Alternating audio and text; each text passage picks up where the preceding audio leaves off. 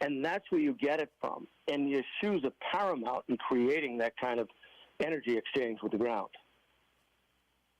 And you guys got a win on tour with Sepp Straka, and if I'm not mistaken, you even got more publicity when he was putting shoes on and taking shoes off, trying to hit out of the water one time, too. Yeah, that's true.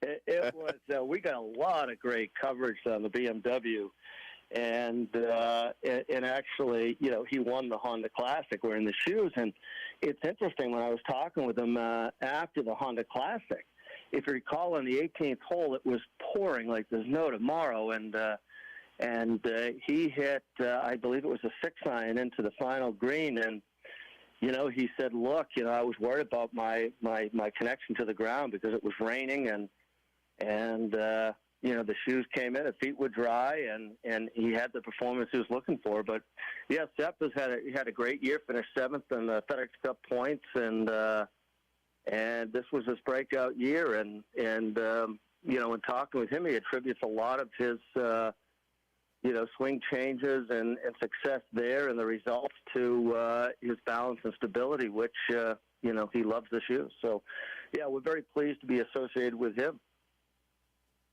Well, awesome. Well, Bob, again, remind everybody where to go and what to do in this holiday season. Yeah, go to squares.com, and that's SQAIRZ.com,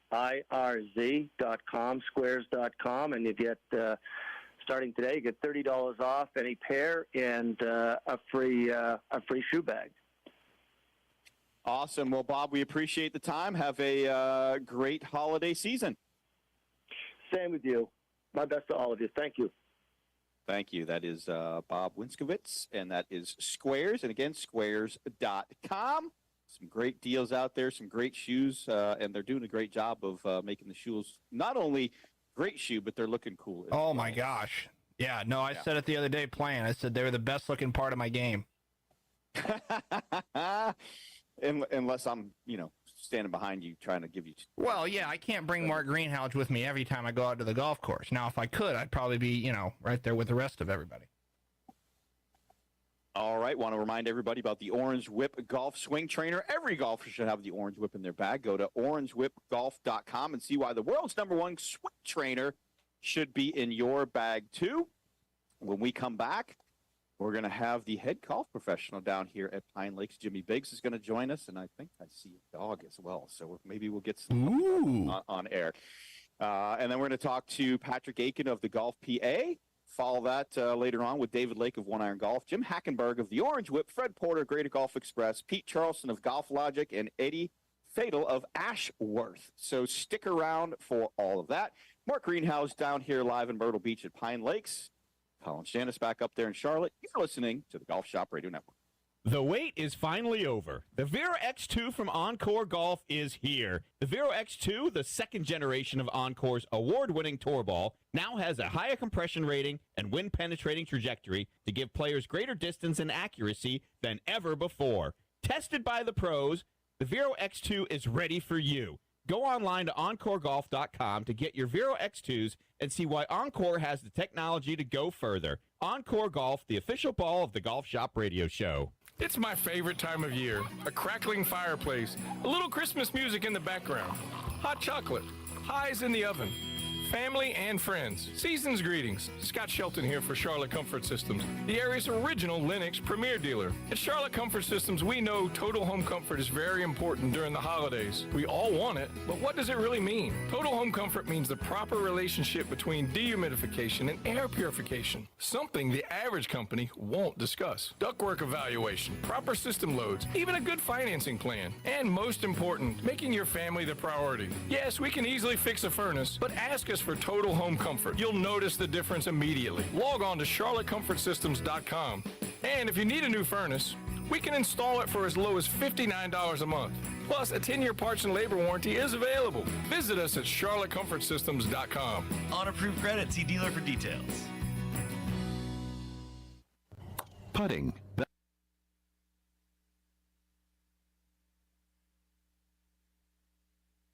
This is Pirate Radio, WGHB Farmville, 1250 and 92.7 FM Greenville, WDLX Washington, 930 and 104.1 FM Washington. The following is an exclusive presentation of Pirate Radio, the voice of the Pirate Nation.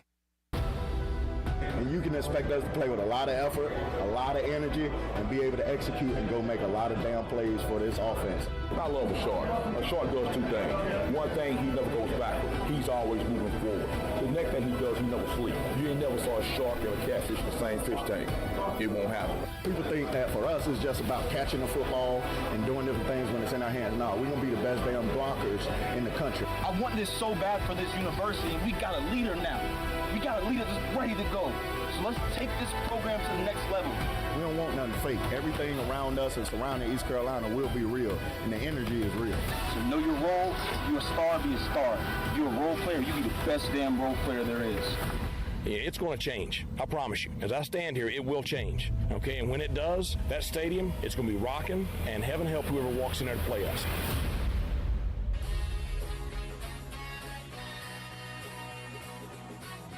Pirate fans, get ready. It's time to talk ECU football on the Bud Light Pregame Tailgate. Brought to you by Bud Light. The Pirate Radio sports teams will get you ready with a game-winning strategy, live reports from the stadium, a breakdown of all the X's and O's, and all the scores and previews of other games around the country. Let's get ready. It's time for Pirate football on the voice of the Pirate Nation. Now live from the Pirate Radio studios, the Bud Light Pregame Tailgate is on the air.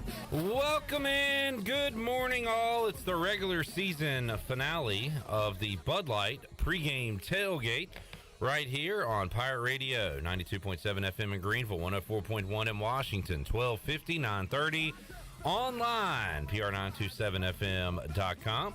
And you can watch the show on Facebook Live and YouTube and be a part of the program right along with us for the next 4 hours right here on the Bud Light Pregame Tailgate as we get you ready for East Carolina and Temple. The Pirates coming off their most disappointing loss of the season. Maybe not disappointing, their worst performance of the season. We can all agree on that, as they were hammered by Houston last week. So a lot to play for today, going for win number 7 and trying to end the season on a high note heading into the postseason and a bowl game, as ECU will be playing in a bowl game. Look a lot better going in 7-5 than 6-6. We got a lot to discuss and a lot of folks to discuss it with today on the Bud Light Pregame Tailgate. Coming up hour number 1, you'll hear from the coaches, Mike Houston, his comments before the Pirates left town. Also, ECU offensive coordinator Donnie Kirkpatrick and defensive coordinator Blake Harrell. Hour 2, we'll hear the Temple perspective on things with Ryan Wallen from Owls Daily, their 24/7 sports network. Give us some players to watch in today's game for the Owls. Stephen Igo will join us live from Philadelphia in hour number 2, as will Patrick Mason from the Daily Reflector.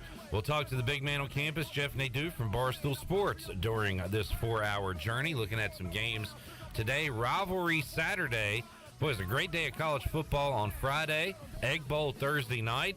So that sets up for a big day here on Saturday. We'll be talking Michigan and Ohio State when that one kicks off at noon. We'll be watching that one here in the studio, and all the other games as well on the Buccaneer Music Hall scoreboard. The voice, Jeff Charles, will join us live from the link coming up in hour number 3.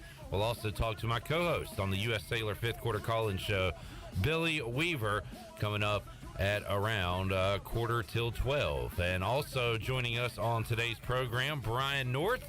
We'll have player interviews as well and a whole lot more. We want you to chime in. How was your Thanksgiving? What you up to on game day? How's your morning going? It's a sleeveless hoodie day for me. You ever wake up and say, you know what, today's a perfect day for a sleeveless hoodie? No? Well, I do, and I did. Shirley Rhodes is here. Chandler Honeycutt is here. We are rolling with you on this game day Saturday. We'll pop the top on the Week 12 edition of the Bud Light Pregame Tailgate next.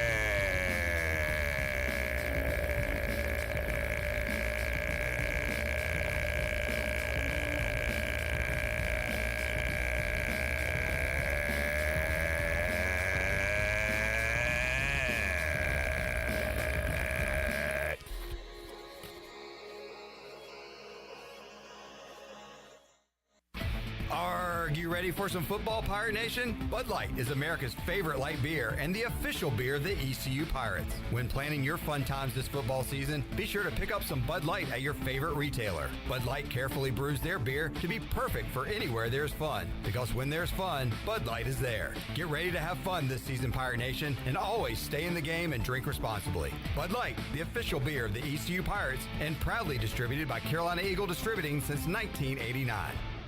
The Rick House is Eastern North Carolina's premier American-style restaurant and bourbon bar with daily specials. And here's the lineup. Mondays feature $7 margaritas and half-price appetizers. Tuesday is stuffed seafood night. Wednesday is date night. Thursday is roasted smoked lamb chop night. Fridays is prime rib night. And Saturday is Italian night and is also Fred and Wilma night with our 36-ounce bone-in tomahawk steak just like the Flintstones. And on Sunday, it's our legendary brunch from 10 to 2. The Rick House, American Provisions and Spirits, 710 Red Banks Road beside the bowling alley in Greenville. ASAP Party and Tent Rentals is your one-stop shop for weddings, anniversaries, corporate events, family reunions, birthday parties, or any celebration with friends and family. ASAP Party and Tent Rentals has the widest selection of tents, tables, chairs, linens, china, concession equipment, bounce rides, games, staging, wedding equipment, dance floors, and so much more. At ASAP Party and Tent Rentals, we help people get together. Call today at 756-7903. ASAP Party and Tent Rentals, locally owned and operated on Diamond Drive in Greenville near Agri Supply and Equipment Plus.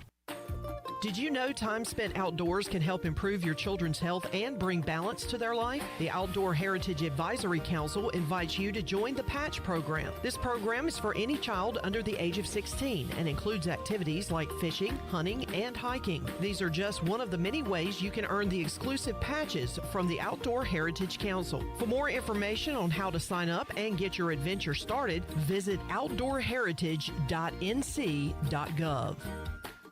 This is John Gavigan with the Gavigan Agency. Our top priority is doing what is best for our members. Whether you are buying a new vehicle, a new home, protecting your family with life insurance, or filing a claim, our agency will be there every step of the way. Our goal is to become a trusted advisor for you and your family for all of your personal and commercial insurance needs. Give us a call in Greenville at 756-1400 for a car, home, business, or life insurance quote today, and give us the opportunity to show you the benefits of doing business with someone who cares.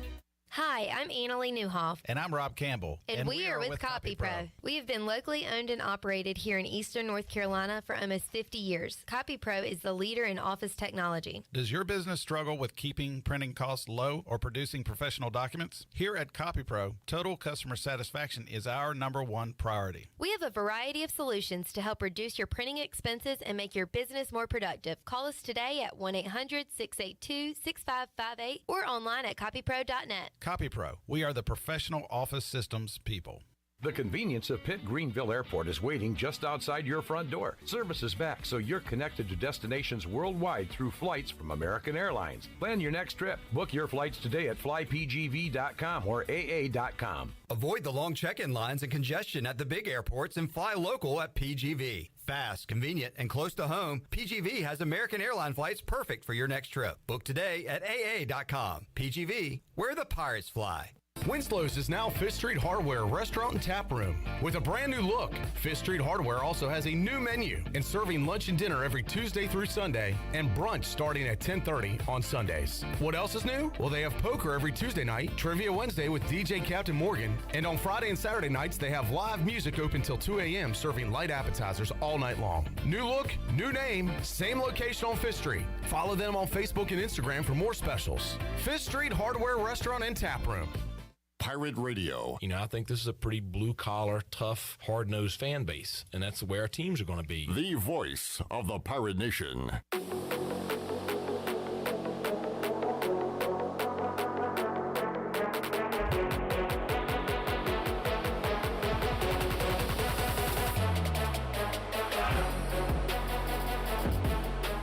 You're listening to the Bud Light Pregame Tailgate, powered by Bud Light, the official beer of the ECU Pirates, and proudly distributed by Carolina Eagle Distributing since 1989. Now, back to the show. Welcome back for the latest breaking news, interesting stories, and awesome contests that can make you a winner. Be sure to follow Pirate Radio on our social media on Facebook, Twitter, and Instagram at PR927FM. You can join the over 60,000 followers today. Now let's head back in to The Bud Light Pregame Tailgate. Here is your host, Clip Brock. All right, good morning. Welcome in to our regular season finale edition of the Bud Light Pregame Tailgate. We will be here for another, for a bowl game. Will it be in Maryland? Will it be in South Carolina? Massachusetts, perhaps? I've been told by a little birdie, tweet, tweet, tweet, tweet, tweet. And I've heard, that if the Pirates win today, can be heading to Fenway. Okay, so we need to talk about possibly taking the show on the road. Forwards 1, 2, 3 structure out at the old ball game. Are you kidding me? At Fenway? The Green Monster. I want to go. When is that one? Let's get an Airbnb. Let's get an Airbnb. I'm down with it. It's very early. It's like December 17th, I believe. Actually, I have a friend that lives about an hour from Sick Boston. brag. Sick brag, Shirley. Hashtag humble brag. Shirley has a friend. I've got a friend of a I friend. have a friend. Of a friend of a friend of a cousin's friend. So you can have your Airbnb. I got a place I can stay for free. Free, air free and free. Air free and free. So the first day of bowls is December 16th. Mm-hmm. Cure Bowl, Bahamas Bowl, and day 2 would be the Fenway Bowl and several others. Oh, so we can go ahead and get it out of the way. Do they have a time for that game? Oh, do they? Do they? What would that be? What time would you want it to be? It's probably like if we're 11 gonna o'clock, do isn't it? If we're going to do the show live from Fenway, I would say I'd want to do it probably midday to mid-afternoon. Okay. Give it a chance to warm up a bit, if we have What to if we be did outside. the show live from Greenville? Oh, the earlier the better.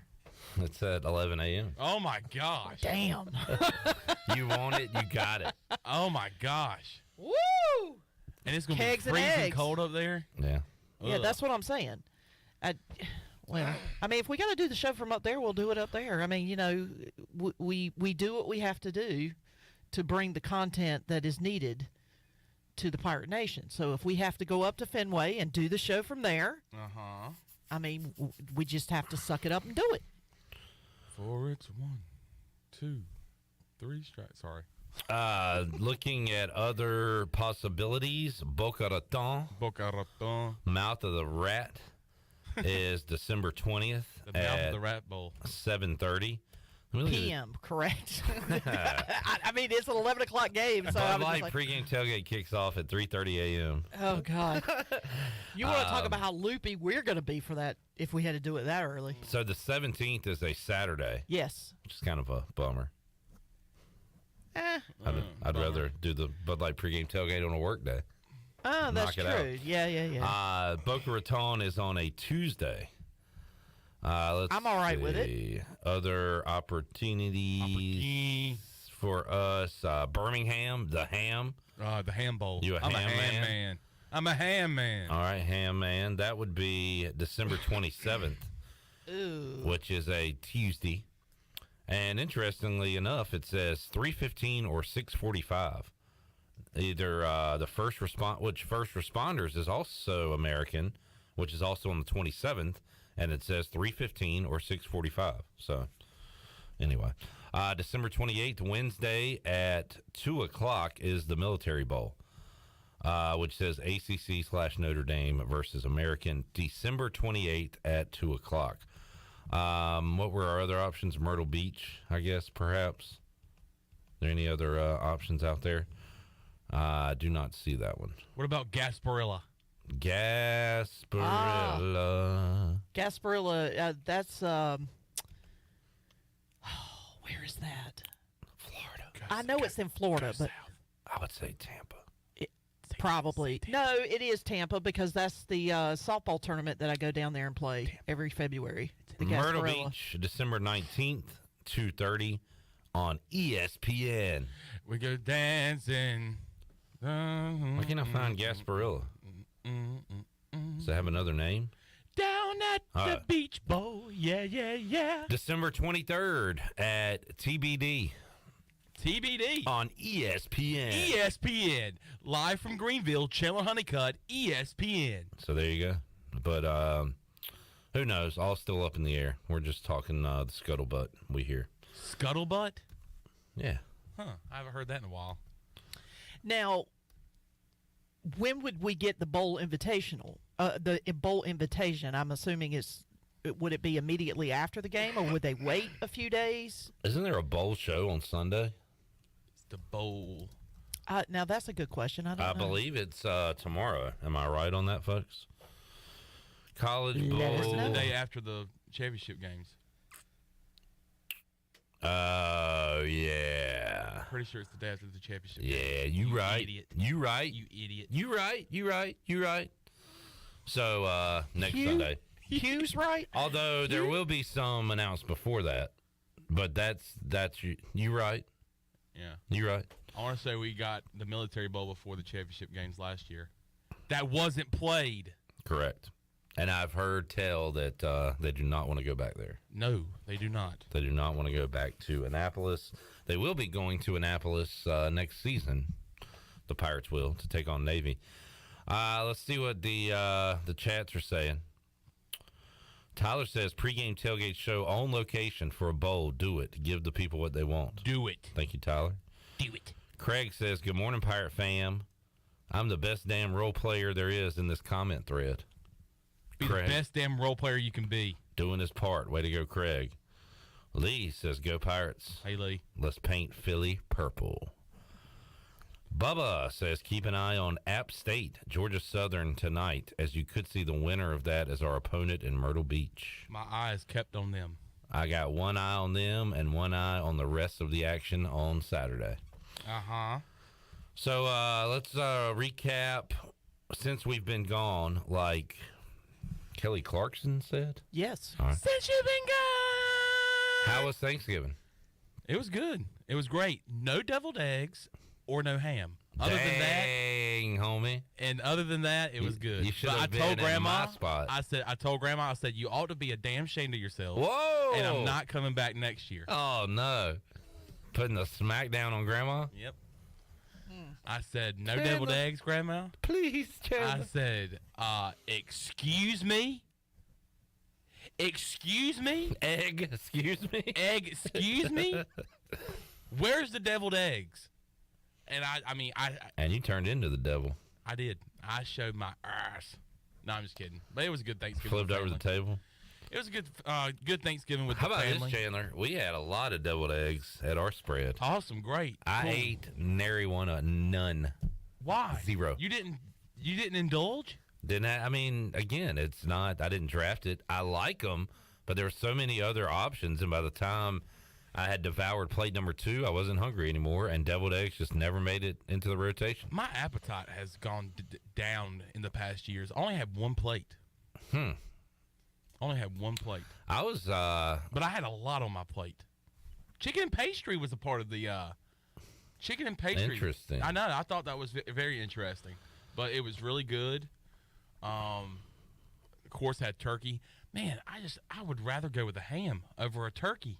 And I know that might sound crazy, because turkey's like a Thanksgiving necessity. I feel like, but the turkey is just too dry. I've got to douse it with gravy. Mm-hmm. I want some of that honey glazed ham. Give me a ham. I'm a ham man. All right. Give me a ham. But and deviled eggs. No ham and deviled eggs. I mean, I was peed. So how many? I was mad. How many total plates did you have? You had one on Thursday. I had one, and then had some left. I picked at the left. Oh, but then you came back here yesterday. Did you bring any with you? Nah. Man. No. I've had at least 5 at this point, counting the last 2 days. Wow, 5? Yeah. Wow. But you know what? You're getting the most out of your Thanksgiving dinner. Yeah. I had 2 on Good for you. Thursday, 1 and a half on Thursday night, and then a couple more yesterday. Yeah. Shirley, how was Thanksgiving? Thanksgiving was awesome. I went to my brother-in-law's, his mother's house for the annual Thanksgiving dinner for his side of the family. And I told you that he deep fries his turkey. And this year he tried something different. He marinated it in brine for 24 hours before he fried it. Before he deep fried it. You talked about your turkey being dry. Mm-hmm. This bad boy was just the most tender turkey I've ever had. Man. It was deep fried on the outside, tender on the inside, and it was phenomenal. I had my butter beans. I sent y'all a picture of that. Or were they lima beans? Butter beans. I don't care what you say. You said butter. I said butter. And some collards and some homemade mac and cheese. And what else? Mashed potatoes and gravy. You know, your traditional sides or whatnot. The huge. So I went too deep at that dinner or lunch. And then I came home, and then one of my best friends, Suzanne, who actually lives next door to me, we have her family dinner that I traditionally go to every year, and we had a dinner there, and I went a plate and a half and some pumpkin pie to top it off. Oh, yeah, we got to talk desserts. So, any other desserts? Sweet potato casserole. Not a dessert. Not that yams. I didn't do dessert at lunch. That's not a dessert. Let Shirley talk, because you're just naming foods that aren't desserts. Yeah, I had squash. yeah, I had a dessert, Lucky Charms cereal. Well, is it the yams with the marshmallows on top? That's not a dessert? No. No. Shirley, go ahead. I'm sorry. I didn't. Actually, I did not go heavy on the desserts this year. Usually it's the opposite. I usually go heavy on dessert, light on the food portion of it. I actually went opposite this year. I went heavy on the food, light on the dessert. So I didn't have dessert at lunch, and I just had the pumpkin pie for dinner. Now, we've had this discussion, Chandler, like having that sweet potato casserole on your plate is like, it's like a dessert because it's so sweet, but you have it with the main meal. It's not a dessert. Right. I understand. I'm just, look, you have to remember, I'm an idiot. I'm stupid. I am an idiot. You have to, take that into consideration. Yeah, but I am a dummy. You're lovable, though. Yeah. You're huggable. Stop it. But there was You're pie. a lovable dummy. There was pumpkin pie. I believe there was pie. Pie.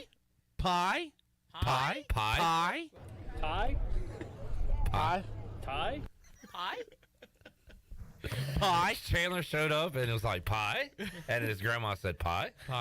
Yeah, there's a saying at my brother-in-law's house is, I like pie. Well, there was pumpkin pie. I know there was apple. I did not partake in any dessert. I was so full. Man, you're skin and bones, Chandler. You got to eat up, buddy. Yeah, mister, I'm on a diet. I had, man, I wish Billy Weaver was with me. Did you have banana pudding? Yeah, and it was a monster. Like the meringue on, is that what you call it? I have no idea what that's called. 4 inches thick. Like it was nuts. Whoever made it, did they put vanilla wafers in there? Oh, did they? There was vanilla wafers as far as I could see. I don't know I've never seen banana pudding without the vanilla wafers. Yeah. I'm assuming that's a staple for the... Shirley. What? Just ignore what he's saying. This guy, he doesn't know his damn foot. Did I do it again? From his wrist. Did I do it again? Did I make myself look like an absolute idiot? No, not at all, man. No, you're doing great. Did I do it again? I did it again, didn't I? I did it again. People don't know that Chandler, this is part of Chandler's Make-A-Wish to be a Pirate Radio employee. Thank y'all for having me for 6 years. Y'all told me it would just be a day, and it turned it into 6 years. And it turned out he was actually pretty good at You know what? You did good, Chad. You did good. So I had some of that. There was some kind of lemon. Is it bunt? What's the word? Bunt cake? Bunt cake. Bunt, B-U-N-D-T. Yeah, that was very good. Bunt cake. There's a new bunt place in town. A bunt cake in Oh, town. yeah. I brought some cakes. He brought some because we remember somebody ate that last lemon one, and it was this big to-do. Yeah, it was me. I immediately owned up to it. And Troy was like, it was Clip. Was it Troy that was saying, I just want you to know it was not me, it was Clip. I'm not a dessert guy. Mister, I ate half the box. Now that is true also. Anyway, so there's the dessert talk. I brought in cupcakes. I know the cupcakes aren't the best thing at 9 a.m. in the morning. Bunt cakes? No. What flavor cupcakes? Cupcakes. Yellow cake, chocolate icing. All right, I'm down with it. So the classic. If y'all would like one. I will partake Chandler, of one. you need to eat one. You are not eating enough.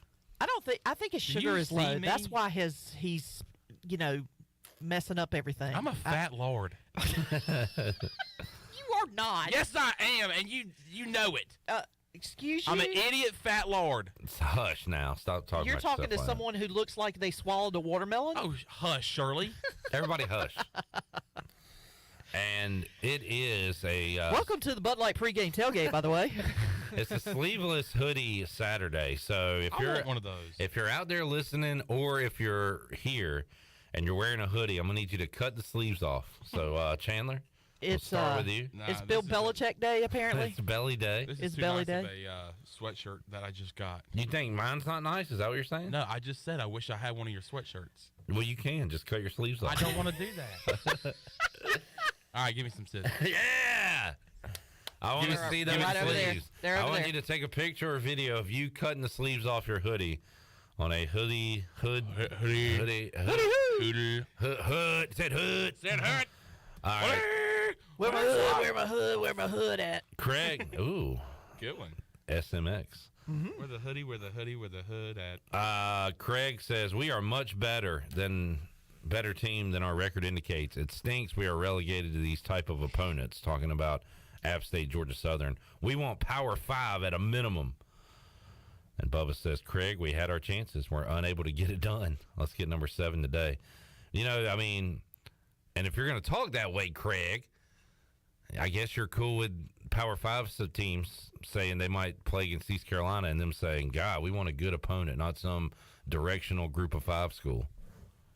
So that goes both ways, unfortunately.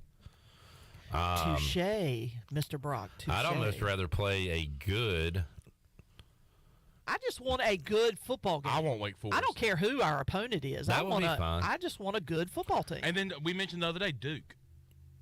Yeah, that would be good too.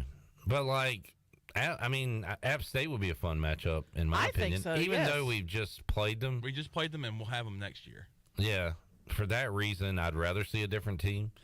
But I'd almost rather play a good group of 5 team because at least you know they're like actually playing the game. Like you play a crappy Power 5 team, they got guys sitting out. Get somebody out of the Sun Belt. Getting ready for the draft. Yeah. So like I want a team that actually cares to be there. Who out of the Sun Belt other than App State would you like to see? Coastal. I definitely like that Coastal matchup. None of the Georgias. Not interested. Well, we've played Louisiana in the past. Ooh, yeah. Lafayette. Maybe some Raging Cajuns. Just don't play them in the Carrier Dome, or not in the Carrier Dome. Well, the Superdome in New Orleans. Sorry. You need a cupcake, son. Your blood sugar's low. It was the Carrier Bowl, whatever. Oh, yeah. But they brought all their fans. It was like a home game for them. It was the R&L Carriers Bowl. Carrier Dome has been in New York. I know. I'm sorry. I meant the Superdome.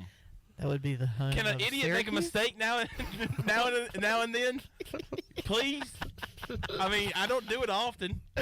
And by the way, this is all a bit. Like Chandler was Beta Club. I was National Beta Club. National Beta Club. I went to National Beta Club convention with a bunch of smarties. Like this is. Oh yeah, that guy swindled you out of like $250. Can we not mention that? Oh, sorry.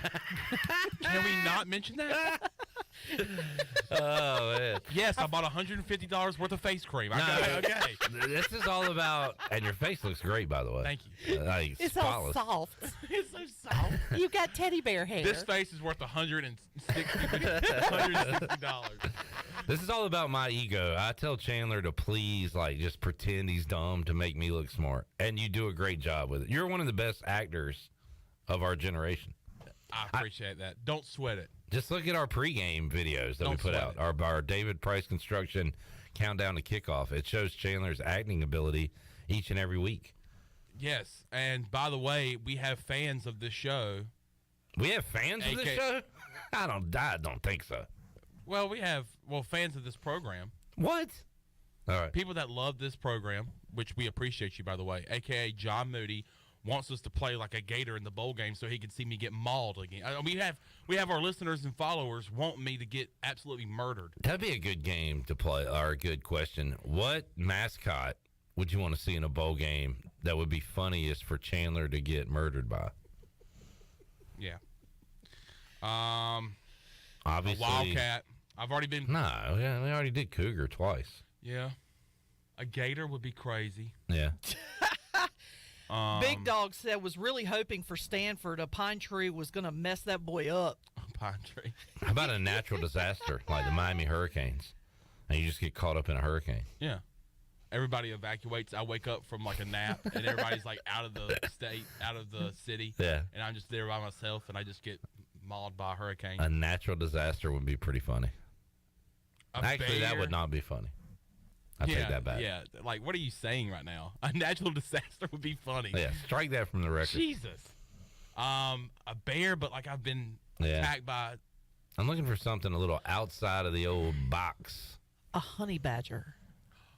Yeah, but there's no mascots. I know. Honey badgers. But next year we can do a Wolverine. Ooh. Yeah.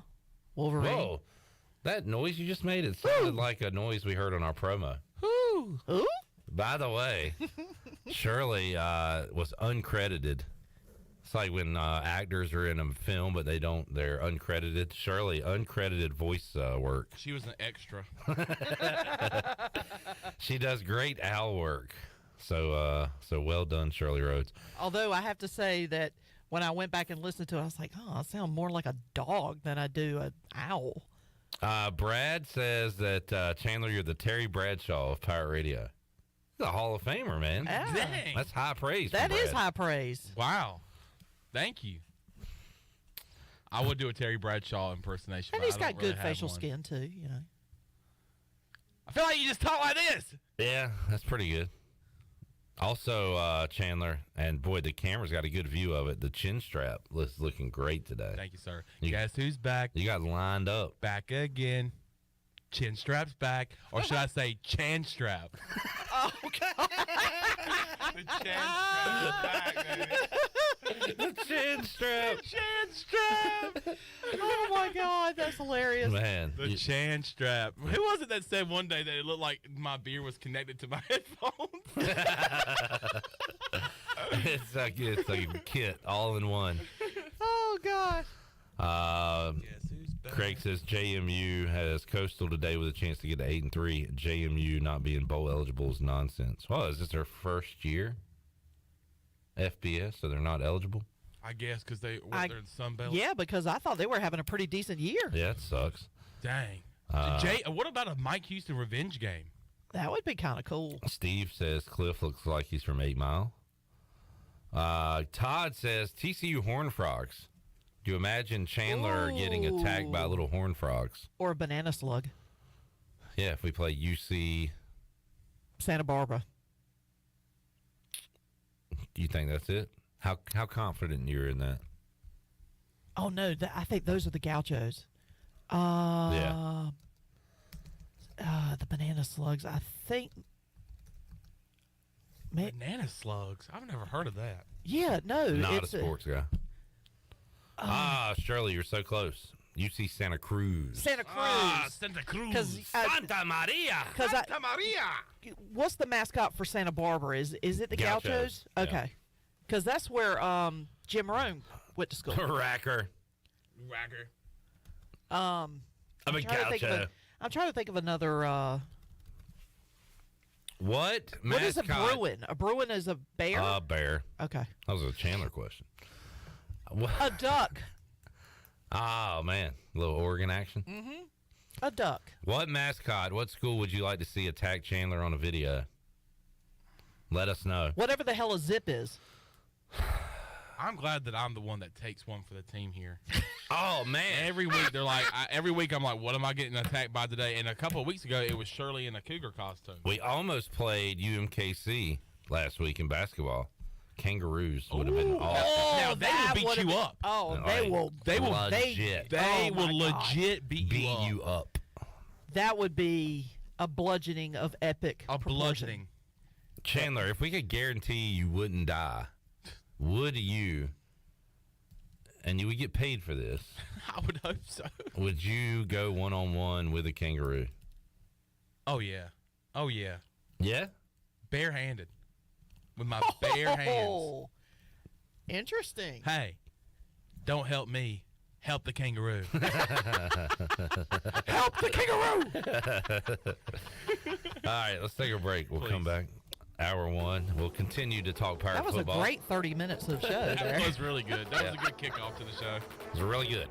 That's really good. We're a really good bunch. Really good conversation. Really good conversation. Really good. These are really good kids. They're really good kids. Very hard-nosed. And heaven help whoever walks into that studio. Cupcake time. We will take a time out, come back, have more for you. And when I say more, I mean we'll actually kind of start the show. Mike Houston, Donnie Kirkpatrick, Blake Harrell, those comments, and your comments as well on Facebook Live, YouTube, and Twitter. If you're feeling real froggy, you could be the first person to call in on the Bud Light pregame tailgate and talk to us. Ooh. I don't know. Just why not? Why not? It's the Mix last. it up. It's the last show of the year. Well, aside from the bowls, or last regular season. Regular season finale. All right, we'll take a break, come back. More to go after this.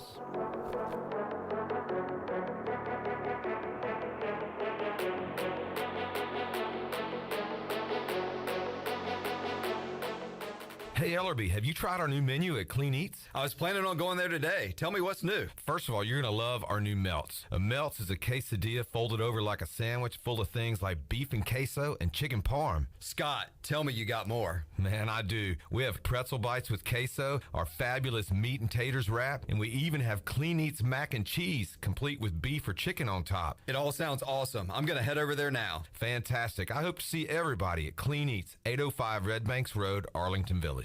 BMS Builders is your premier custom builder in eastern North Carolina. With homes in Blackwood, Mills Creek, Dalton's Cove and Farmville, and Belmar and Ayden, they're constantly expanding. Now to Laurel Glen and Sarah's Way, plus the new duplex community at Abigail Trails. BMS Builders can build the home of your dreams. Just ask Dr. Dennis Ross in Greenville or ECU football coach Mike Houston. They built their homes, and they can build yours as well. Call 916-1578 for BMS Builders. All anniversaries are special, but because it's Bostic Sugg Furniture's 85th anniversary extravaganza, we packed a lot into our big extravaganza with not one, not two, but 3 ways to save. Extra 10% off, plus 1937 local delivery, plus 6 months special financing on all in-stock and custom orders. Change your mattress, change your life, and get 48 months special financing during the big 85th anniversary extravaganza on now at Bostic Sugg Furniture. Revive Health and Wellness of Greenville is here to enhance your health, assist you with weight loss goals, improve your overall feeling of well-being, elevate your natural beauty, and to give you the confidence that you need and deserve. Locally owned and operated by Samantha Casper, Revive Health and Wellness has a new location and is ready to serve you. Visit them at 2459 Emerald Place in Greenville. Call today to set up an appointment at 350-1805 or go online at revivehealthwellness.org. Ahoy, mateys! It's Captain Jack Spare of R&R Tire Express. We're here to serve our pirate community by offering easy payments for easy ownership. For you landlubbers, R&R will install a new set of tires for just $20. $50 installs new custom wheels and tires. To learn more about R&R, stop by 3920 US 264 or rnrtires.com. Are you looking for a home loan? Look no further than Amy Goss at Guild Mortgage. Since 1960, Guild Mortgage has partnered with industry professionals to close loans on time and help millions of Americans realize their dreams. Call Amy Goss at Guild Mortgage in Jacksonville, 910-389-4602. Amy Goss is licensed in Florida, Georgia, Maine, North Carolina, South Carolina, and Virginia. Guild Mortgage Company, Equal Housing Opportunity, NMLS 3274. NMLSconsumeraccess.org /for licensing information. Please visit guildmortgage.com /licensing. Guild Mortgage is not affiliated with Pirate Radio. Hi, this is Jeff Charles for my friends at Ed Watkins Marine. I've known Ed personally for years, covering his winning performances on the football field and on NASCAR's pit road. Now Ed is winning on the water, and you get to win too. You win with awesome prices on boats from Ed Watkins Marine, and of course, great service after the sale. If you're looking for a new boat, contact Ed Watkins Marine today. They will deliver anywhere. Find them online at edwatkinsmarine.com and tell them The Voice sent you. Great food, great atmosphere, and great service is Ottavola Market Cafe. Ottavola is simply a restaurant that focuses on that, being a great restaurant. There's something for everyone at Ottavola. The menu offers a variety of great choices like pastas, pizzas, sandwiches, soups, salads, and seasonal rotating selections. Lunch or dinner, Ottavola is always the right call. Call ahead and get Ottavola to go, or stop by the bar for a drink with friends. It's simple. Come and eat at Ottavola Market Cafe, Red Banks Road next to Food Lion, and OttavolaMarket.com. Ottavola, Pirates supporting Pirates. This is Xavier Smith, and you're listening to Pirate Radio, the voice of Pirate Nation.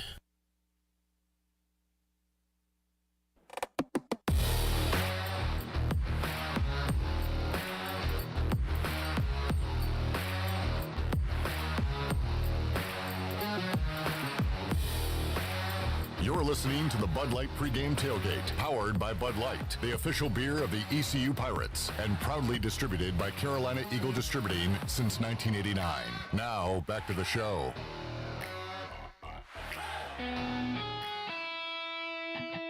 Now, with the Pirate Radio scoreboard, here's Shirley Rhodes. All right, let's run down some college football finals from yesterday. It was a crazy day in college football. Mississippi State upset 20th ranked Ole Miss 24-22.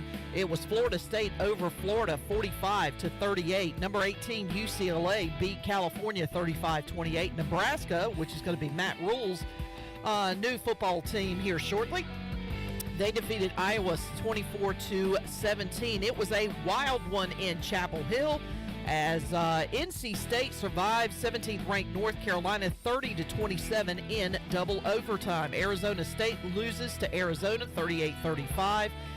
Boise State beat up on Utah State 42-23, and Tulane beat Cincinnati 27-24 yesterday in Cincinnati, breaking Cincinnati's 32-game home winning streak, and also wins the right to host the AAC championship game. Now, let's that is a look at your scoreboard, brought to you by the Buccaneer Music Hall, and it is your beacon of music in the land of the Pirates. They're now open from noon until 2 a.m. with live music every night. And right now during football season, you can join the Buck for Sunday Fun Day with football, food trucks, live music, giveaways, and the largest 4K TV in Eastern North Carolina. You can follow the Buck on Instagram for an updated schedule, and we'll see you at the Buck. Now let's head back into the Bud Light pregame tailgate. Here's your host, Clip Brock.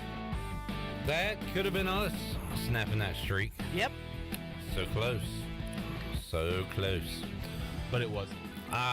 Chandler, how about the Matt Rule news? Yes. Nebraska zeroing in on Matt Rule.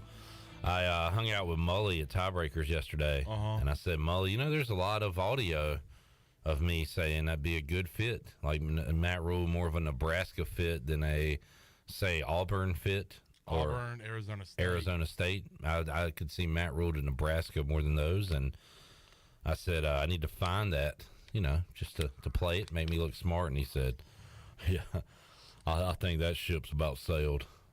I don't think that's going to make you look any smarter than we already think you are. So, classic Mully. Well, that Nebraska opening has been there since like week 3, week 4, and I mean, I just kind of you knew at that time that Matt Rule was probably going to be fired from the Carolina Panthers, which thankfully he was. And you knew that he was going to go back to the college ranks. And we were talking about that before he was even fired from the Panthers. We just assumed. I mean, if you were to tune in to us or just wake up from a coma, and you would think that Matt Rule was like fired from Carolina Panthers. And we do hope that if you are in a coma, you wake up. Yes. And listen to us. Yes. Now that would be a blessing. The first thing you hear when you wake from your coma. How long have I been out? 10 years. Oh my God, I've got to tune in to 92.7 FM in Greenville. They don't even know 92.7 exists. They're on 1250, and we're like, hey bud, look. They're like, hey, do they have live at 5? Times have changed. And they call and say, hey Troy. Hey Troy. Hey Troy. All right, we're getting some responses from what mascot would you like to see beat up Chandler in a video? Let's hear it. Craig says a blue hose from Presbyterian. Get beat up by a blue hose. The Pirates beat up on them. Basketball. Steve says, this is a good one, a UTSA Roadrunner taking down Chan Strap would be funny. Beep, beep.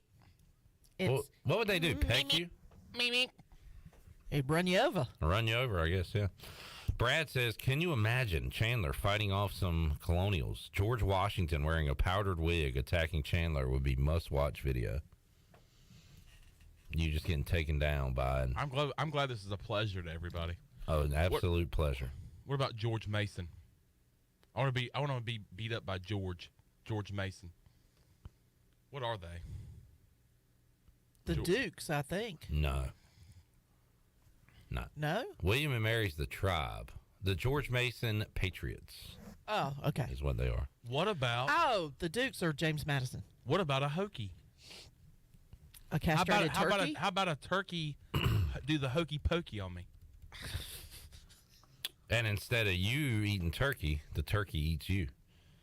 It prepares you like the Seinfeld episode where Kramer, what's he put on his self to go tanning at the top of his apartment building? Like oregano or something. Yeah, I know what you're talking about. But Yeah, anyway, I remember the episode, but I don't remember what he put on. And then Newman like smells them with all the spices on them, and he's baked and cooked, and it's Kramer's face on a turkey saying, "Hey, buddy, that could be you, Chandler." On the dinner table. That could be me. That could be you. It could be you, but you playing. All right, let's hear from the head football coach of the East Carolina Pirates, Mike Houston. He talked before he left town.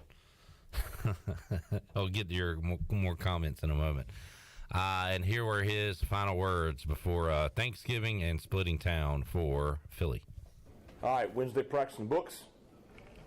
Kids worked hard this week, so got a tough ball game up in Philadelphia on Saturday. Really impressed with just how the Temple team has, how Coach Drayton has had them improving throughout the year. They had a tough game last week with Cincinnati, so I'm sure that they'll be looking to play well Saturday, and so it's going to be a challenging environment and challenging game for us. So the guys are determined, and we'll be ready to go up there and play well Saturday. Questions? Coach, you just walk us through the Thanksgiving schedule tomorrow and kind of what you guys will do as a team. Well, we'll come in tomorrow morning, practice in the morning, and then we're going to have Thanksgiving lunch together after practice. Okay, and then after that, the travel team guys, they'll stay in town and have some downtime tomorrow evening. The non-travel guys will be, they'll go home to their families for the weekend, and then Friday will be Friday. So we get our work in the morning, have a real sharp practice tomorrow morning. The coaches will stay after the Thanksgiving deal, get everything wrapped up, make sure we're ready to go for Friday. And then hopefully get home tomorrow evening to have a little bit of time with our family before taking off. Coach, you do anything different this week to kind of shake off the effects of Saturday, or is everything pretty much standard operating procedure? Well, I think you have to, Sunday we tried to take a really good look at Saturday and see what happened and what we need to correct. And, had a, I thought good meeting with our team.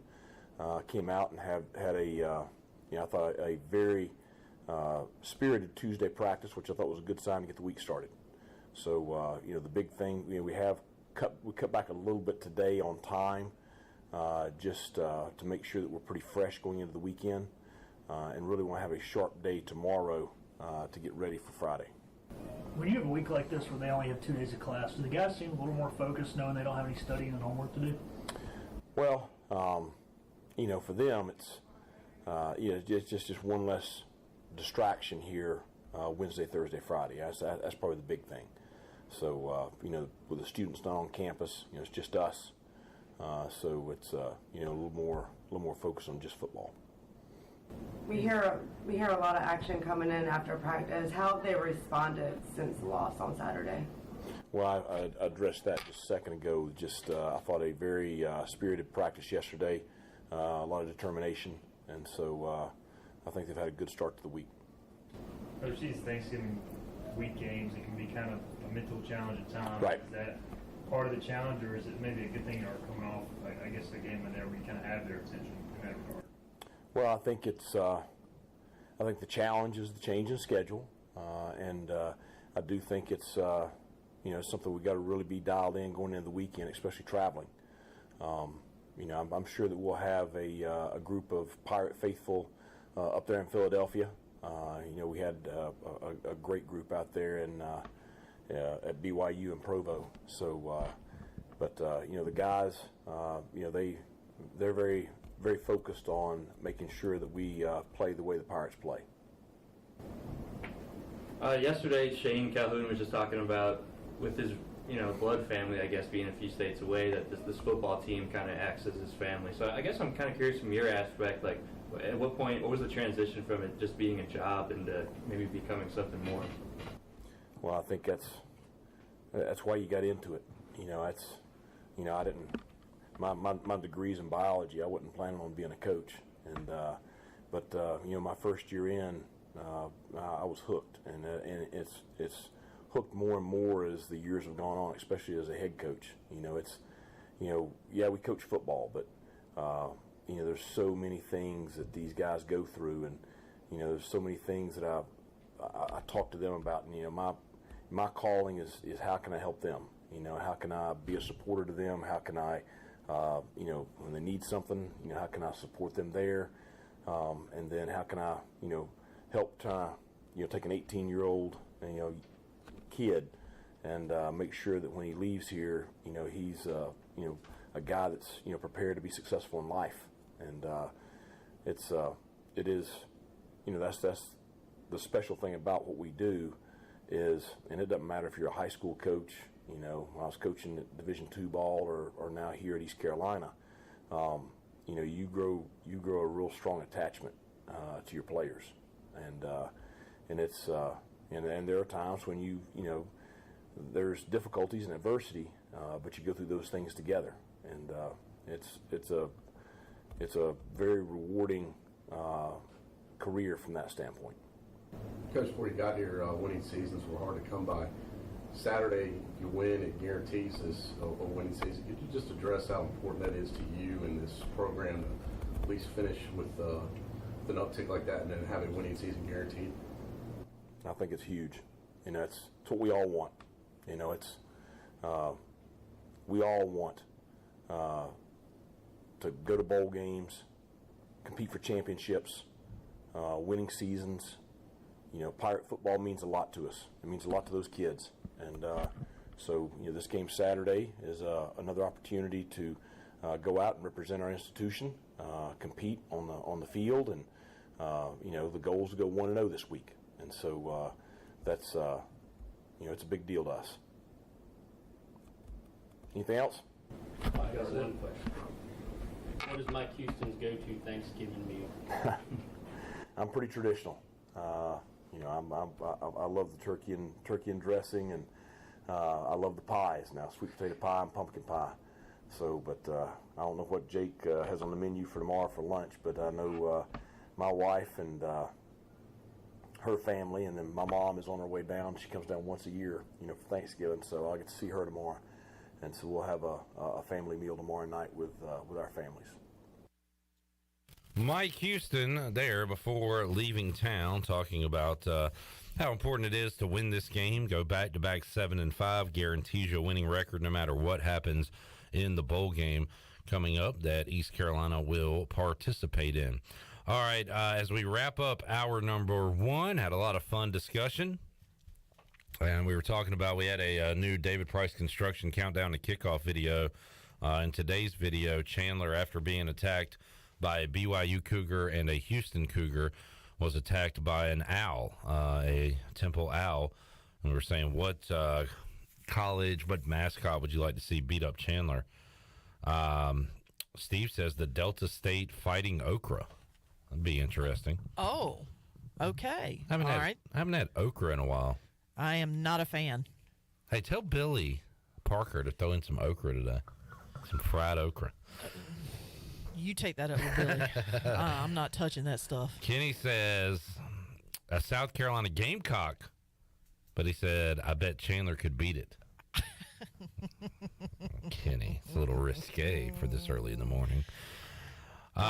Craig says McDaniel College Green Terror. Never heard of that, but a green terror sounds absolutely frightening. Green terror. Green terror. Yeah. Okay. All right. Our buddy Randolph checking in says 33-14 Pirates. Hit those likes. Thank you, Randolph. Blake says so many great rivalry games today. Iron Bowl, Michigan, Ohio State, Clemson, South Carolina. Don't forget the legendary Coughs, ECU versus Temple. We need a rival to play the last week of the season. And we need that rival not to be Temple. Yeah, because it does seem like we play Temple an awful lot at the end of the season. How would you feel about a manufactured rivalry like ECU and Charlotte play at the end of every season? Nah. I don't think that's going to get back in our anybody Conference excited. USA days, I did enjoy the matchup between us and Southern Miss. Yes. That would be a good example of a game. Or if Marshall would have stuck around. Yeah. That would have been a good one. Yeah, I would think so, yeah. But yeah, Southern Miss, Marshall. But now we don't have one in this conference. All right, let's take a break. We'll come back hour number 2. When we return, we'll hear from Donnie Kirkpatrick and Blake Harrell. Also, coming up next hour, we'll see if we can hook up with Stephen Igo and Patrick Mason. Jeff Nadeau checking in with me, says he's good to go for 11 a.m.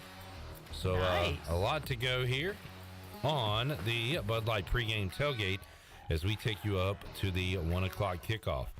Take a break, come back, hour 2 on tap after this.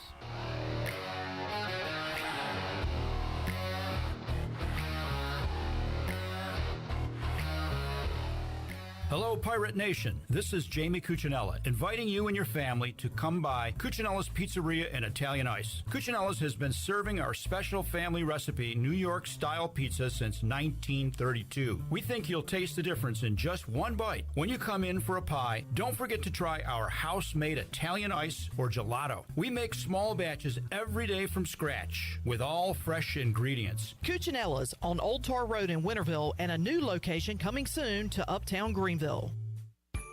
We're here at Naughty Light with Gina in downtown Washington. It's the holiday season, and boy, you've got something for everybody, Gina. Yes, for kids, we have toys. For the guys, we have some Duke Cannon soap. We have Yeti. We have T-shirts. And for the ladies, we have blog bags, Scout, and some watches. Come see us in downtown Washington. The selection is great, and the service is even better. Of course, free wrapping with every purchase, right? Free gift wrapping, and we have jewelry. Come see us. At Naughty Life in downtown Washington. Hey, Pirate Nation, this is Brian Buck with Buck Insurance Agency. This season, when you attend your favorite sporting event, take the game day pledge. If your team is playing, win or lose, support your team to the end of the game. When you leave early, you risk missing your favorite athlete making the play of their career.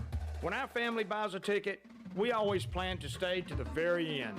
Take the game day pledge this season with Buck Insurance Agency. Play to the end, stay to the end.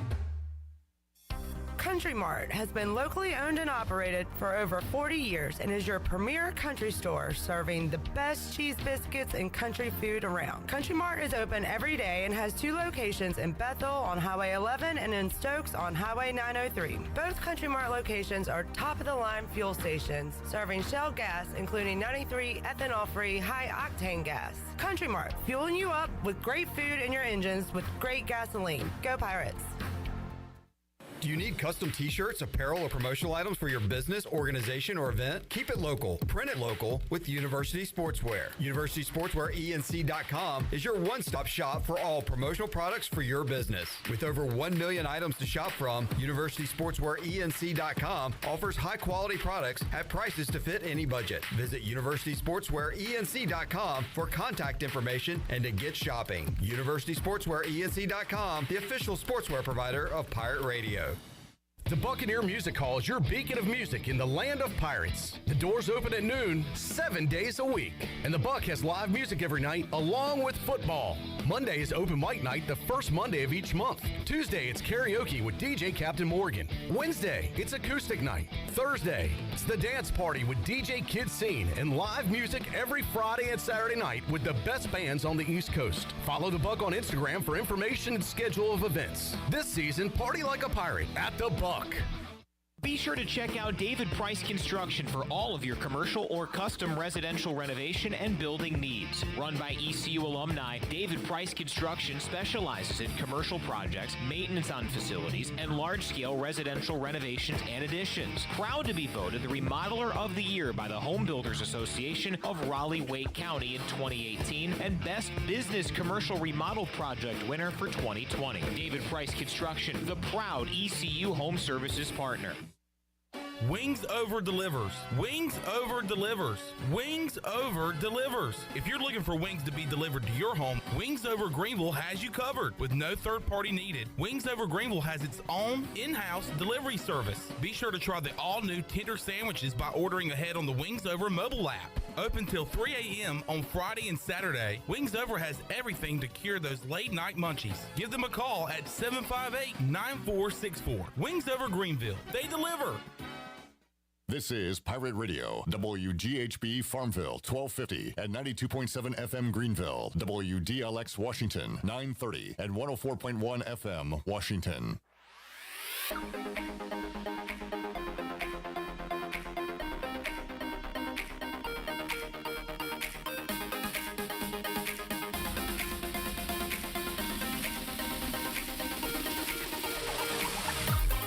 You're listening to the Bud Light Pregame Tailgate, powered by Bud Light, the official beer of the ECU Pirates, and proudly distributed by Carolina Eagle Distributing since 1989. Now, back to the show. Welcome back. Watch all of Pirate Radio's local programming on YouTube Live. All you have to do, or you can actually watch Pirate Radio Live Monday through Friday from 3 until 6 p.m. And, of course, the Bud Light Pregame Tailgate. You're watching that right now. And the U.S. Cellular Fifth Quarter on game days. Go to YouTube, search Pirate Radio TV, click that subscribe button, and while you're at it, also give us a like as well. Now let's head back into the Bud Light Pregame Tailgate. Here is your host, Clip Rock. All right. Let's see, Shirley. About to have a update on the Buccaneer Music Hall scoreboard presented by Dubbog. We've got Poland with a 2-0 lead over Saudi Arabia with time winding down. So Poland about to get a win in the World Cup. I watched USA and England yesterday. 0-0 draw. Yep. 0-0. 0-0 draw. So now if USA wins on Tuesday against Iran, they will advance to the knockout stage, the round of 16. That's going to be a tough one. And if they lose or tie, Iran will advance. Yeah. I believe is how that works. Mm-hmm. So, winner take all coming up Tuesday at 2 o'clock. We'll be watching that right here in the studio. Yeah. You said Wednesday at 2? Tuesday. Okay. What are we watching?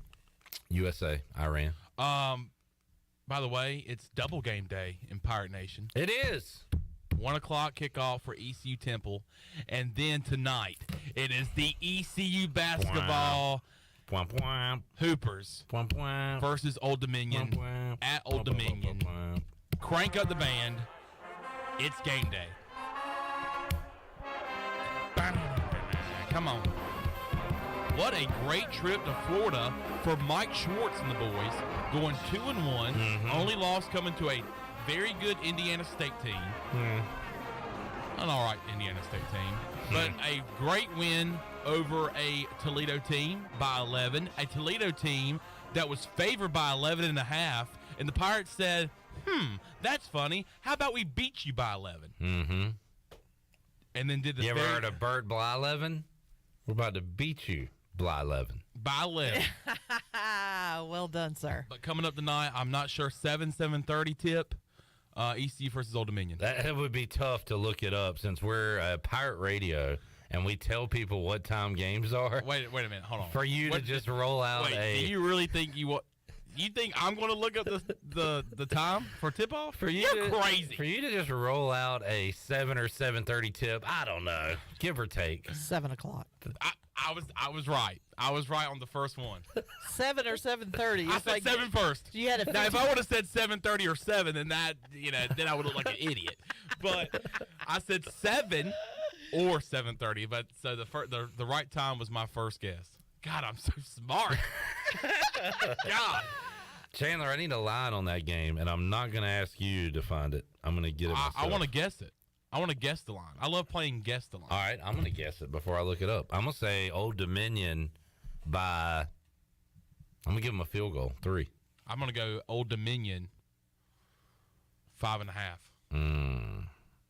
Shirley, would you like to play? I know you don't like this game. I hate this game. I'm going to say 4.5. All right, 3, 4.5. What'd you say, Chandler? I said 5.5. Shirley. What? For the first time ever, you have won. Was she like right on the money?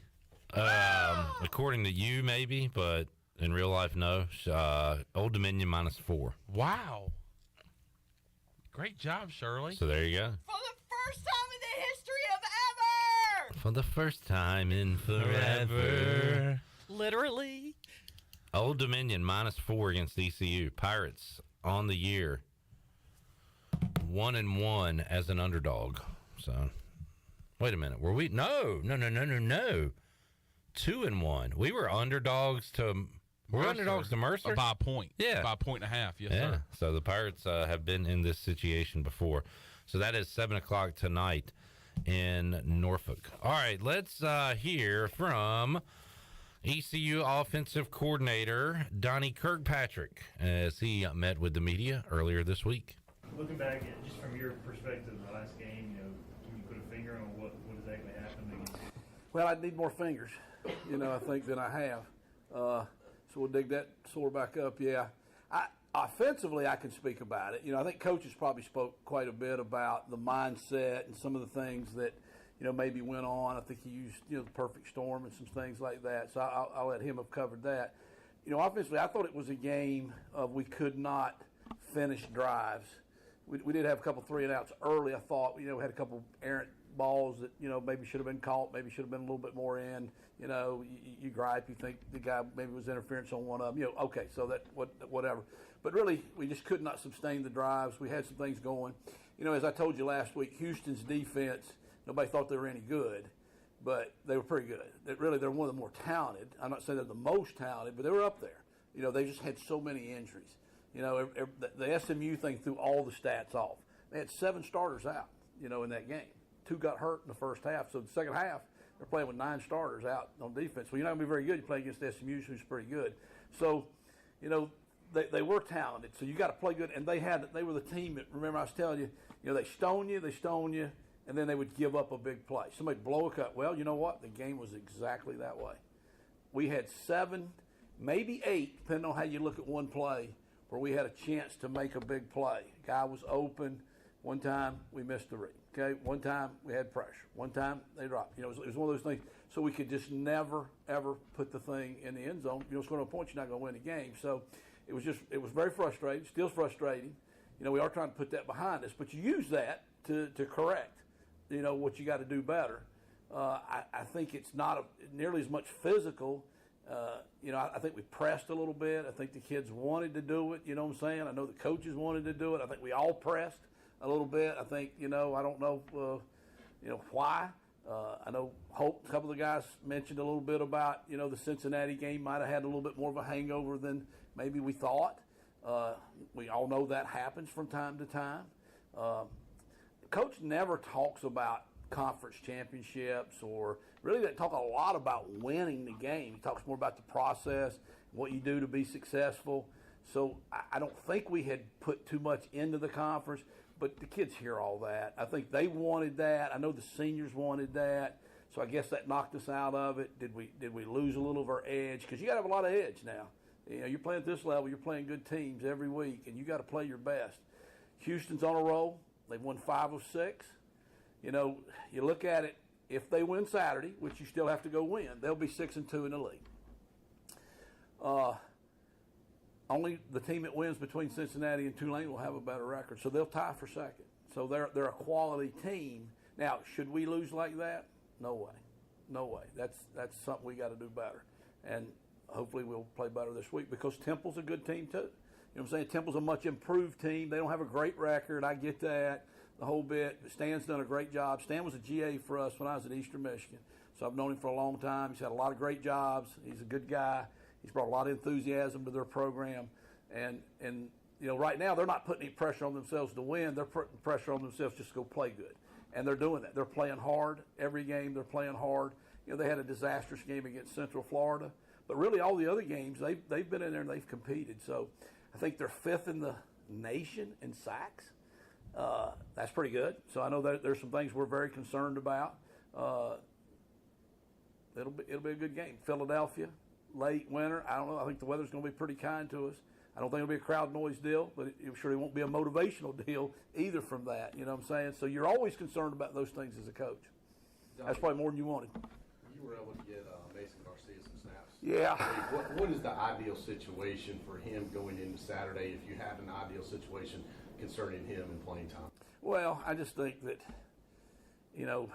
anytime we could get him in there, I really wanted to get him in there more. And just I think it was such a frustrating game that, and it being senior day, I sure didn't want to just take Holton out because really, he just wanted to be in there so much. And, we really tried to take Keaton out and he just ran in there. He just, because he just wanted to do better. They just all felt so bad, as we all did. As coaches, we all did. Everybody in the organization felt bad, okay, we just did not perform well today. So I wish I could have gotten him in more. I hope we can get him in some. I just think every little bit he gets to play makes him prepare better. In practice, when you say, hey, you got to be ready this week, you're one snap away, and you are, and then you don't get in. Because Holton's just tough now. There's a lot of backup quarterbacks that would have played a lot if the other guy, somebody besides him, would have been the starter, because they wouldn't have went back in there. And he keeps going back in there, and it's his deal. It's his year. It's his team. So we're not going to take him out of there. But every little bit when he gets in, then I can just see it lifts him up to, I'm relaxed, I'm ready to go, I'm going to practice harder, I know my time is coming. And that's an exciting thing for me, too, that his time is coming. It'll be very sad for Holton to leave, but as a coach, you kind of live for two things. One guy getting good and doing what he can do, and then him graduating and moving on to something bigger and better, and then you live for the next one starting and seeing his journey. And so I'm excited about that, too. You mentioned the pass rush, and it's more than just one guy, but also your offensive line has done a hell of a job keeping Holton off his back. Yeah. Just what are your thoughts on that matchup this week? This week? It's not a one-on-one matchup thing that I think concerns us. They just have some good little schemes, some good little twists, some good blitzes. They're not a big blitz team. So when a team doesn't blitz all the time, it's kind of like fastball, ooh, suck. That was the dang all-speed pitch. You make it look silly right there. And that's what happens to you, and that's what they do a good job. Just base. Ooh, there came the gimmick. You back better not forget to check his guy. You know what I'm saying? You better get the ID right. You better get the twist right. So that's how they've done it. Really, I think Varner, number 9, we've been told is going to be out. Now, you know how that is. You never know. Sometimes they'll limp out there, but supposedly he broke his foot. So he was probably their most dominant individual pass rusher. So it won't be a one-on-one thing like that. It's going to be more 5 guys up front working together, which is always the key. And then, you include the back in that protection.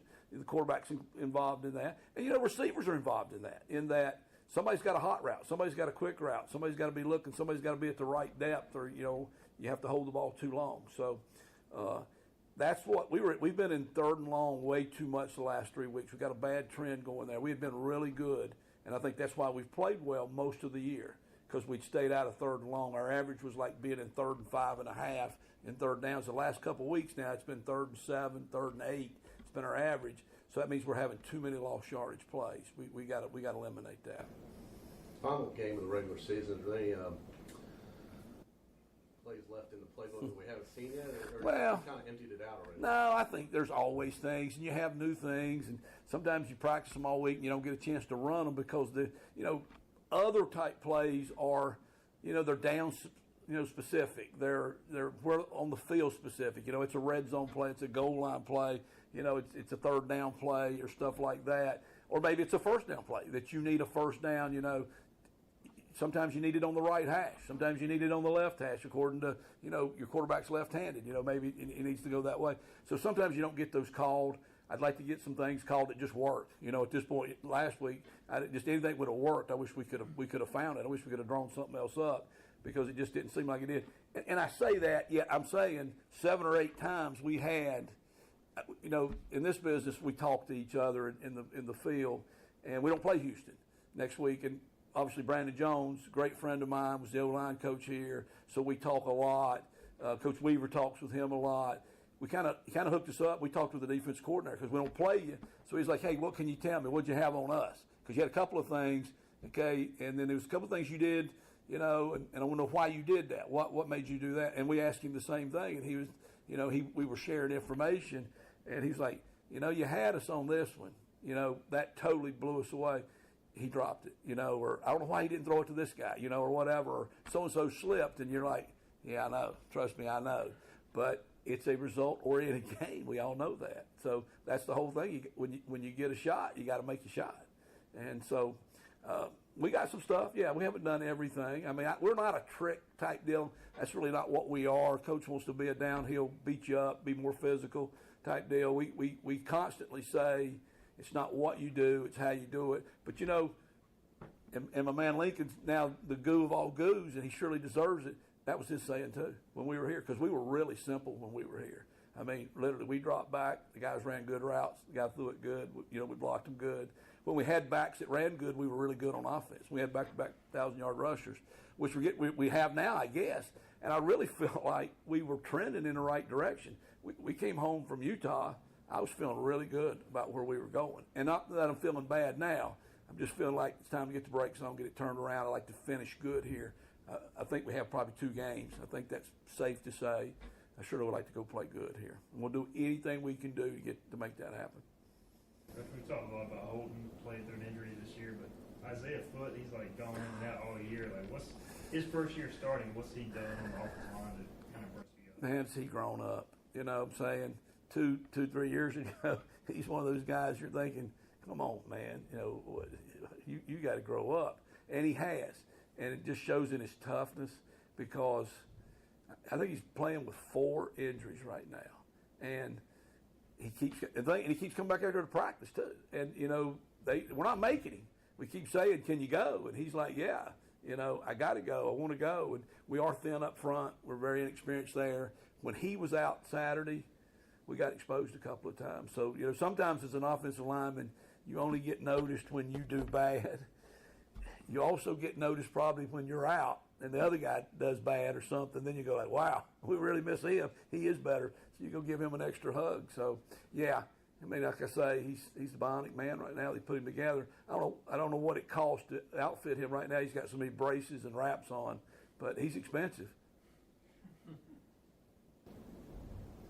Anything else for Coach? Coach, go-to Thanksgiving Day meal. What's your go-to? Well, mashed potatoes is the number one. I got to have the mashed potatoes. That's the Irishman in me, I guess. So that's the go. The turkey. I have a little turkey with it. That's just to me. That's the trimmings. It's more about the potatoes and the dressing, I guess, and then maybe what I wash it down with. I'm a true part. All right, Donnie K there talking Thanksgiving and what this team needs to do to rebound offensively today against the Temple Owls. Pirates and Owls, 1 o'clock on ESPN+. Let's take a break, come back. We'll have our first live check-in to Philadelphia when we return and talk to Stephen Igo from Hoist the Colors. He joins us after this timeout.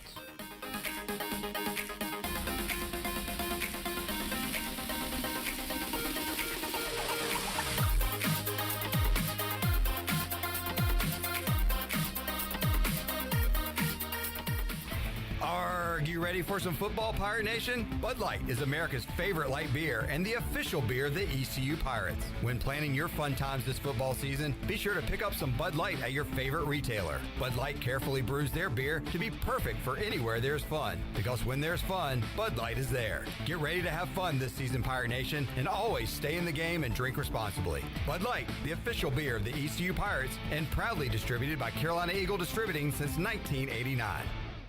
So how does short points work? Well, like Jersey Mike's, 6 regular number 13s plus 3 giant number 7s equals a free regular number 13. So Pepsi and Lay's now earn more points towards free subs. That adds up. Exactly. Download the Jersey Mike's app and earn rewards towards free subs with every sub, Pepsi, and Lay's you purchase. So how does short points work? Well, at Jersey Mike's, 6 regular number 13s plus 3 giant number 7s equals a free regular number 13. So Pepsi and Lay's now earn more points towards free subs. That adds up. Exactly. Download the Jersey Mike's app and earn rewards towards free subs with every sub, Pepsi, and Lay's you purchase. Temperatures are in the low 30s at 10 a.m., increasing sharply to 75 degrees by 1 p.m., and then dropping into the teens by 10 p.m. So before you go to work, put on some gloves, pack some shorts, and a parka. That should cover you for the day. Your heating and cooling take a beating. Guarantee your system is ready when you need it. Call Delcor. Buy a new train system and make no payments until 2023. It's hard to stop a train. With inflation and high gas prices, you don't need another payment. So buy this month and make no payments until 2023. Delcor, the service professionals. UBE and PirateWear.com is excited to offer Pirate Nation the largest selection of new ECU merchandise and tailgate supplies ever. UBE has the best prices in town, so that makes UBE your one-stop shop for all things ECU. UBE does daily restocks of Champion, Adidas, and Under Armour. Don't forget to bring your young Pirates in to plunder the Crow's Nest, which is the only kids store dedicated to ECU. Plenty of free parking uptown in Greenville. Visit them at PirateWear.com. Go Pirates! Jeff Stein for Brown & Wood, our special guest today. Jeff, the holiday travel season is here. Folks are going to be traveling. How can you help them out in the service department? With the winter months coming, customers are putting on new tires, getting alignments, making sure we check their brakes. We also have an increase in parts inventory, so that's speeding up the process for the customer. And don't forget, we have free pickup and drop-off. To make an appointment, you can visit our website at brownandwood.net or give us a call at 252-355-6080. Brown & Wood, 4 brands, 3 generations, 2 rooftops, and 1 goal to make sure you leave a happy customer. Hey Pirate Nation, Lindsay Gray here with Carolina Caliber. In 1960, my granddaddy started his firearm business right here in Eastern NC. Still family owned and operated, we have the area's largest selection for outdoor shooting sports and accessories and are one of the nation's top firearm dealers. At Carolina Caliber, we have everything you need from hunting, home defense, and personal protection, including a wide variety for ladies and youth. We buy, sell, and trade. It's a time-honored tradition. Visit us at Carolina Caliber on Fire Tower Road in Winterville. Do you have an old injury or some pain that's been holding you back all year? It's time for you to get better. With Kinetic Physical Therapy and Wellness, we can help you get your life back. Whether you need to get back to a sport, back in the gym, or just back to enjoying life, our team of specialists use a one-on-one, hands-on approach in our state-of-the-art facility to get you back moving again. Don't settle for where you are. Don't stay in pain. Visit kptonline.com today to see how Kinetic Physical Therapy and Wellness can help you live well, move more, and hurt less. This is Jeremy Lewis, and you're listening to Pirate Radio, the voice of the Pirate Nation.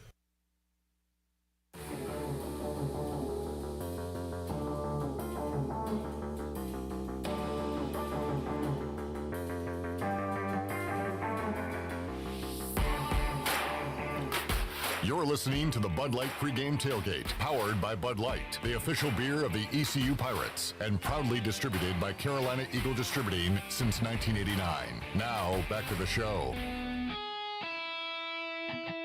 Now, with the Pirate Radio scoreboard, here's Shirley Rhodes. All right, couple of top 25 basketball games yesterday. Number 6, Gonzaga defeated Portland State 102-78. Number 11, Indiana pounded Jackson State 90-51.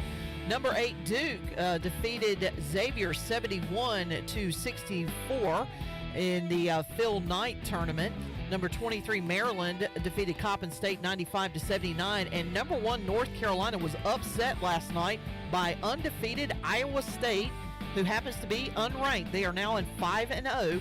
And that final was 70-65. And that is a look at your Buccaneer Music Hall scoreboard, brought to you by The Buck. It is your beacon of music in the land of the Pirates. They are open from noon until 2 a.m. with live music every night. You can follow The Buck on Instagram for an updated schedule, and we'll see you at The Buck. Now let's head back in to the Bud Light Pregame Tailgate. Here's your host, Clip Brock. All righty. Thank you, Shirley Rhodes. Looking forward to rivalry week continuing today. Ohio State and Michigan, about an hour and a half away from kicking things off. That is the big one. And what happens to the loser of that game? Are they still alive in the college football playoff, or is this a loser leaves town match going on in Columbus today? I guess, and Troy brought this up, we want Michigan to be like number 1 in the nation when we play them next year. So we want them to win today, win the Big Ten championship, win the college football playoff, and the Pirates will roll in there and knock them off next year. Yeah, get paid this with Purple. And be the story of the football season. All right, let's head out to the Pit Electric Live line for the first time today and go live to Philadelphia and talk to Stephen Igo from Hoist the Colors. Hello, Igo. Hello, Clip. What you doing? Currently, I am sitting on my bed in my Airbnb. What are you doing? We're just hosting the show, man. Awesome. Thanks for joining us. What's up, Igo? All right, I'll see you. See ya. What's up, man? What are you doing? I got previewing a football game. We just having a conversation. Sometimes I just want to talk, just chat it up. What did you do last night? Last night I went to a local sports bar and hung out there, watched the end of the UNC-NC State game, also watched Patrick Mason's beloved Iowa Hawkeye, and met up with Patrick for a little bit. He brought his lovely girlfriend, so we hung out. Oh, cool. Yeah, so hung out at the bar for a couple hours. I turned in pretty early. Later's got me getting up around 5 a.m. these days, and so I slept. They probably stayed out, had a good time, but yeah, just mainly just wanted to chill, go to a local establishment, watch the game. I've already done the whole Philly cheesesteak thing, and I might do it again tonight. The problem is, in the past, when we've covered games here, like the first thing I do when I get to Philly is eat a cheesesteak, and then we cover the game, and then they have a cheesesteak at the game for the media meal. So I'm gonna wait and see how it develops today. And if we have a cheesesteak at the game, I'll probably pass this time. This is actually my 5th time in Philly, so you could basically call me a Philly cheesesteak expert. Yeah, which, if I recall, Igo, wasn't there a thing where you weren't going to eat a cheesesteak until you had one from Philly? Am I getting that right? Yeah, 100%. So you've never had a cheesesteak outside of Philadelphia? Yes, I only eat cheesesteaks in Philly. That's because I only want a Philly cheesesteak. I learned that from Fresh Prince of Bel-Air decades ago, and it's got to be greasy. So everybody's seen that episode. Well, you learned a lot of life lessons from Fresh Prince of Bel-Air, and that was the one that Igo picked up all those years ago. The game itself, Steven, Pirates need to bounce back in a big way. We talked about it during the week. Is it a case where they say, okay, no conference championship, we're kind of just playing out the string here, ready for this season to end, let's go to a bowl? Or is it, all right, we were embarrassed last week, let's bounce back, put on a show today, get a win, let's end this season with some momentum and hold our heads up high? So, I don't know, which one of those ways you think it goes for this team today? I would be highly disappointed if it wasn't the latter. I mean, this program has kind of prided itself on being the one that has turned things around, raising the expectations and all that stuff, and it just felt like last week was such a step back, at least in the short term. Maybe it turns out to be a blip or an anomaly more than anything.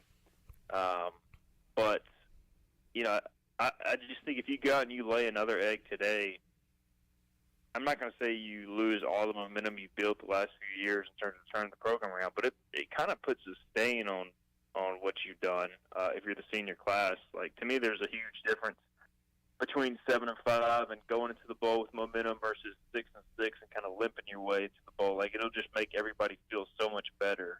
It guarantees a winning season for the second season in a row.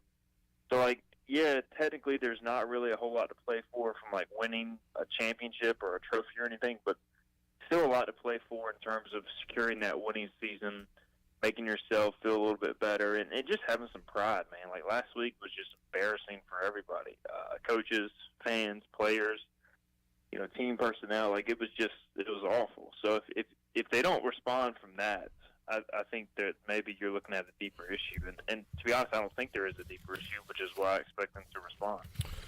Stephen Ayo, Hoist the Colors, joining us, Pit Electric Live Line. Let's look at the Orthopedics East injury report brought to you by Orthopedics East, offering a variety of services that will get you back in the game for experienced and professional medical care. Visit Orthopedics East on W.H. Smith Boulevard in Greenville and online at orthoeast.com. Igo, how about injuries today? Guys that are going to give it a go, guys that are not going to be able to give it a go. What are we looking like as far as the starters go?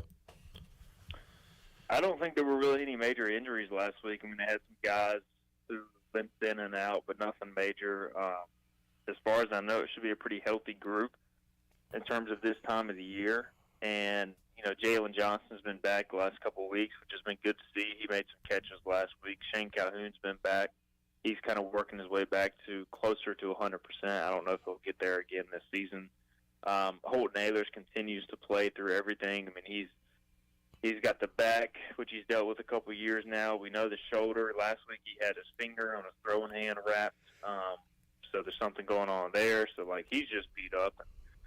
You know, I don't know if that leads to us seeing Mason Garcia anymore today or what. The one I want to, I guess, watch would be Isaiah Foote, your right guard. He did leave last week's game. He's been in and out all year with injuries, just gutting through it.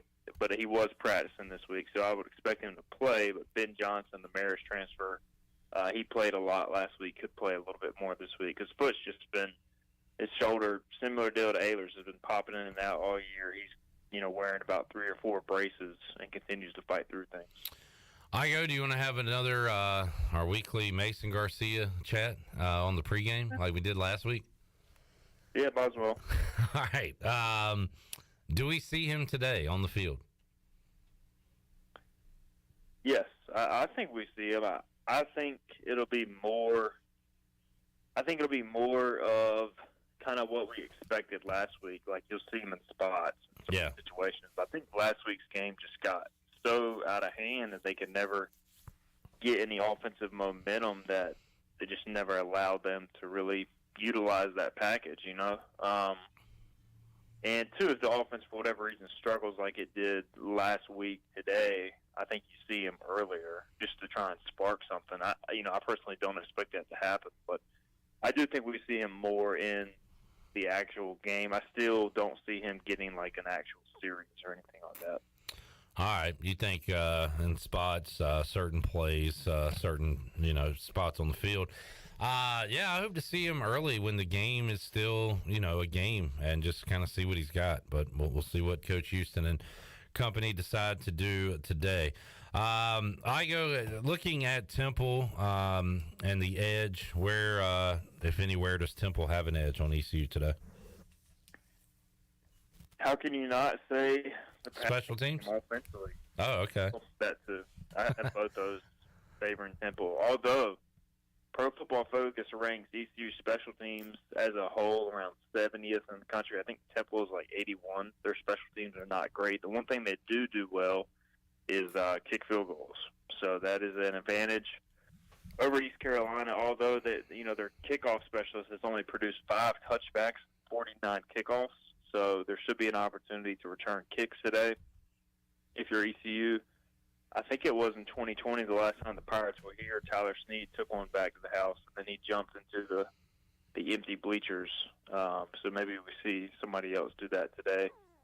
Oh, yeah. But yeah, I mean, I think the passing game is the biggest concern, man. Like, ECU just can't stop anybody's passing game right now. I mean, they're one of the worst pass defenses in the country, whether it's lack of pass rush, lack of ability to stick to people in man coverage zone. Like, it's been quite frankly bad. And, luckily Temple's passing attack isn't elite, but still, I mean, at this point, anybody can pass the football in ECU. John Moody on Facebook says, Igo said doo-doo. Yeah, he did, John. I heard it and just let it go. What else was I going to ask before I was sidetracked by the doo-doo there? Man, now I can't remember. John. You got doo-doo all over your brain. I got doo-doo brain. Damn it, John. Why did you do that? I had moved on from it quickly. By the way, Tyler points out it's a triple header today, not just a double header for ECU Athletics. The women's basketball team is in the Cavalier Classic up in Charlottesville. So they play today against Liberty at 5 o'clock. Men's hoops on the road tonight, 7 o'clock in Norfolk, Stephen. Pirates are 2-1 outright as an underdog this year. Have you seen the line on the game? You probably have, right? Yeah, what was it, ODU -5? I saw 4 a moment ago. People on the Pirates. People loving Javon Small and the Pirates. But a big day in Pirate athletics here I go with triple header of action coming up. I'm going to pull a Troy D here. Could you imagine if the Pirates win, close out the regular season, big win in Temple, get to 7 wins, then tonight Michael Schwartz leads the men to a true road win over ODU, the first in 18 years in Norfolk. And obviously the women are going to have to win as well to complete the trifecta. But could you imagine if all that comes to fruition, what a day of what a great day it would be. What a day it could be in Pirate athletics. One they'll write in the history books. Oh, my God. Look at this, Chandler. This is really strange. They've got Reese Davis talking to Matt Rule on like some kind of FaceTime thing, and Matt Rule has this giant face right in front of the Chandler's here. Well, at the end of the day, if for what is for this? us, Matt Rule has been named the head coach of Nebraska, and they're doing an interview with him, and he's just got his phone, I guess, like right in front of his face. You can definitely tell he's holding it. He's holding his phone.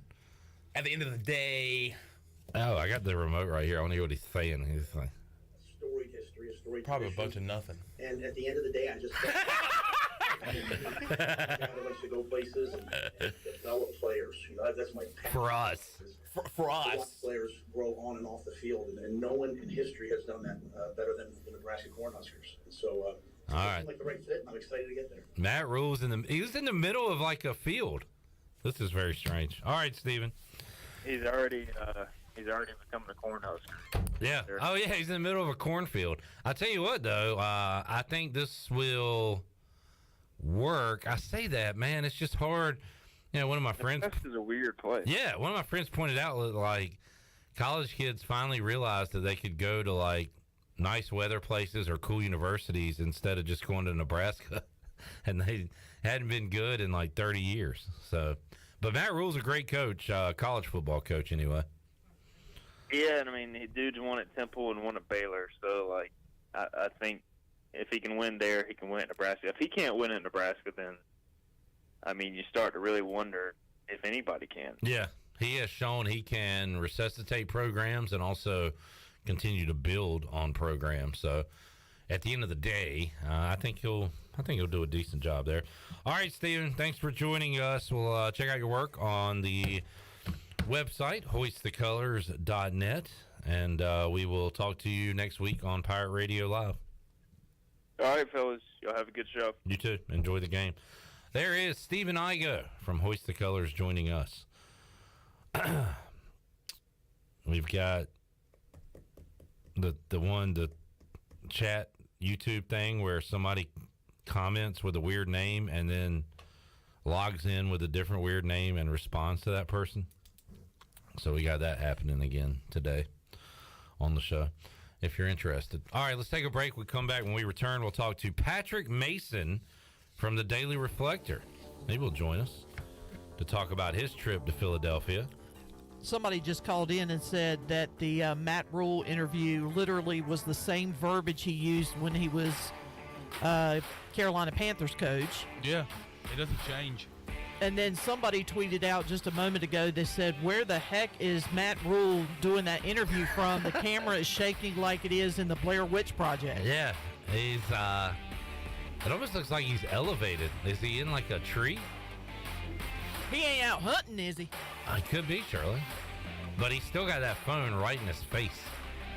I saw an interesting note earlier that Matt Rule has a win against a ranked opponent when he was at Temple more recently than Nebraska has a win against a ranked opponent.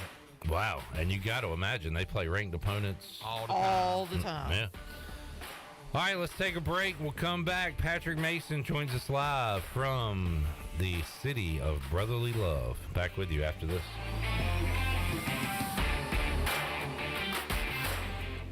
and it's bow time. You've probably heard folks say, don't call it a comeback. But at Bojangles, we don't like to beat around the bush. So when the sizzling, savory pork chop griller's back in all its tender, marinated chili lime glory, and you can get a pork chop griller combo for just $4.59, go ahead, call it a comeback. Get a legendary pork chop griller combo for just $4.59, only at Bojangles. And it's bow time. Do you need custom t-shirts, apparel, or promotional items for your business, organization, or event? Keep it local. Print it local with University Sportswear. UniversitySportswearENC.com is your one-stop shop for all promotional products for your business. With over 1 million items to shop from, UniversitySportswearENC.com offers high-quality products at prices to fit any budget. Visit UniversitySportswearENC.com for contact information and to get shopping. UniversitySportswearENC.com, the official sportswear provider of Pirate Radio. The Dickinson Avenue Public House is a lively and diverse restaurant in Greenville that utilizes fresh and local ingredients. With influences of Creole, Asian, and upscale Southern cuisine, the Dickinson Avenue Public House offers a seasonally rotating menu and a full-service bar with rotating craft brews on tap. Come to the intersection of 8th and Dickinson and enjoy $1 off drafts on Tuesday, half-price flights on Wednesday, half-price wine bottles on Thursday, and $1 oysters Tuesday through Friday from 5:30 to 7. For more details, check out their website at daphousенc.com. You've worked hard to make your business successful, and that's why it's really important to always have a bank that's in your corner when you need them. This is Chris Richardson First Bank, and our experienced team of local bankers includes Lee Watson, Ashley Capps, Bonner Latham, Josh Hooten, and Heath Nisbet. To get the business services that are right for your business, come and see one of our experienced team members at First Bank on Arlington Boulevard in Greenville. First Bank, together with our customers, we're creating a world where individuals and communities thrive. Member FDIC. Greenville Utilities electric customers will soon be able to receive text notifications in the event of power outages. Enrollment is automatic, so make sure GUC has your cell phone number by signing into your account at GUC.com, then update the information in your user profile. Want to talk with someone instead? Call 252-752-7166 during business hours. 252-752-7166. Update us so we can update you. Visit GUC.com for more information. U.S. Cellular has always believed that connection is the greatest gift of all. That's why we're giving everyone one line for $29.99 a month with unlimited data this holiday season. That's right, one line, unlimited data for just $29.99 a month. That's more than a great deal. That's locally grown connection from U.S. Cellular. Limited time offer, terms apply. Visit uscellular.com for details. This is Brandon Tate, owner and operator of Atlantic Wireless, an authorized agent for U.S. Cellular since 1997. Visit atlanticwireless.com to find the store near you. We go beyond the call. Don't stress this holiday season. Give the gift of beauty. A gift certificate from Beauty Bar MediSpa will not only bring a smile to that special someone, it will smooth wrinkles, tighten skin, erase veins and brown spots, and get rid of unwanted hair. Visit the professionals at Beauty Bar MediSpa in Greenville. Available now. Gift certificate specials for her or him and BOGO stocking stuffers. You save and they glow. Visit us at beautybarmedispa.com. Go Pirates! It seems like places are giving you less and less food these days. Yes, Mama, it's called shrinkflation. Oh, shrinkflation, that's just another word for robbery. But this is shackflation. What? Dang, that's huge. Extra pepperoni, extra cheese on that thing. Hey, Pirate fans, Papa John's is the MVP move for game day or any day. Place your order online at papajohns.com and sign up for Papa Rewards. Papa John's, better ingredients, better pizza. Go Pirates! This is Coach Steve Shankweiler, offensive line coach for East Carolina University football, and you're listening to Pirate Radio, the voice of the Pirate Nation.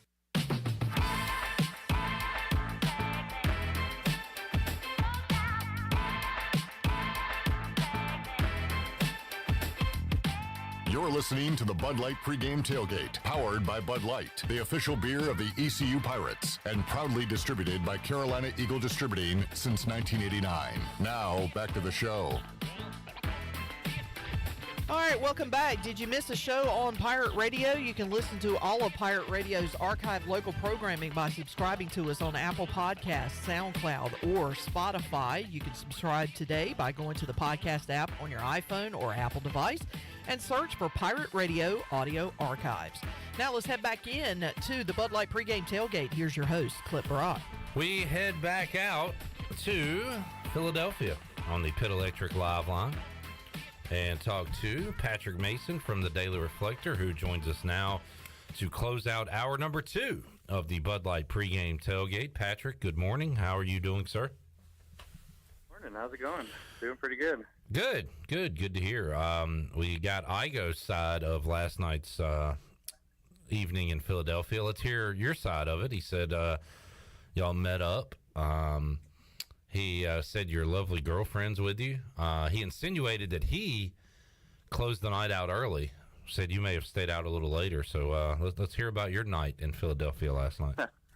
Yeah. He did close up shop a little early, but we stayed out. We did a little kind of bar hopping. It was pretty fun though. We kind of just roamed around a little bit. I did eat a cheesesteak, which was my goal coming in here. I'm probably gonna have at least 1 or 2 more, I'm sure. So that's kind of that was the plan yesterday. Get some food and then just kind of go explore. What was it like the Cheese Whiz, like the traditional Philly cheesesteak? What kind of cheese was on it? See, I had just like melted like American cheese, but I was told I got to chase down a Cheese Whiz option. Yeah. So I think that's my goal today. I think maybe after the game I'll go find a good spot and just really dig into one. All right. Well, you do that and let us know how it goes. Kevin just asked on Facebook Live. I'll ask this question to Patrick. He said, "Did anyone check to see which team left the airport for Philadelphia?" I'm assuming by that he means is it the team that went to Provo and the team that went to Cincinnati and fought hard, or the team that showed up last week at Dowdy Ficklin Stadium? We'll see, Patrick, at 1 o'clock. But what's your best guess on that? I think we're going to see a rebound performance from these guys. I think it was Wednesday, right? We were talking about they kind of have to manufacture some emotion, some drive, and I think they're going to do that this week. I think they all kind of felt pretty terrible what happened against Houston, and that might just be enough to fuel these guys. Because it is a good question, right? Like, are we just going to see, hey, play out the string, it doesn't matter, we're going to go to a bowl game, or are we going to get a lively performance? And I think it's probably going to be more of the latter. I think we're going to see a bounce back with these guys because they want to win, they want to play well, and I don't think that sit well with them last week. So I guess only time will tell, but I'm thinking it's going to be a good team this week. Yeah, and it depends on the opponent too. There is another team involved in this game, and that is the Temple Owls, who are not having a good year by any means, but playing better here towards the end than they were earlier in the season, which is what you want from your football team. And first time I've brought this name up today, Patrick, E.J. Warner, a quarterback, and pretty cool to see a legacy quarterback, son of Kurt. And we'll see that freshman in action today. So, again, that it's going to be a dead environment, like you said. I guess Temple has been trying to make their own atmosphere, environment, energy for themselves all year, so they're used to it. But they're going to be upset-minded heading into today's game. Yeah, they'll absolutely be upset-minded. I mean, that's a perfect, storm, I guess, in a way for them, right? I mean, they got nothing to lose. They can just go in and do whatever they want. They can. I think there was a question asked to Mike Houston on Tuesday. It was like, are you expecting to see a bunch of different trick plays and kind of some goofy stuff? Because, why not, right? Last game of the year, just kind of throw it out there. I don't know. I'd be interested to see if old Kurt Warner makes the trip, because we saw, Andy Reid at BYU. That was kind of funny when they put him up on the big board. But it'd be kind of fun. And you know who else had to manufacture their own intensity all year is Tulane. That was some brutal crowds for them, and here they are. They're playing awesome. So it's not like it can't be done, but it's something you got to do. And Temple's got nothing to lose today, so they're going to go out and play hard, and it's fun because that's their future, right? They're watching their future play quarterback right now, and it's got to be exciting for them just to kind of have put up some good numbers.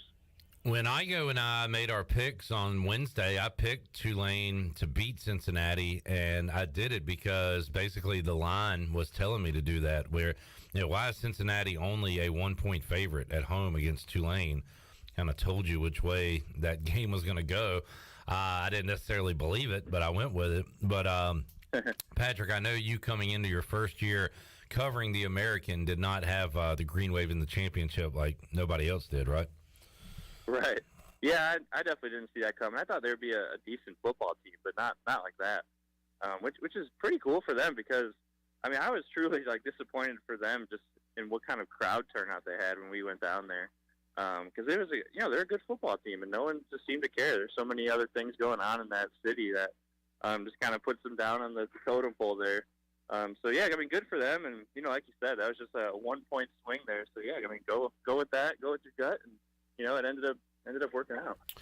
Patrick, offensively today for the Pirates, is this a Keaton Mitchell game? Is it a Holt Naylor's bounce back game? What kind of offense do you think we see today on the field? I think Keaton Mitchell is going to have a traditional Keaton Mitchell game. I mean, he hasn't stopped doing that. Was it, I think 5, or is it? It's 5, right? 5 straight games with 100 yards. And yeah, I definitely expect a bounce back from Holt Naylor's too, because he hasn't. I think he's thrown a touchdown pass. I think 2 of them in the past 3 games. So he's got to get back on track a little bit. And really, it just comes down to getting some time to throw. I mean, he was harassed all game against Houston. Really just never got in sync, just kind of running around. Guys draped all over him. So, I mean, if he just has a little bit more time, he's going to be fine. And a great bounce-back performance from him is definitely what the Pirates need, and I think that's what they're going to get. We pointed this out on the post-game, Patrick, last week, that you growing up and you watch football, you hear about football, you start covering football, so you start repeating all the cliches and things that are important to win football games, and those things are protect the football and, play a clean game, which East Carolina was able to do last week and win the turnover battle, and don't commit penalties, play discipline, play smart. East Carolina had 0 penalties last week, won the turnover battle, and got beat by 39. So on that game day, those things that are so important that we always talk about didn't matter, and the Pirates were beat by 39 points. So you still want to do those things going into today, but Pirates going to have to make some plays, especially defensively, and put up a much better effort than they did a week ago. Yeah, you're absolutely right. I mean, if you just look at those key numbers like you mentioned, you'd say, hey, I'm sure they're fine, but they were absolutely not fine. And I think that just really showed you how much they got outplayed in all the other parts of the game. I mean, they were pretty bad on defense. They couldn't move the ball on offense, or at least couldn't finish drives. And yeah, you definitely got to clean those up, because yeah, you can not fumble all you want, but if you're not going to move the ball, it really doesn't matter. So I mean, you definitely got to have those things, and you got to play turnover free to probably have a chance, but you also got to do some more things. And I think this is a perfect opportunity to do that. It's against kind of a team, like we said earlier. They don't have anything really to play for. They're going to play hard, but I mean, it's still a winnable game, and you want to play well going into that bowl game, at least just to get your mind right and show that you can do it again. Kind of like in basketball, right? You just want to see a shot go in sometimes. So I think it's going to be important just to play clean and play well. Speaking of shots going in, we'll wrap it up with hoops in a moment. But will this be your first game covering a game at an NFL stadium, Patrick? Yeah, it is. I'm looking forward to that. I know it's going to be massive. It's like a 70,000 seat stadium, and there's probably going to be not even a tenth of that there maybe. But yeah, I'm definitely excited to see what it looks like. Yeah, it'll have a bit of a COVID feel to it. With the lack of attendance there in Philadelphia. At least good weather, right? What's the weather like this morning? Yeah, it's like 50 degrees and sunny. Just kind of walking around the city a little bit right now. Yeah, it's nice. I don't even have a jacket on. I got a sweater, but it's nice out. It's a good day. Good day for football. Have you gone on your walk, your weekly walk? Yeah, I did. All right. Just kind of pointed one way and just roamed. And the girlfriend's there with you? How's that going? Yeah, she is. She's doing good. What's she going to do during the game? Up here. I don't know. She said she was maybe going to do maybe eat somewhere or do some shopping or something. But okay. She really had no interest in going to the game, but which is fine. Yeah. She just sit by herself and stuff anyway. But well, that's good. Yeah. Well, I mean, and now everybody wants to know who's taking care of Arthur. I got a neighbor looking in on Arthur. All right. So. Just making sure. We always care about Arthur here. Patrick, big day. You've got football at 1 o'clock. You've got women's hoops at 5 in Charlottesville. And then tonight, first true road game of the year, in the Mike Schwartz era as they take on ODU. Old Dominion is a 4-point favorite against East Carolina, but the Pirates playing with a ton of momentum right now after a great showing down in Florida last week. Yeah, it's definitely a good road game. I mean, they were awesome in that tournament. I mean, they played really well. I mean, probably all of our expectations, right? They played really well. So, I mean, yeah, this is going to be a big test for them. And, first, like you said, first true road game. And they're playing hot. I mean, it is a tough team. And I don't know, I'm really excited for this game. I'm not really sure what to expect, but I'm definitely going to be watching when football's over. All right, Patrick, thanks for joining us, man. Enjoy the game. We'll check out your work on the pages of the Daily Reflector online, reflector.com, and we'll talk to you on Pirate Radio Live on Wednesday. Sounds good, Cliff. Appreciate it. Thanks, man. There's Patrick Mason live from the streets of Philadelphia, as Bruce Springsteen once sang. Chandler, how you doing? Why'd you tell me to shut up? Man, just shut up. What? What do you mean? Sorry. I'm sorry. It's one of those weird deals where I'm in a bad mood for like 3 seconds. Oh, okay. But it's just it's a thing that doctors don't have a diagnosis for it, but I'm sorry, man. It's only like a 3-second span. And you snap out of it? And it happens like 3 to 4 times a day, and that was just one of them. That was the first one of the day. I caught you on one of those 3 seconds. I'm sorry, man. That's all right. I'm doing good, man. I'm doing great. I see that you're going for your 6th plate of food. Yeah. I got one more to go. Got to clean out those leftovers. That looks delish. So going to enjoy some of that during the break. Man, I am getting kind of hungry. I can't wait for Parker's later. I know. Looking forward to some post-game Parkers or some in-game Parkers coming up later on.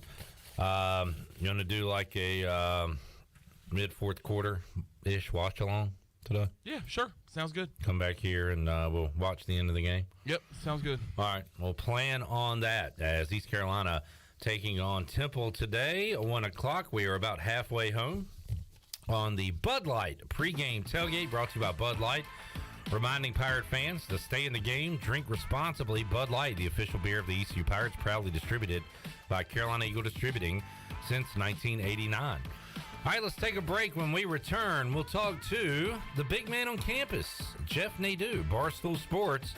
We'll look at today's slate of college football and college hoops. That's on the way when we kick off hour 3 of the Bud Light pregame tailgate after this.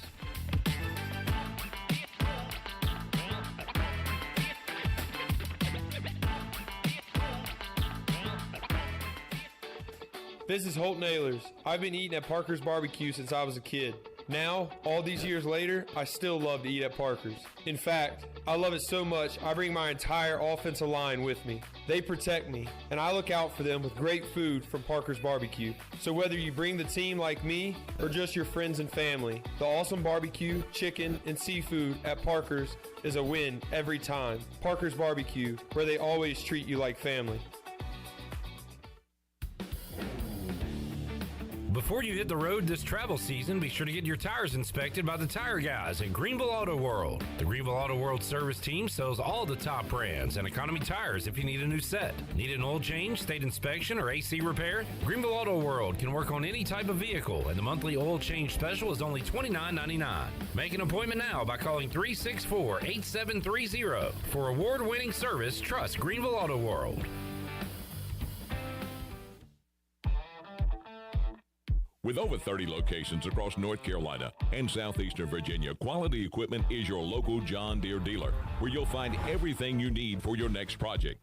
Our complete lineup of John Deere lawn and garden, agricultural, and commercial worksite equipment comes with years of experience, expertise, and dedication. We know what it takes to get it done right.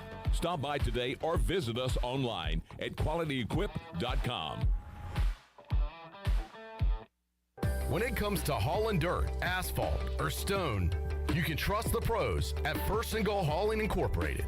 They have a fleet of dump trucks ready to get the job done. And best of all, it's owned and operated by ECU football alum Dakota Marshall. When you have a big job and you need it done right, count on First and Goal Hauling, where it's a touchdown every time. Keep up with Dakota Marshall and First and Goal Hauling by following them on Facebook today. Have you experienced increased aches and pains recently? Have you heard of CBD? Hemp Garden is your premier CBD retailer in Eastern North Carolina. Do you find yourself having anxiety or in need of extra sleep support? Hemp Garden has a variety of Delta 8 and hemp-derived Delta 9 products that can assist with those issues. If you're unable to stop by the store, don't worry. Give them a call today at 413-6100 for a consultation, and they'll ship right to your door. Hemp Garden, 3040 South Evans Street in the Target Shopping Center in Greenville. Portable, super quiet, and fuel efficient. Honda EU Series generators are ideal for camping, tailgating, home backup power, and more. All feature Honda's CO Minder carbon monoxide detection system for added peace of mind. Select models include Bluetooth connectivity for wireless control with Honda's My Generator smartphone app. Go with a Honda EU Series generator. It's power you can trust. See Ron Ayers Motorsports, Highway 11, north of the airport in Greenville. This is Dr. Christopher McDowell from Orthopedics East and Sports Medicine Center. Our practice has been caring for athletes at ECU and the residents of Eastern North Carolina for more than 35 years. Whether it's time for your sports injury or it's time for that joint replacement, Orthopedics East provides the latest in operative and non-operative orthopedic care. We also offer on-site physical therapy and MRI services, as well as walk-in urgent care on the weekends from 10 a.m. to 2 p.m. For experience and professional care, call us at 757-BONE or visit us online at orthoeast.com. Go Pirates! Chico's Mexican Restaurant is where the fiesta never ends. Grab your amigos and head to Chico's every Wednesday for shrimp tacos for $11.99. Plus Wednesdays means all Mexican imports for just $2.99. Thursdays, enjoy your favorite beef, chicken, or vegetable fajitas for only $11.99. For Mexican food and fun, it's got to be Chico's Mexican Restaurant in downtown Greenville and online at chicosrestaurant.com. Chico's, where the fiesta never ends. This is Pirate Radio, WGHB Farmville, 1250 at 92.7 FM Greenville, WDLX Washington, 930 and 104.1 FM Washington.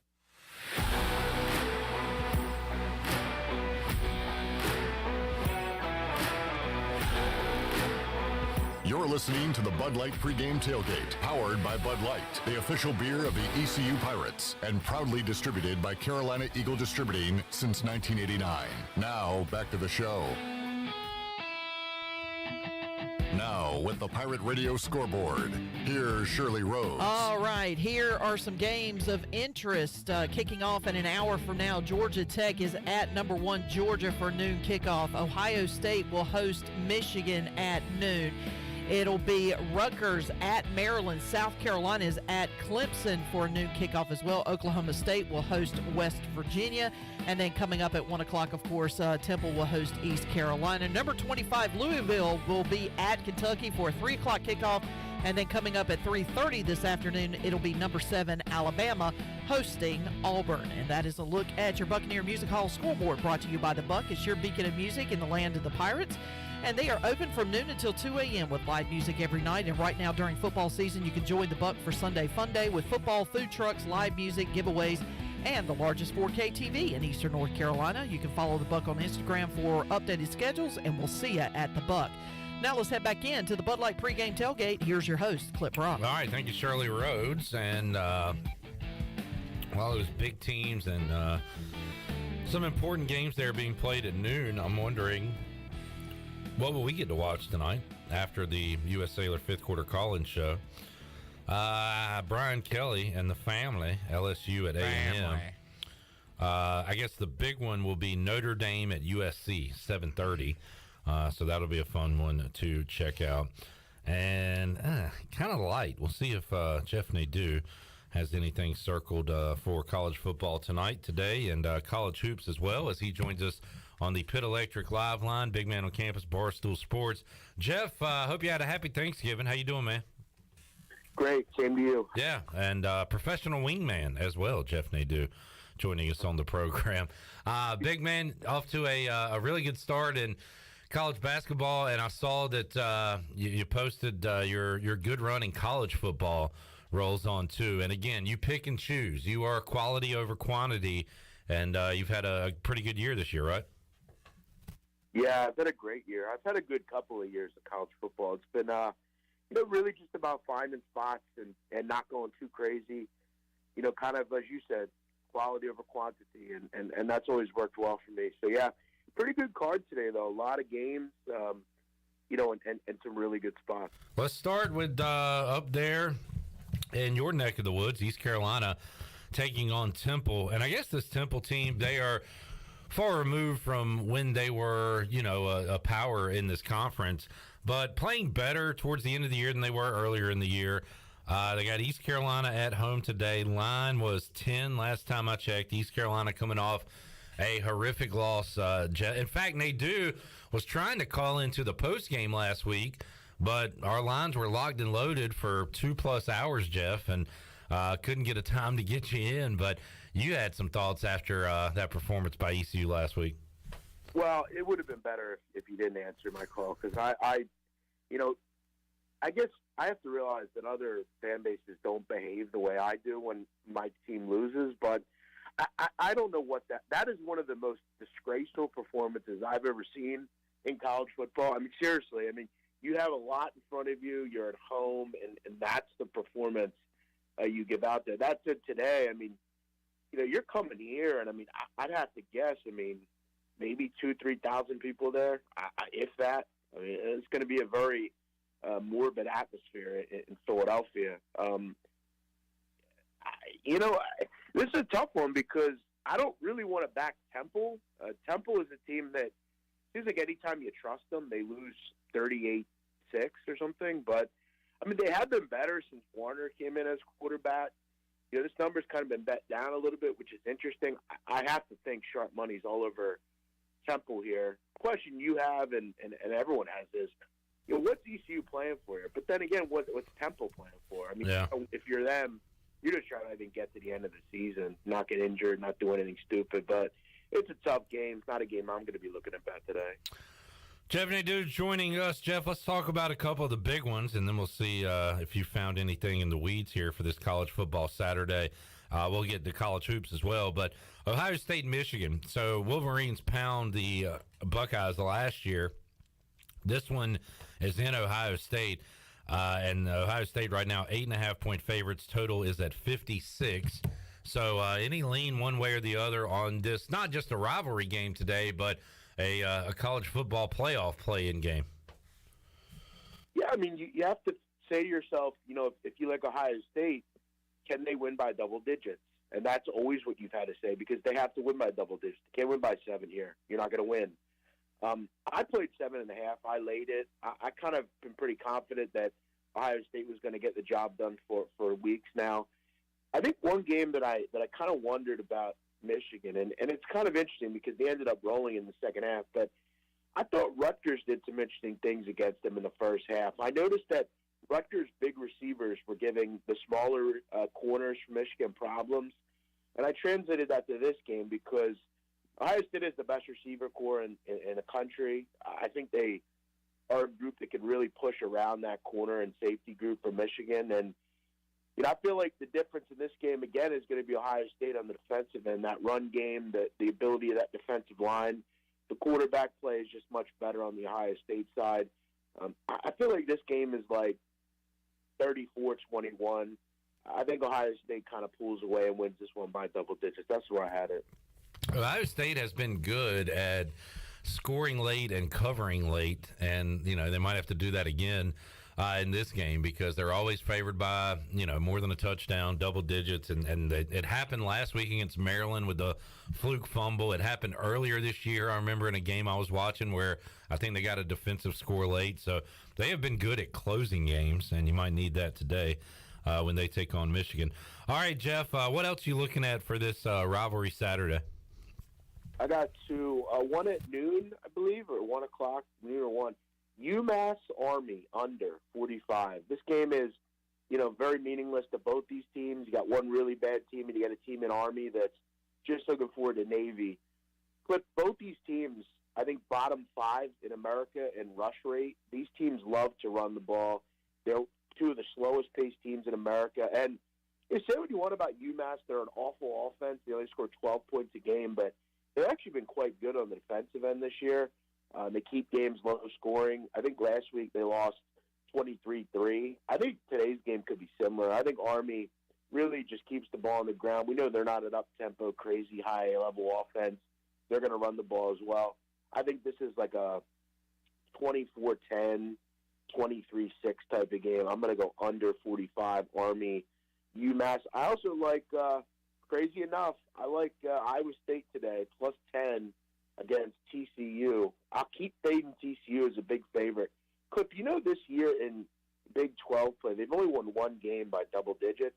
You look at Iowa State, they've only lost one game all season by double digits. That was against Oklahoma. I guess we could always think that they could lose here big, but in Matt Campbell's career at Iowa State, as a double-digit dog, he is 14-3 against the spread.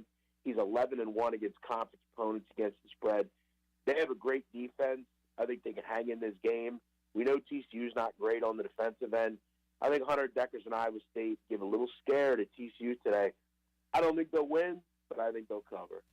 And the way TCU's been playing, they've been winning, and they've been winning by a very narrow margin. So, I like that as well. I heard some of the things you were talking about with Iowa State.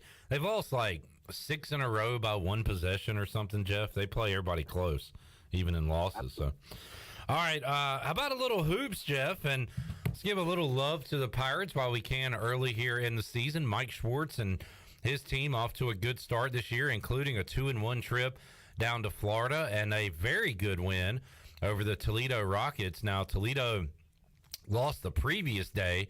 I thought they were going to bounce back in a big way. They were receiving votes last week. They were a team, Jeff, you were telling me about before the season even started, and brighter days ahead for the Rockets. But that was a great win. Javon Small has been fantastic for East Carolina. Brandon Johnson and others chipping in, R.J. Felton. But Mike Schwartz and his team hitting the road, true road game for the first time tonight against ODU. They're a road underdog by 4 points.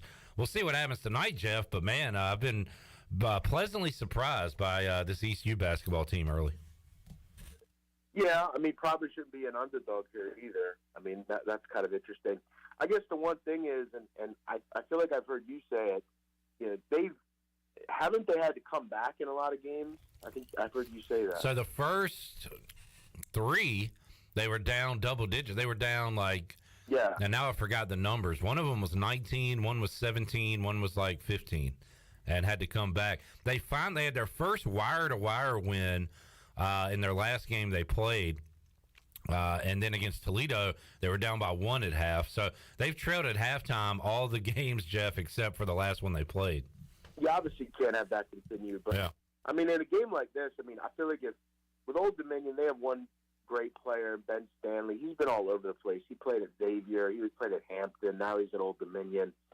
He's a good player. He had a great game last time out against Davidson in a losing effort. But, it's the same old thing for Old Dominion. They're a pretty good defensive team. Don't really do real good on the offensive end.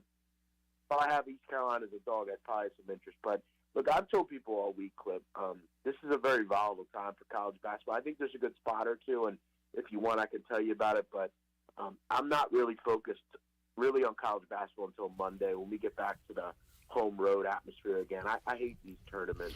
Well, we're coming out of that with feast week ending, so you do have, I guess, more home court games starting now, but certainly starting Monday. ACC Big Ten Challenge coming up next week, Jeff, and those are home and home, so you'll have some home courts there. But I don't know, anything playing? It's not a great slate, it looks like, on this Saturday, but anything you got your eye on? Yeah, I'll keep identifying this team, Tarleton State, +7. I think them as a dog, they're just a really good bet, man.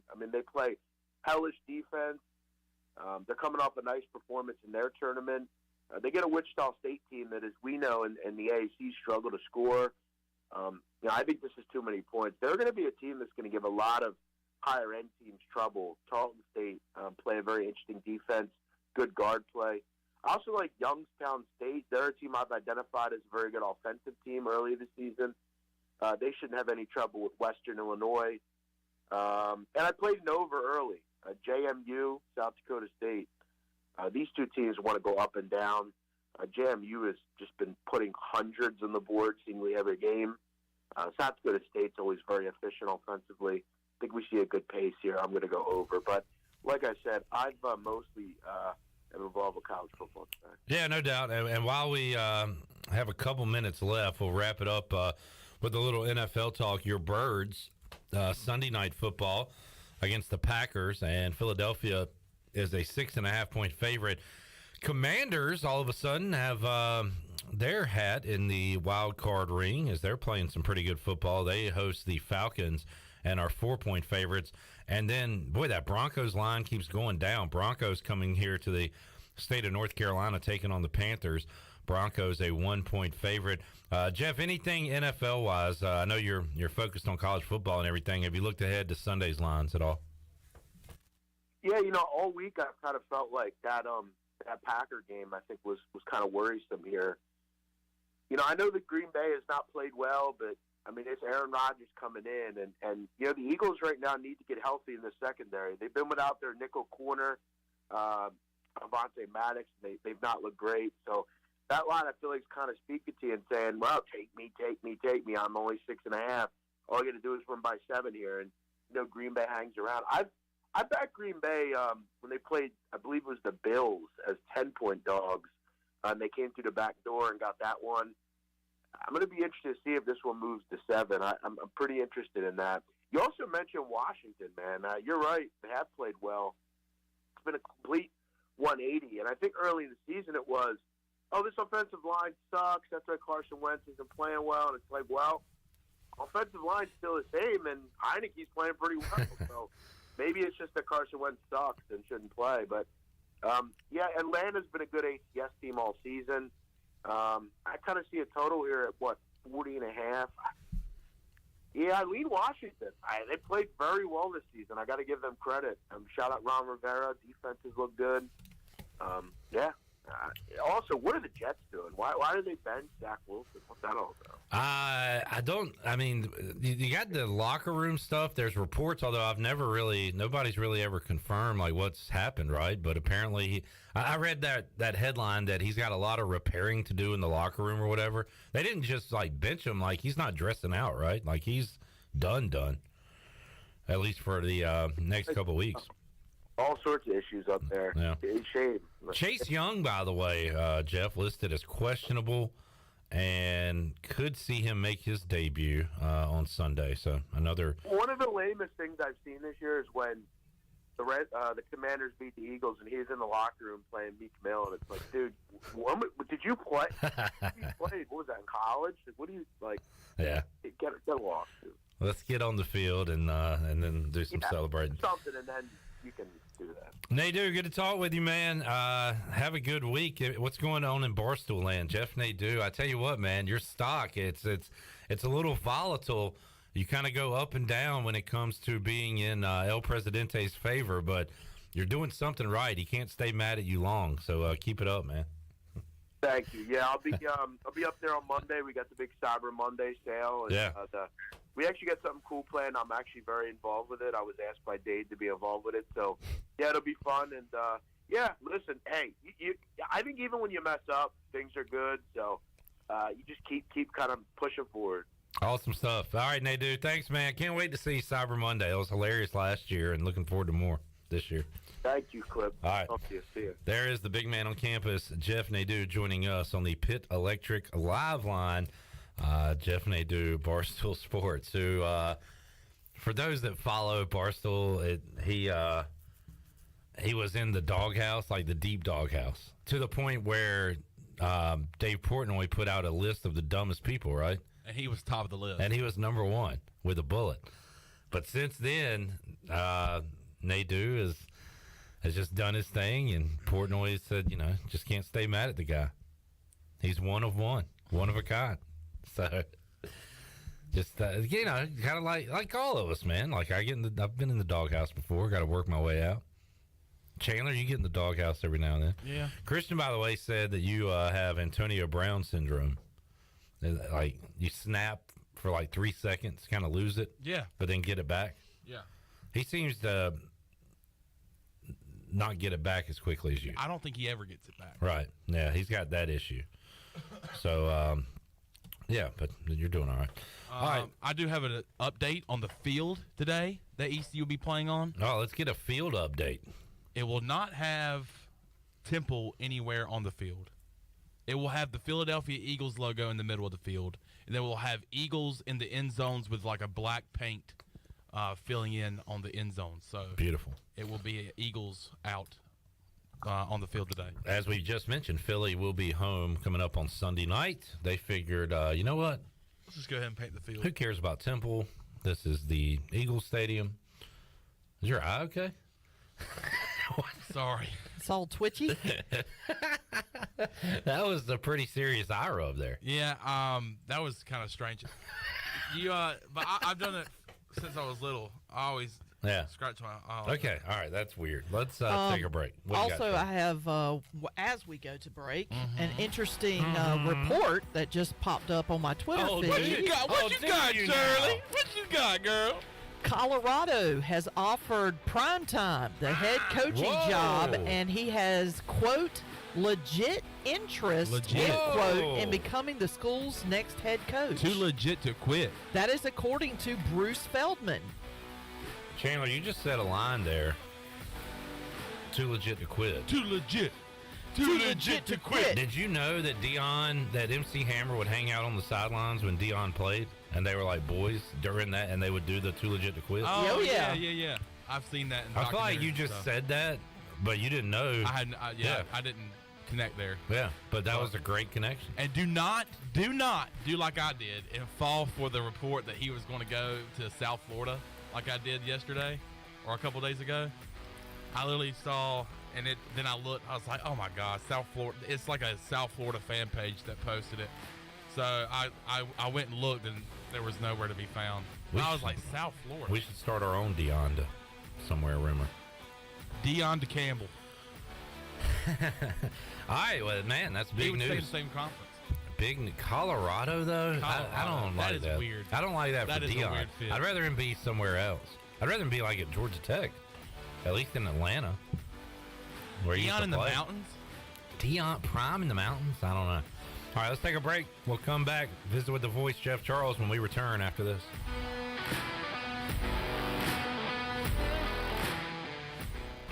Are you ready for some football, Pirate Nation? Bud Light is America's favorite light beer and the official beer of the ECU Pirates. When planning your fun times this football season, be sure to pick up some Bud Light at your favorite retailer. Bud Light carefully brews their beer to be perfect for anywhere there's fun. Because when there's fun, Bud Light is there. Get ready to have fun this season, Pirate Nation, and always stay in the game and drink responsibly. Bud Light, the official beer of the ECU Pirates, and proudly distributed by Carolina Eagle Distributing since 1989. The best burgers around. Everyone loves a thick, juicy, and fresh burger. Tiebreakers in Greenville, plus the all-new Tiebreakers in Winterville, do real burgers better than anybody. So don't just go to any burger-themed restaurant chain. It's time to break the chain and eat local. Tiebreakers, real burgers at its best. Everybody loves burgers. 'Tis the season for connection, and U.S. Cellular is celebrating by offering any phone free for everyone. Any brand, any storage, for new and current customers. Plus, our price protection guarantee means that your rates won't go up. That's locally grown connection. Limited time offer, terms apply. Visit us in-store or online for details on getting any phone free today. You've been waiting all year to replace your old phone, and now the Christmas deals are finally here. The team at Sailor Warehouse is loaded up with free phones for everyone. That's right, free, baby. Don't wait, because these deals won't last long. Call Toby Williams today at 252-799-7051 and let one of their experienced sales associates come right to your office or home. Sailor Warehouse, your local U.S. Sailor authorized agent. The only agents that deliver phones, tablets, and routers right to your front door.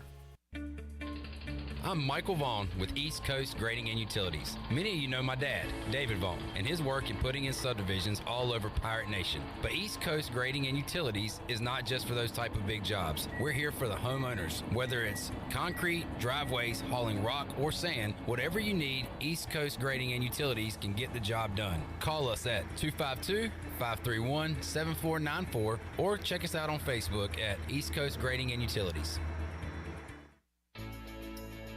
Every team knows that the two-point play can be a winning move. That's why I'm here. State Farm agent Timothy Sawyer and my team are here to help you go for two by combining your home and auto insurance. It's a great call that saves you time and money. So go for the win and score some savings by combining your home and auto. It's just another way we're here to help life go right. Call me, Timothy Sawyer, at 493-0002 today.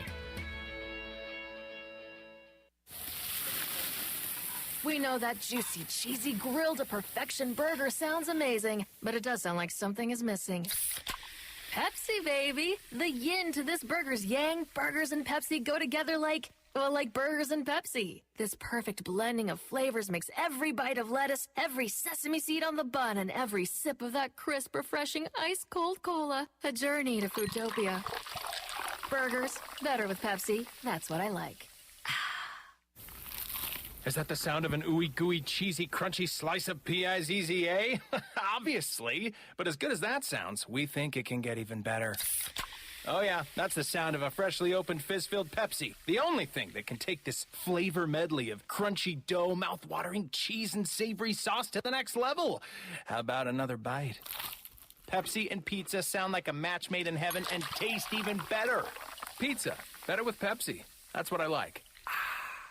Warren's Hot Dog Pizza. Homemade lemonade. Hungry for game day, Pirate Nation? Take advantage of the Warren's Hot Dogs tailgate special of 10 or more hot dogs for only $1.50 each. And the best part, this special is available every day. Just call ahead and Warren's will have your order ready to go. Hungry for breakfast? Warren's Hot Dogs in Chocowinity opens at 5 a.m. with cheese biscuits, chicken biscuits, sausage dogs, and more. Warren's Hot Dogs in Greenville, across from Ron Ayers, or in Chocowinity next to the fire station. Go Pirates! Pirate Radio. And you write that down, because when you're at East Carolina, you go for it every time. Or you don't coach at East Carolina, you don't come to East Carolina, you don't play at East Carolina with a weak heart. Write it! The voice of the Pirate Nation.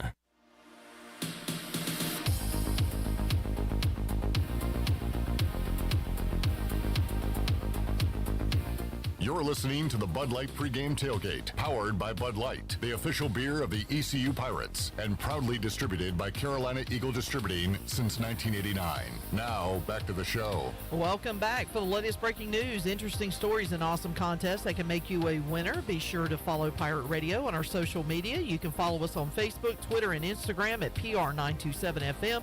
Join the over 60,000 followers today.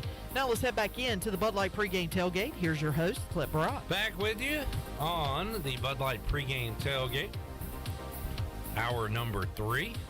And we go out now live to Philadelphia for the third time on today's program. And talk to the voice, Jeff Charles, who has been up and down the East Coast here in the last week or so, joining us, getting ready for some Pirate football. Jeff, how you doing today? Cliff, I'm doing great. And I'll tell you what, we must be living right or something, because this is the best day we've ever had for a Temple football game this late in the season. Kickoff time temperature is going to be 54 degrees, and it's supposed to hold in the mid-50s throughout the game. And the game is going to kick off at 1 and should end up somewhere around 4:30. Should still be in the 50s. So bright, sunshiny skies here, just a gorgeous day.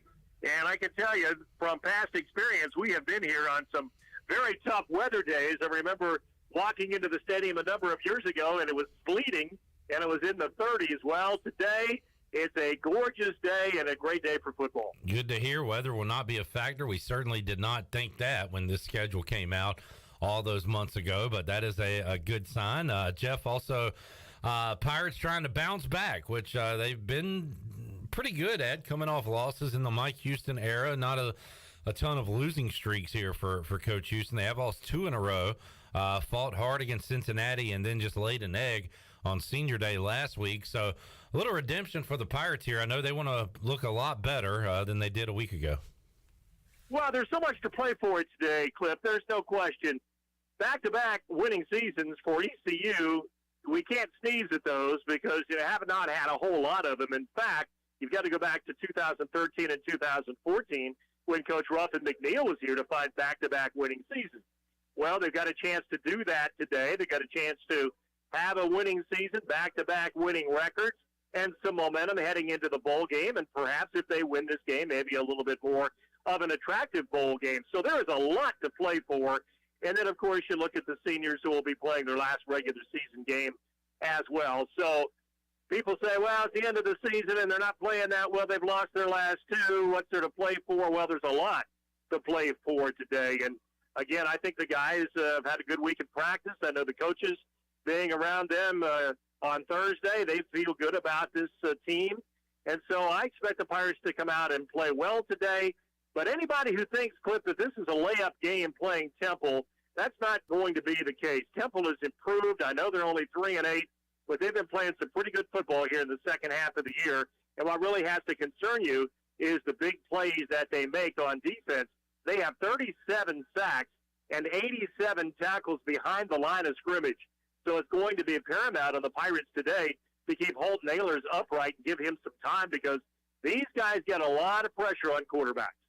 Yeah, they're definitely playing better here later in the year than they were earlier in the year, and part of that has, you mentioned the defense. They always have the Temple tough and all that, but E.J. Warner being put in at quarterback. And, Jeff, it's always cool to see a legacy player on the field. This will be our first look at Kurt Warner's son, as he will take the snaps today for the Owls. And I know at times he's looked good for this team.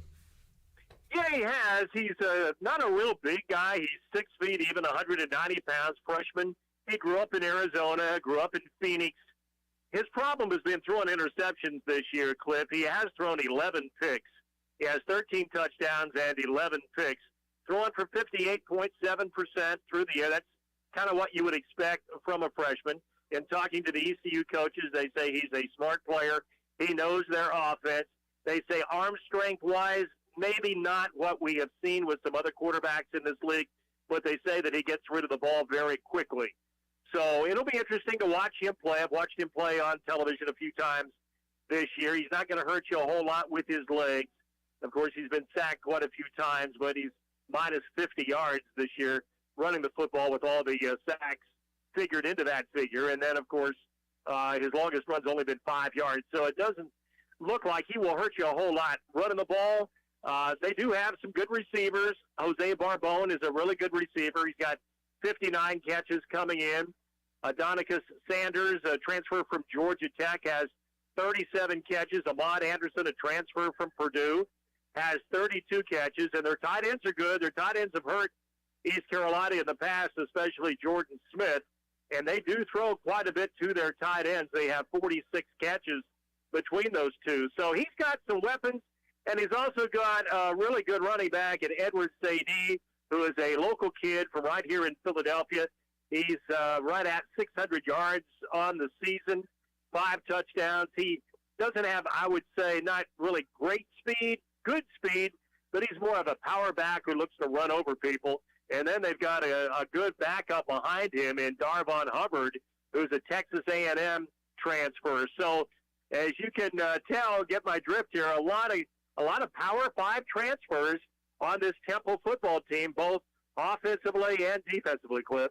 Jeff Charles joining us. Will be on the call. Pirates and Owls coming up at 1 o'clock to wrap up the regular season, and then we'll find out East Carolina's bowl fate after this one. Jeff, been some talk swirling around that if East Carolina wins, they'll end up in a certain bowl. If they lose a certain bowl, you heard any talk about that, possible destinations for this football team?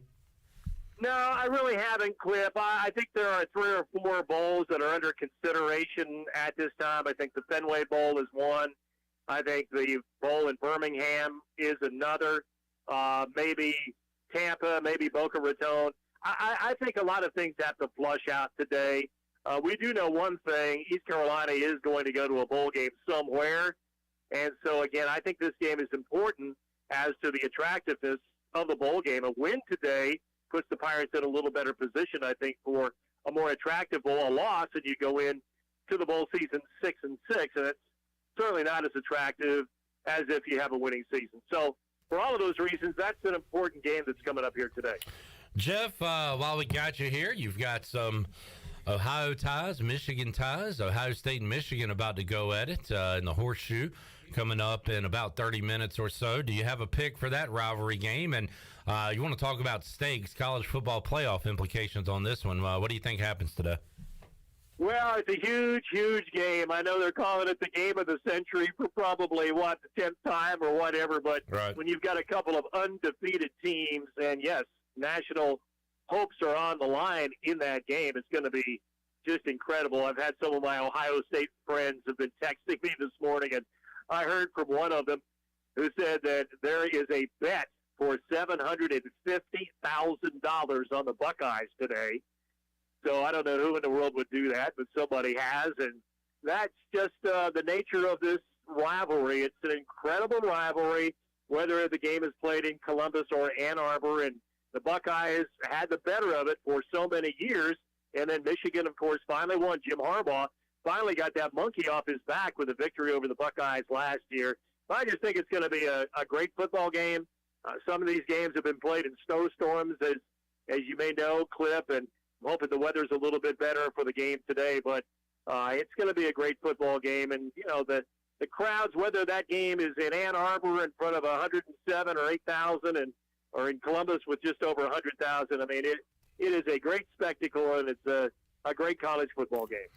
Jeff will be on the football call today, ECU Temple, instead of the basketball call tonight when East Carolina is on the road, first true road game against Old Dominion. Boy, how about that Mike Schwartz team down in Florida, Jeff? Lost the first one to Indiana State, came back with a huge win over Toledo. And then, Jeff, you were probably pinching yourself, the first wire-to-wire win for East Carolina when they won on Wednesday. So East Carolina going 2-1 in that tournament. The first time I think we got to go back to the early 2000s, mid 2000s, when they were in a tournament in Raleigh where they went 2-1 on one court in one of those holiday tournaments. So that doesn't happen a lot, Jeff. And I tell you what, I was fired up. I know a lot of Pirate fans were to see the way they played.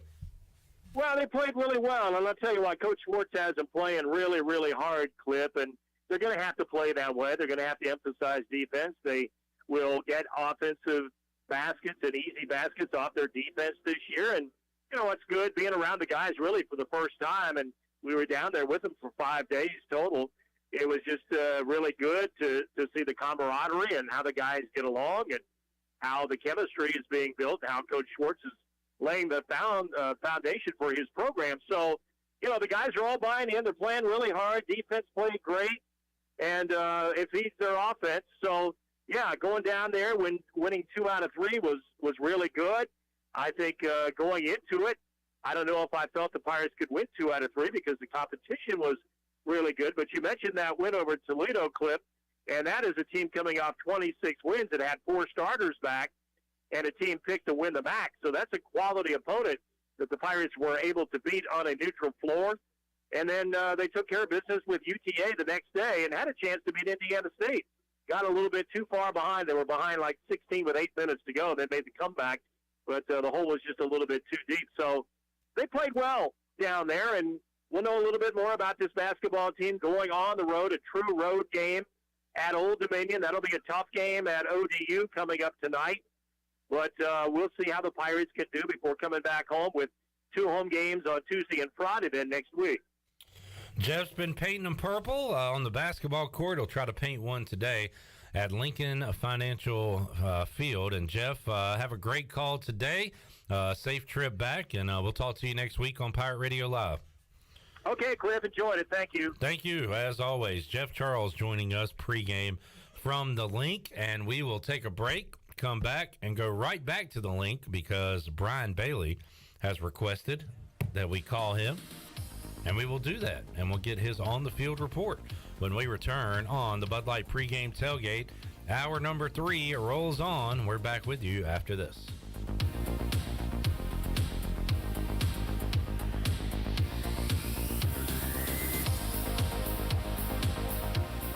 The Buccaneer Music Hall is your beacon of music in the land of pirates. The doors open at noon, 7 days a week.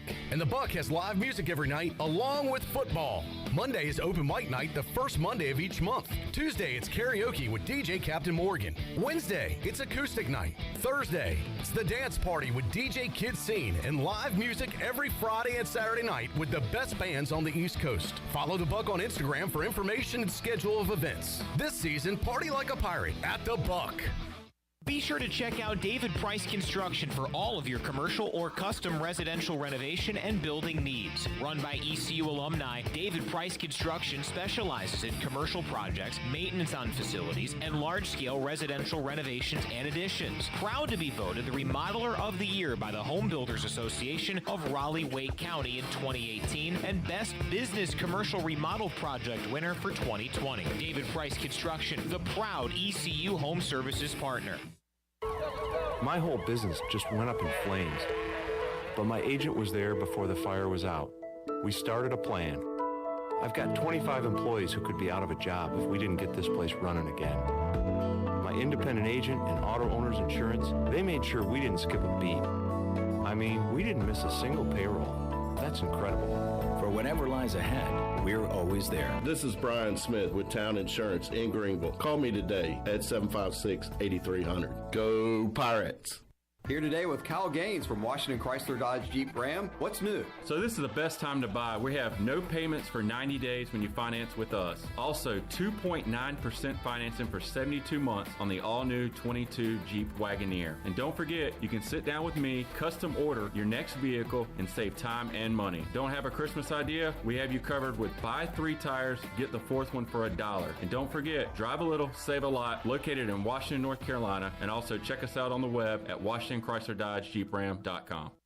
All right, Pirate Nation, Russell's is ready for the holidays. Our huge in-stock inventory makes shopping easy. New additions include Barber for men and women, plus Owner Reserve for the men. Enjoy your holidays and don't worry about lost packages and back orders. We've been making Christmas wishes come true for 39 years in the same location. Not only is our signature gift wrap beautiful, it's free. It's always about you, our pirate friends and customers at Russell's Clothing in downtown Washington. Go Pirates! Hey Pirate Nation, this is Holt Nailers for my friends at ArcPoint Labs. Just as I trust my teammates, you can trust ArcPoint Labs to give you quick and accurate results for your laboratory testing needs. ArcPoint Labs provides insights and solutions to enable individuals, businesses, and communities to make informed decisions on their health, safety, and well-being. Visit any of the 6 Eastern North Carolina ArcPoint Labs locations or go to arcpointlabs.com. Go Pirates! Hey Pirate Nation, this is Amanda Houston, and when it came time to make the game-winning play for relaxation at our house, I made the right call to Jamie Lang and Carolina Hardscapes. Jamie and his team built the backyard oasis of our dreams with a beautiful custom paver patio, outdoor lighting, and fireplace. Make your backyard incredible and call Carolina Hardscapes today at 364-1201 or visit their showroom on Fire Tower Road across from Bostic Suck. Go Pirates!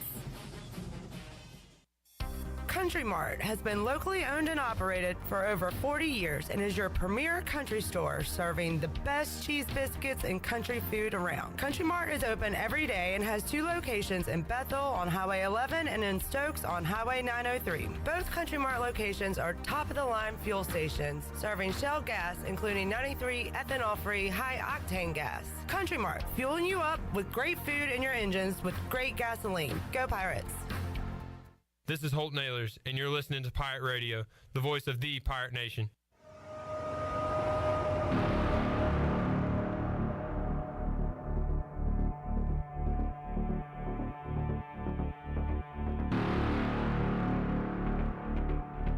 You're listening to the Bud Light Pregame Tailgate, powered by Bud Light, the official beer of the ECU Pirates, and proudly distributed by Carolina Eagle Distributing since 1989. Now, back to the show. Now, with the Pirate Radio scoreboard, here's Shirley Rhodes. All right, other games of interest kicking off in about 20 minutes from now. It'll be UMass hosting Army. James Madison will be hosting Coastal Carolina. That kickoff is at noon. Georgia State is at Marshall for a noon kickoff as well. Old Dominion on the road at South Alabama. Liberty, 8-3 Liberty, will be hosting New Mexico State. That kickoff is at noon as well. Western Kentucky will be at FAU. Kent State is at Buffalo at 1 o'clock. Northern Illinois will host Akron at 1:30, and Rice will be on the road at North Texas coming up at 2 o'clock this afternoon. Another AAC matchup at 3:30 in Dallas. It'll be SMU hosting Memphis. That is a look at your Buccaneer Music Hall scoreboard, brought to you by The Buck. It is your beacon of music in the land of the Pirates. They're open from noon until 2 a.m. with live music every night. And you can follow The Buck on Instagram for updated schedules. We'll see you at The Buck. Now let's head back into the Bud Light pregame tailgate. Here's your host, Clip Brock. All right, rolling right along, about to have some football on the television. And so we are heading into hour number 4 shortly. We'll wrap up hour number 3 with one more trip out to Philadelphia and talk to Double B, Brian Bailey, who joins us on the Pit Electric Live line. BB, how you doing, man? Not too bad. How are you? Good. I hope you didn't wear your Cowboys gear there to Philadelphia. They probably don't take too kindly to that. So. No, they don't take too kindly to anything. That's a good point. Have a pass on. If you don't have a pass on and you don't have it on the right spot, man, they are all over. I've never seen a stadium with security like this one, but you would think the Eagles were actually playing today. Lots of folks at every entrance to make sure you have the correct credentials to get in. But it's been good so far. It's a really nice day. I tell you what, and you're playing in Philadelphia, Pennsylvania. You couldn't ask for a much better day. Yeah, no doubt. Jeff Charles just said we must be living right because we're getting a lovely weather day for this time of the year in Philadelphia. Brian, I saw a video that ECU football, the official account, put out, and it had, I believe, Xavier Smith, some other players walking on the field and kind of taking it all in, taking pictures of the stadium. So it is, I guess, a bit of a shock if you've been playing in college football stadiums all year and you walk into an NFL stadium for the first time. So I saw some guys taking in that scene. Yeah, and it is kind of different. I mean, really, you wish that there'd be a crowd today, and there may be a halfway decent crowd, but it's not going to look like it because there's 70,000 seats all around. But this place is absolutely huge. I was at the 1980 NFC Championship game here in Philadelphia. That was at the Vet, and that was a completely different look of a stadium. This is a lot nicer. Obviously, it's more modern, and just a kind of a neat area because you've got the ballpark right next door. You've got the arena, the Sixers play in, and the Flyers play in. So it's a great area right here. And you're not playing on that legendary, in a bad way, turf at the Vet. Much nicer playing surface, I would imagine there, Bailey. Much nicer. And I'm telling you what, that was like concrete. I remember, we walked down in 1980 and didn't quite sneak it on the field, but we were close. And I wanted to see it up close to see how hard it was and touch it. And I remember it was hard as a brick. So, yeah, this is much better. This is natural turf. A lot of the Temple Owls are out right now in shorts, like a hoodie on with them, kind of doing some drills and that kind of thing. None of the Pirates are out. Some of the Pirates have been out for a little while before this, but not out right now. Bailey, were you there 2 years ago when I remember we were on the pregame show. We were wondering if the game was going to get played. Remember that long delay before they could kick it off? I remember that day. It's funny because sometimes you can't remember what you had for breakfast, but sometimes you can remember everything. Yeah. And we were at A.J. McMurphy sitting outside, and we were watching, going to watch the game. That's before I got a chance to travel. And we were sitting there, and I remember looking up at one of the first shots for the TV, and I thought, this is not good. This game may not be played. And it was something else, but they were able to play that one. Pirates winners that day. Finally snapped a losing streak to Temple that day. Yeah, that was a 6-game losing streak if I'm not mistaken. Now some of the Pirate specialists have just jogged out, so they're now trying to. That's Luke Larson. He's going to take some punts and some kicks from some of the kickers. So some of those guys just came out. Bailey, how do you think this team responds from the butt whooping they took last week? Will it affect them this week, or do they come out angry and with winning on the mind? Well, the whole trip has been very businesslike. Not a lot of playing around or anything like that. I think Coach Houston knows that these guys were embarrassed last week, and I think that we talk so much about one loss can't turn into 2. Well, certainly one loss can't turn into 3, and I think you'll see a very focused Pirate effort. I think it may be one of the best things that could have happened, because I think if you come to Temple and you're not focused, you could get your butt whipped, because I think this Temple team is playing much better now, obviously, than they were earlier in the year. But they're still, they don't have the great record. They're not a great football team, but they can beat you. Brian Bailey joining us, a Cowboys victory on Thanksgiving. Bailey, I was talking to Mully yesterday. He said that was about the best trio of games he could remember on Thanksgiving. The Cowboys-Giants game wasn't great, but, it was still kind of a game there in the second half. But you had a wild one in Detroit and then a good nightcap. So I'm sure you enjoyed your Thanksgiving. Well, and I did something I never do. It was the Lions-Bills game. And when the Lions tied it, I just went downstairs to get something to get ready for overtime. I walked back upstairs, and I'm like, what are they shaking hands for? It's overtime in history. And then I backed up the DVR to watch what happened. I said, well, there you go. You know better than to do that. So when you got Mahomes and Josh Allen out there, 3-play, 20-second drives happen. So yeah, and Aaron Rodgers against the Cowboys. That's the three that can certainly get it done. Only against the Cowboys, though, right? Right. Okay. All right. Fair enough. Only against the Cowboys. BB, anybody around? A specialist? Is a specialist going to be your player of the game today? Who's anybody else around you? I think Keaton's my player of the game. He was out earlier, and I walked by him, and he had that look in his eye. And I think that when I talked to him briefly, and I said, "Hey man, stay healthy today," and he kind of gave me a little wink. But I think that Keaton's going to have the big day, and they may need him to have that big day to win this thing. All right, sounds good. Great report, BB. Appreciate you joining us, man. All right, we've got the video up too, so you'll check out the link. Lincoln Financial Field. Click the link and check out the link. All right, Bailey. Thanks, man. All right, bud. There is BB live from Philly joining us on the Bud Light pregame tailgate. Let's run down the noon kickoffs one more time here on the Buccaneer Music Hall scoreboard presented by Dubuck. Western Kentucky at FAU.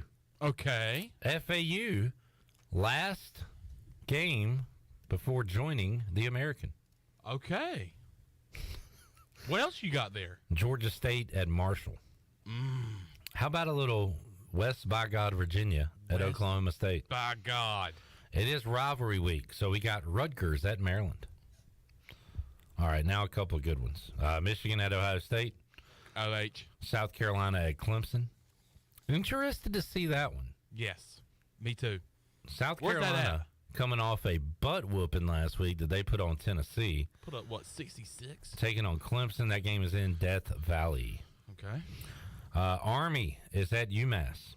Jeff Nadeau will be paying attention to that one. He has the under. ODU at USA. Go America. All right. Did you watch the World Cup game yesterday? I watched the very end of it. All right. Liberty hosting New Mexico State. Okay.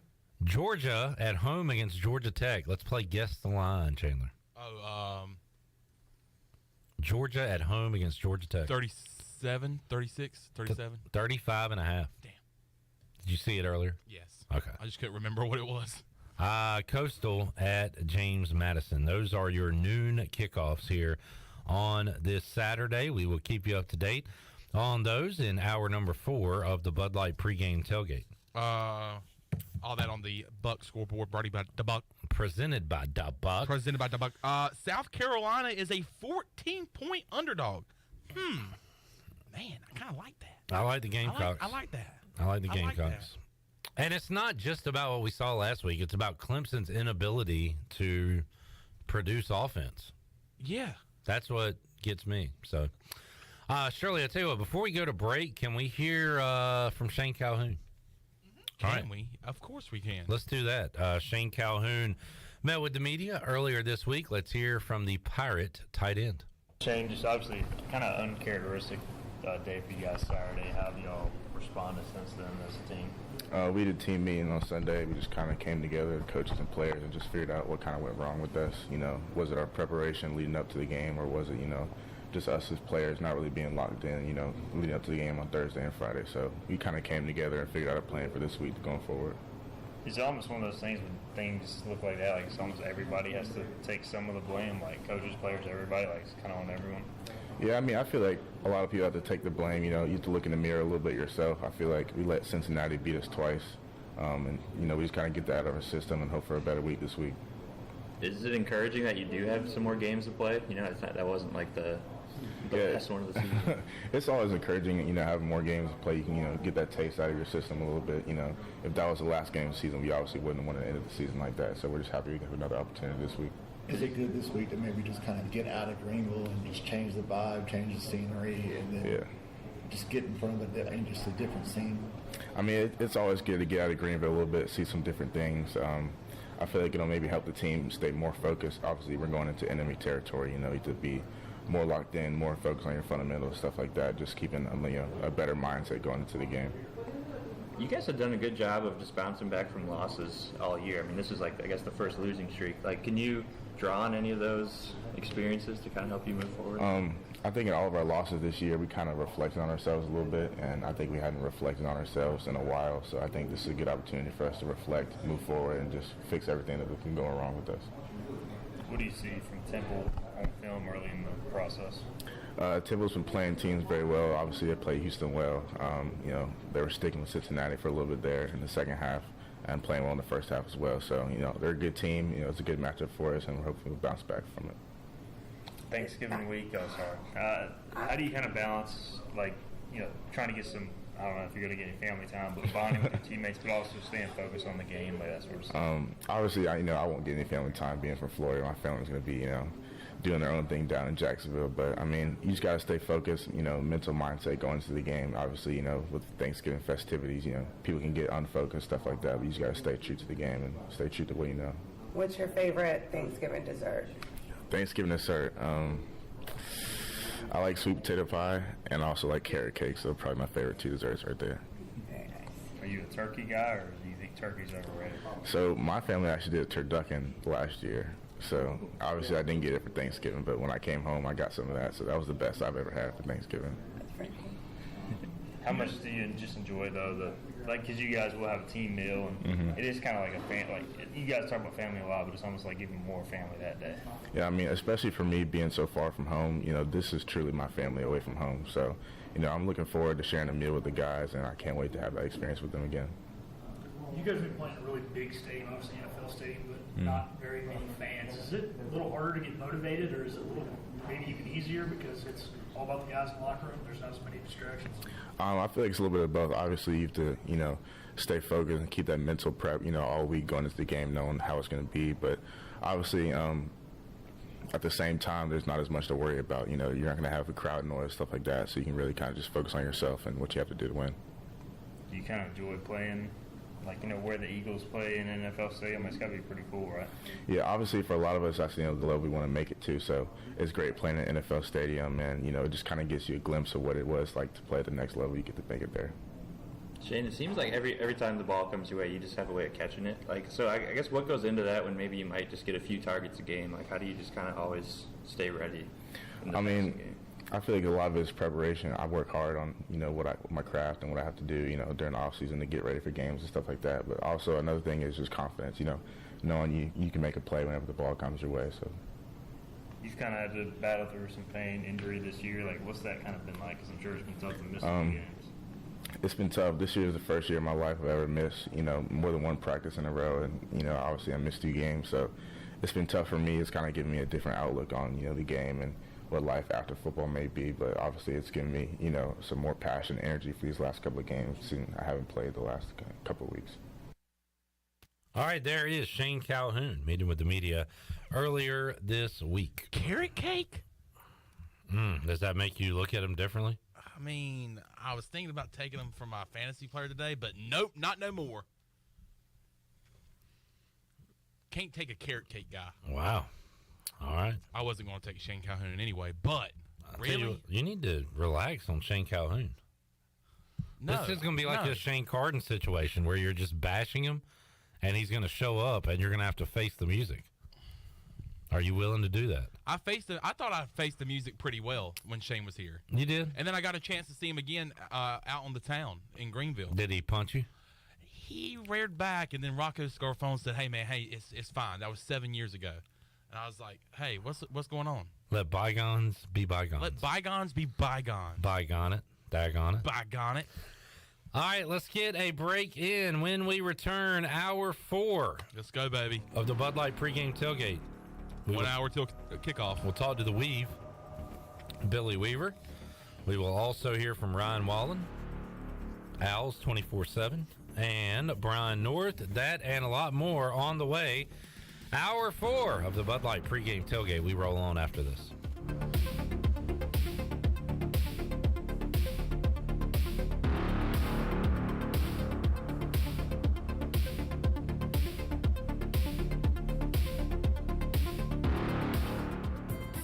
Hey Pirate Nation, this is Holton Ahlers, and when it comes to getting your family together, there's no better place than Familia, which is Italian for family. Familia is the place I like to bring my football family, especially my offensive linemen. Whether it's great New York style pizzas, homemade meatballs, lasagna, chicken parmesan, or delicious homemade desserts, Familia is a winning play every time. For dine-in or takeout, make Familia your go-to play when you have a hungry team. Familia on Fire Tower Road near Pitt Community College. Go Pirates!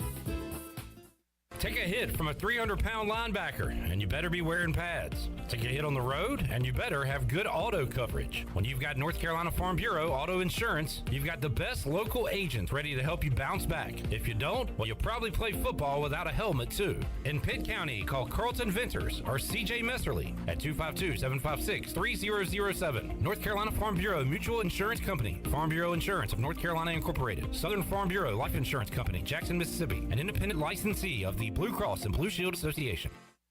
Do you have any real estate questions about buying or selling residential or commercial properties? Are you curious about this current real estate market? Do you need a property manager for all your rental houses? This is proud ECU alum Scott Harris with RE/MAX Preferred Realty and SD Harris Properties, and I would love to help answer every question you have and show you a real estate experience that will be memorable and enjoyable. Every step of the way, I'm here to make your dreams a stress-free reality. Call me today at 347-1857. That's 347-1857. Go Pirates. Hey Pirate Nation, Shimmer Boutique is your one-stop shop for all your tailgate essentials. This is Holton Ahlers, and if you need a Yeti cooler, apparel, shoes, or accessories for the season, Shimmer has you covered. Shimmer Boutique is also the exclusive retailer in Greenville carrying the largest selection of built when broken gear for adults and youth. Be ready for game day and every day at Shimmer Boutique on Greenville Boulevard behind Starbucks and in Winterville across from Lowe's. Go Pirates!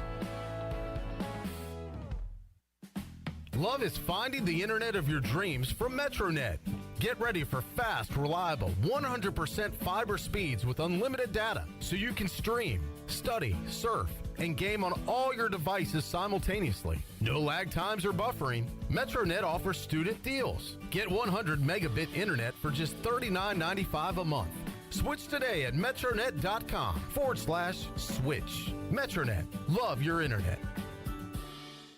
Do you need custom t-shirts, apparel, or promotional items for your business, organization, or event? Keep it local. Print it local with University Sportswear. University Sportswear ENC.com is your one-stop shop for all promotional products for your business. With over 1 million items to shop from, University Sportswear ENC.com offers high-quality products at prices to fit any budget. Visit University Sportswear ENC.com for contact information and to get shopping. University Sportswear ENC.com, the official sportswear provider of Pirate Radio.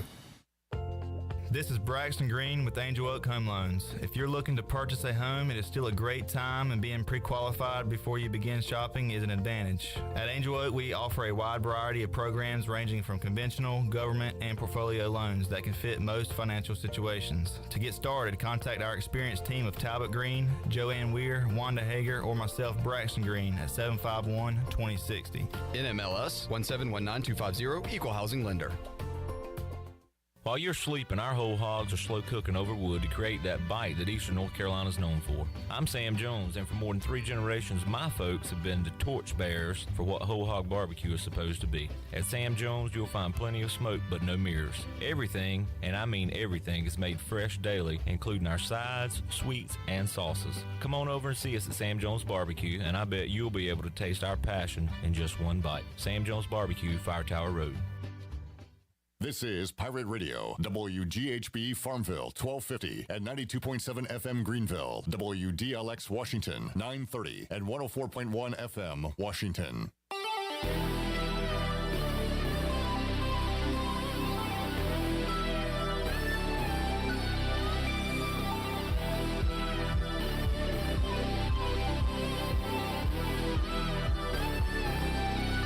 You're listening to the Bud Light Pregame Tailgate, powered by Bud Light, the official beer of the ECU Pirates, and proudly distributed by Carolina Eagle Distributing since 1989. Now, back to the show. Welcome back. Watch all of Pirate Radio's local programming on YouTube Live. You can watch Pirate Radio Live on Monday through Friday, 3 until 6 p.m. And, of course, the Bud Light Pregame Tailgate at the U.S. Cellular Fifth Quarter on game days. All you got to do is go to YouTube, search Pirate Radio TV, click on that subscribe button, and while you're at it, give us a like as well. Now let's head back in to the Bud Light Pregame Tailgate. Here is your host, Clip Broad. All righty, about to kick things off in Columbus. Apparently 12 o'clock is actually like 12:15, so we have to wait a little while before Michigan and Ohio Why State can't do they just battle. put the regular time? Just give me the kickoff time. Yeah. Don't give me 12 o'clock if it's not going to kick off till like 12:08. What time do we start the Bud Light Pregame Tailgate? 9 a.m. on the dot. What time do we say it was going to be? 9 a.m.? Yeah. No hanky-panky around here. I just don't understand why they do that. Yeah. Just, we can round it up if we're talking about it on the air, but if you're planning your day around watching football and you want to know when kickoff is, give me the actual kickoff. Thank you. Let's head out to the Pit Electric Live line. Joining us immediately after the game. Actually, maybe even before the game ends on a watch-along. Billy Weaver joins us now on the program. Billy, how you doing? Doing good, Clip. How about you, man? Good. Did you have a happy Thanksgiving? I absolutely did, and I'm still full, actually. Man, Billy, I thought about you on Thanksgiving because I had a fantastic banana pudding.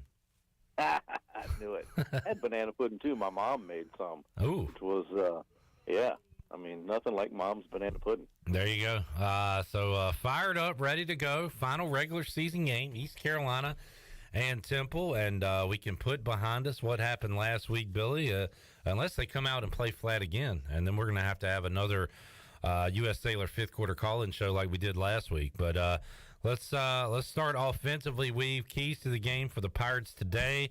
Coming off a stinker last week, what do you want to see from Holton Ahlers, Keaton Mitchell, and the crew today?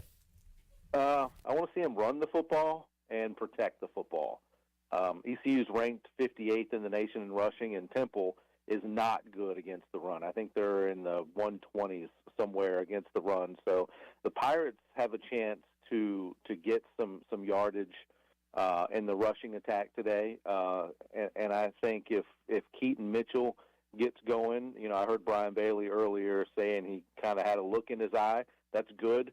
And I think there's going to be an emphasis on the run today, and why wouldn't you? Just looking at the numbers, it doesn't make sense not to try to establish a run against Temple. And I think if they can establish the run and get some long drives and, of course, protect the football, and that's something East Carolina has been able to do very well this year. They're ranked in the top 15 nationally in turnover margin, so they're protecting the football. And I think if they do that offensively today, they can be successful. Billy, how about Mason Garcia? Do you want to see him today? If so, when do you want to see him in the game? Absolutely. I want to see him early in the game. Like I said, I said this all year, that I thought if you know this guy is going to be your starting quarterback next year, or, as much as you can predict anyway, of course, you never know what's going to happen. But, all signs are pointing to Mason Garcia taking over the reins from Holton Ahlers next year. And if that's the case and you know this, you need to get the guy some quality reps behind center. And this is, I would love to see East Carolina get out to a quick lead and get some momentum and get Mason Garcia in early and get some quality playing time, some quality reps. I mean, if you think about it in the whole grand scheme of things, what do you have to lose? You're already bowl eligible. You're not going to improve your bowl standings by winning this game. I'm not saying that this game doesn't mean anything. You want to win 7 games. You want to win as many games as you can. It's a confidence builder. You don't want to go into a bowl game losing 3 straight. You want to go in on a positive note, but, you've got to look long-term, and you got to think big picture sometimes. So I would love to see Mason Garcia in there early and not just in a mop-up duty kind of role. Billy Weaver joining us, Pit Electric Live Line here on the Bud Light Pregame Tailgate. How about defensively? The offense stunk it up last week, but the defense didn't give ECU any help either to give them a short field or give them momentum. Come out in the third quarter, get a stop, get your offense the ball. Every time we needed the defense to do something last week, Houston was able to convert a third down and ended up scoring. So not only does the offense have to kind of look good today, make up for last week, Blake Harrell's guys do as well. What's the key today? Man, I tell you what, protecting the middle has got to be key today. I'm to be quite honest with you, I don't know of another way to say it. I'm tired of seeing teams completing passes over the middle against East Carolina's defense, and especially on third and long situations. So I think defensively, the key today is fixing the problem over the middle. You've got to secure that up a little bit, give them some different looks on defense, and not give up third and long situations. I don't know how many times this year on a 3rd and 9, 3rd and 12, 3rd and 14 even, that the opposition is picking up big chunks of yardage and picking up first downs. It's very aggravating, and I'm sure it is for the defense as well, especially those defensive linemen up there. On 1st and 2nd down, they're getting pressure on the quarterbacks. They're stuffing the run. They're doing what they need to on 1st and 2nd down, but then on 3rd and long situations, they're giving up those big plays. And, man, those are just morale breakers, man, because you feel like you got a team behind the chains, which is exactly what you want to do on 1st and 2nd down, is you want to keep the opposition behind the chains, and they've been able to do that pretty successfully this year. It's just on 3rd down it's very aggravating to watch. So I want to see them clean that up. And, of course, turnovers again on defense is one of those things. I mean, East Carolina is not they're very opportunistic when it comes to defensive turnovers. It seems like the times that they have gotten turnovers on defense this year, they've been in big times, in big situations in the game. And when you're on the road, if you can ever get that extra offensive possession by way of turnover, it's huge. Billy Weaver joining us. We've hate to say it like this, but how will special teams screw up today? Last week it was, we keep seeing missed field goals. We see East Carolina, when they could take field goals, kind of settle for going for it because they don't think they can make a field goal. We've seen bad coverage on returns, punts, everything. So I guess special teams didn't screw up a whole lot last week, but everything else went wrong for the Pirates. So I don't know, man. All we ask for, Weave, every week is just to play even on special teams, right? Oh, absolutely. And last week they just didn't have a whole lot of opportunities. There was a couple times where on 3rd down in no man's land, they kind of decide to go for it on 4th down and don't make it. And then the one time they do kick the field goal, I'm yelling pretty much like everybody else. Yeah. Why are you kicking a field goal down 28-0 when you need scores? So. And when you only score 3 points, you only kick it off twice in the game. So there's only 2 kickoffs. Right. So it's crazy. It's even when they're successful in the kicking game, like they got the field goal and it was good, but you're still screaming, what are you doing? Yeah. Even the decision making on special teams has been questionable this year. But yeah, I'm like you, Clip, man.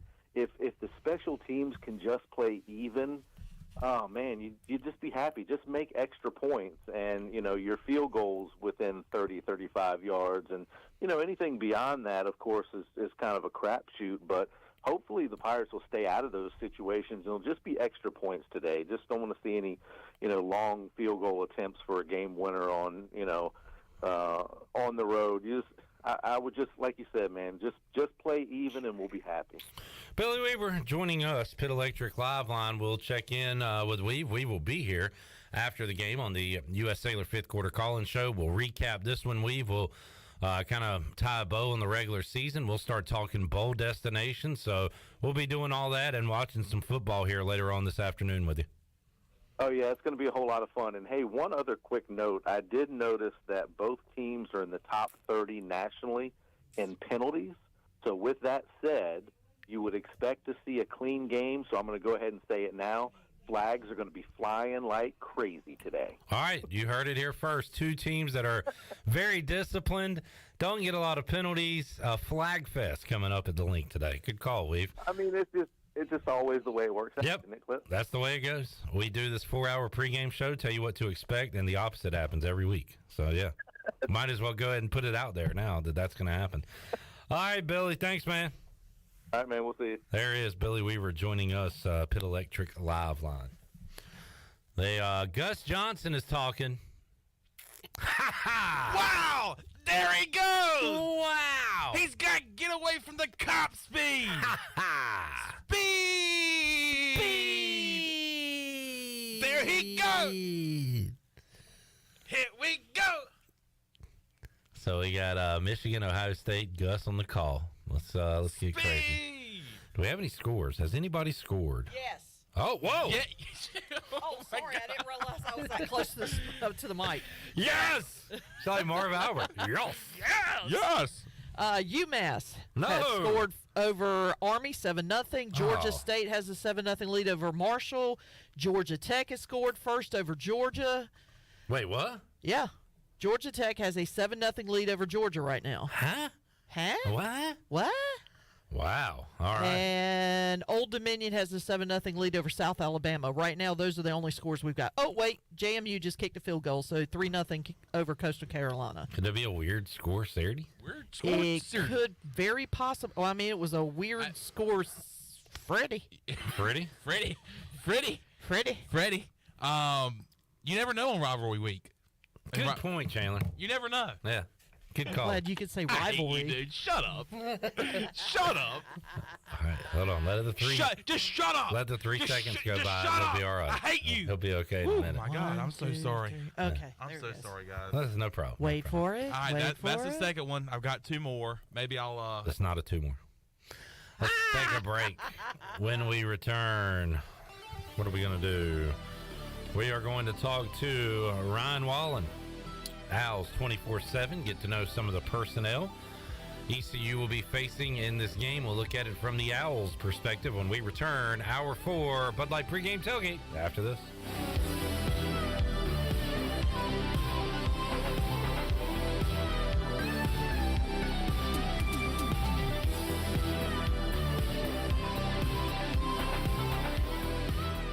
Jeff Stein, our special guest from Brown & Wood. Hey, Jeff, electric cars are coming. What's that mean for Brown & Wood customers? For the customers, like it or not, EV is coming. We've installed 5 electric vehicle chargers here at the dealership. We have the all-new Cadillac Lyriq coming at 1st of 2024, and we've just seen the first reservation for the new Sierra EV. People are interested in electric vehicles. How can they get up with you? They can visit us at brownandwood.net or 329 Southwest Greenville Boulevard. Brown & Wood, 4 brands, 3 generations, 2 rooftops, and 1 goal to make sure you leave a happy customer.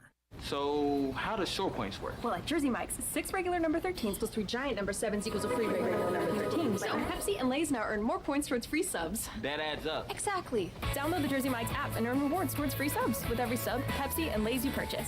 So, how does short points work? Well, at Jersey Mike's, 6 regular number 13s plus 3 giant number 7s equals a free regular number 13. So, Pepsi and Lay's now earn more points towards free subs. That adds up. Exactly. Download the Jersey Mike's app and earn rewards towards free subs with every sub, Pepsi, and Lay's you purchase. Temperatures are in the low 30s at 10 a.m., increasing sharply to 75 degrees by 1 p.m., and then dropping into the teens by 10 p.m. So before you go to work, put on some gloves, pack some shorts, and a parka. That should cover you for the day. Your heating and cooling take a beating. Guarantee your system is ready when you need it. Call Delcor. Buy a new train system and make no payments until 2023. It's hard to stop a train. With inflation and high gas prices, you don't need another payment. So buy this month and make no payments until 2023. Delcor, the service professionals. You've worked hard to make your business successful, and that's why it's really important to always have a bank that's in your corner when you need them. This is Chris Richards from First Bank, and our experienced team of local bankers includes Lee Watson, Ashley Capps, Bonner Latham, Josh Hooten, and Heath Nisbet. To get the business services that are right for your business, come and see one of our experienced team members at First Bank on Arlington Boulevard in Greenville. First Bank, together with our customers, we're creating a world where individuals and communities thrive. Member FDIC. UBE and PirateWear.com is excited to offer Pirate Nation the largest selection of new ECU merchandise and tailgate supplies ever. UBE has the best prices in town, so that makes UBE your one-stop shop for all things ECU. UBE does daily restocks of Champion, Adidas, and Under Armour. Don't forget to bring your young Pirates in to plunder the Crow's Nest, which is the only kids store dedicated to ECU. Plenty of free parking uptown in Greenville. Visit them at PirateWear.com. Go Pirates! With over 30 locations across North Carolina and southeastern Virginia, Quality Equipment is your local John Deere dealer, where you'll find everything you need for your next project. Our complete lineup of John Deere lawn and garden, agricultural, and commercial worksite equipment comes with years of experience, expertise, and dedication. We know what it takes to get it done right. Stop by today or visit us online at QualityEquip.com. The best burgers around. Everyone loves a thick, juicy, and fresh burger. Tiebreakers in Greenville, plus the all-new Tiebreakers in Winterville, do real burgers better than anybody. So don't just go to any burger-themed restaurant chain. It's time to break the chain and eat local. Tiebreakers, real burgers at its best. Everybody loves burgers. This is Miles Bear, and you're listening to Pirate Radio, the voice of the Pirate Nation.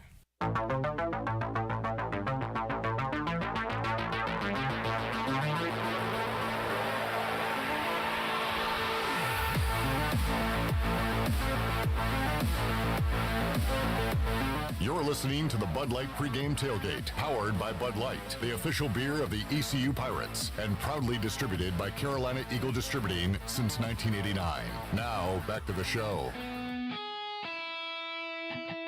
Now, with the Pirate Radio scoreboard, here's Shirley Rhodes. All right, we've got some scores in some of these noon football games. UMass leads Army 7-0 in the first quarter. James Madison kicked a field goal, so they lead Coastal Carolina 3-0 in the first quarter. Georgia State has an early 7-0 lead over Marshall in Huntington. Georgia Tech has jumped out to a 7-0 lead on Georgia in Athens in the first quarter. New Mexico State leads Liberty 7-0. It is Old Dominion 7, South Alabama 0. Rutgers and Maryland underway, no score. Clemson has already scored. They lead South Carolina 7-0 at Memorial Stadium. And Michigan and Ohio State have kicked off, and West Virginia and Oklahoma State have also gotten underway. Neither one of those games have scores as of yet, and that is a look at your Buccaneer Music Hall scoreboard, brought to you by The Buck. It is your beacon of music in the land of the Pirates. They're open from noon until 2 a.m. with live music every night. And during football season, you can join The Buck for Sunday Fun Day with football, food trucks, live music, giveaways, and the largest 4K TV in Eastern North Carolina. You can follow The Buck on Instagram for updated schedules, and we'll see you at The Buck. Now let's head back into the Bud Light Pregame Tailgate. Here's your host, Clip Brock. Back with you on the Bud Light Pregame Tailgate. Thank you for that, Shirley Rhodes. I'm watching Ohio State, Michigan, and I have a trivia question for you, Chandler. O-H. I had to look it up because his name is spelled the same as his dad's, and his dad was a two-time All-Pro defensive tackle for the Carolina Panthers. His son, with the same name, is currently a defensive lineman for Michigan. Can you name that father-son duo? DeForest Buckner. No. Is it... two-time All-Pro defensive tackle with the Panthers. His son. Chris Jenkins. That is correct. Chris with a K. Chris Jenkins, yep. And little Chris. Is DeForest Buckner, was he a Panther? You do that a lot, Chandler. Didn't he play for, like, the Niners, or did I make that up? Well, there's a Buckner that just got drafted a few years ago. And you thought his son played for Michigan? No. The guy that got drafted. I'm saying, I'm getting the guy confused. DeForest Buckner is a Colt and did play for the Niners. He is 28 years old. Okay. So if he had a kid when he was, like, 10 years old. There was a Buckner, I thought, that played for the Panthers. Brinson Buckner. Boom. Okay, all right. See, people get confused, and I just got confused. And you have to just You have to bear with me. You got it on the second guess. I got Chris That's Jenkins. pretty impressive. I got Chris Jenkins. Yeah, that's not bad at all. He won a Super Bowl, didn't he, with somebody? Look it up, because you know good and damn well I ain't. You think Chris Jenkins did? With somebody else. I don't know, man. I didn't know that Jeff Saturday's son, Jeff Saturday, played for Carolina He was in until Chapel Hill yesterday. Jeff Saturday was in just like him. That's a clone. That's not a He son. looks just like Jeff Saturday. He's Jeff Saturday with a lot of hair. Yeah. But I was not aware of it until I saw it last night. I'm going to tell you who Chris Jenkins played for. You tell me if he won a Super Bowl. The Panthers? I'm just going to say no. The Panthers? No. The Jets? No. Okay, he did not win a Super Bowl. God. He did not come close. God. That's not true because such an idiot. He did he did play in a Super Bowl. I'm so stupid. God. All right, good enough. Ohio State has entered the red zone on their first drive of the game.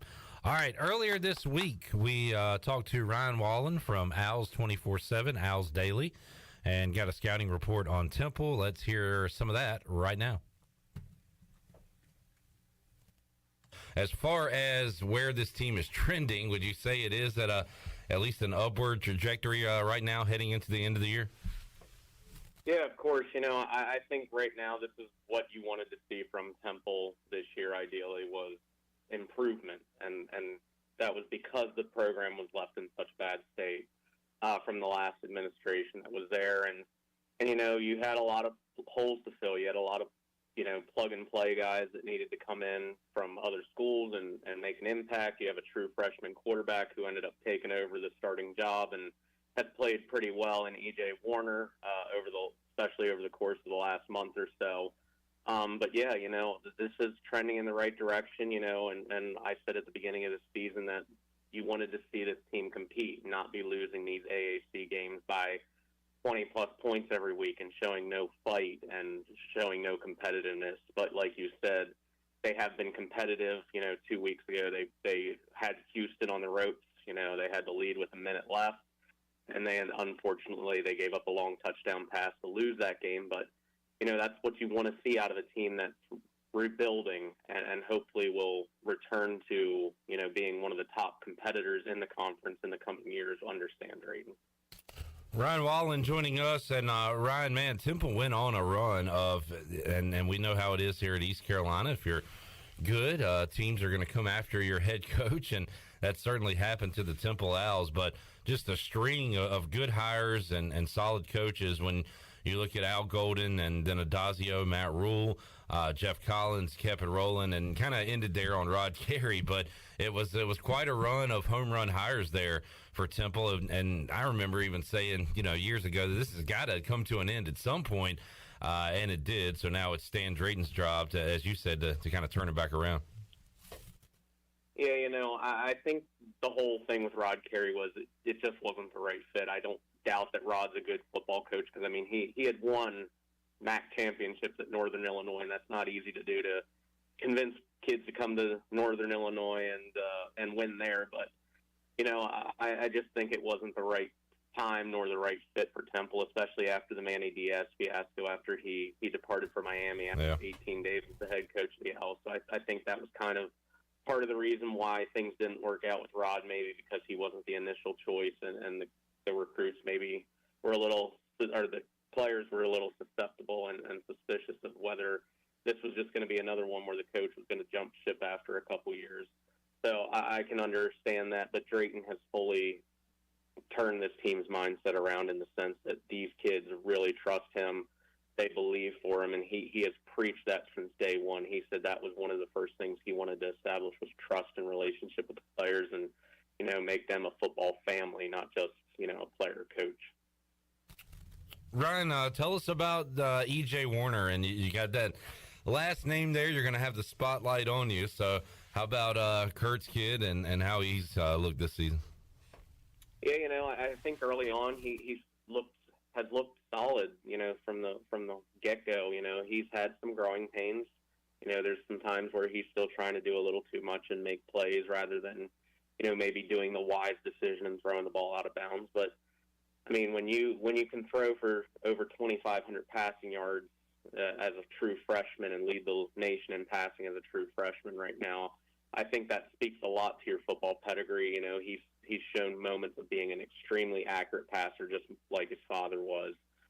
You know, he needs to still develop in the sense of developing his body, getting some arm strength going and developed.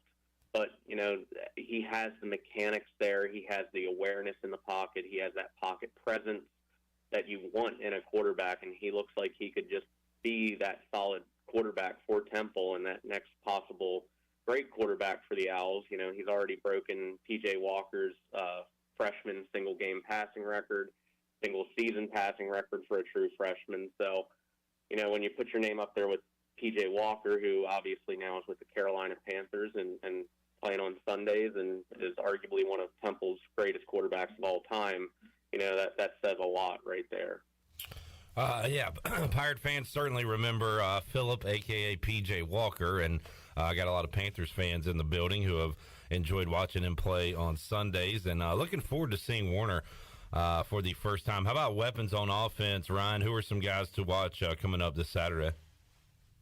Yeah, you know, the run game's been a little non-existent this year, and that's been part of those Owls' struggles this year is because the offense has been so one-dimensional and put a lot of that weight on E.J. Warner's shoulders. But, you know, Ed Sadie out of the backfield is still a very solid back. I mean, he went off for 200-plus yards against USF a couple weeks back, and he can also catch the ball out of the backfield, which is something that he's started developing more. And I think the OC, Danny Leinsdorf, has started to incorporate more into the passing game is getting him the ball out of the backfield because he can make plays in space. But aside from him, you know, Jose Barbone's having a pretty solid year. He's been plagued by drops at times, but he still leads the team with 758 receiving yards and 2 touchdowns.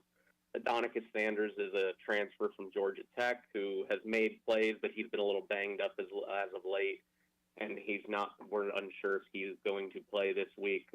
He's been dealing with a knee sprain for about a month now, has kind of tried to play through it, but just sometimes hasn't been able to go on Saturdays.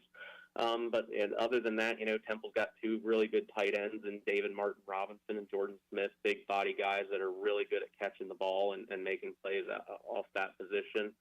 And Ahmad Anderson Jr. is another guy who, you know, when he gets the ball and when he can actually make the catch, secure the ball, he can make big plays because he's got some pretty good speed and he can just make that first guy miss and get to the open field, and he's gone.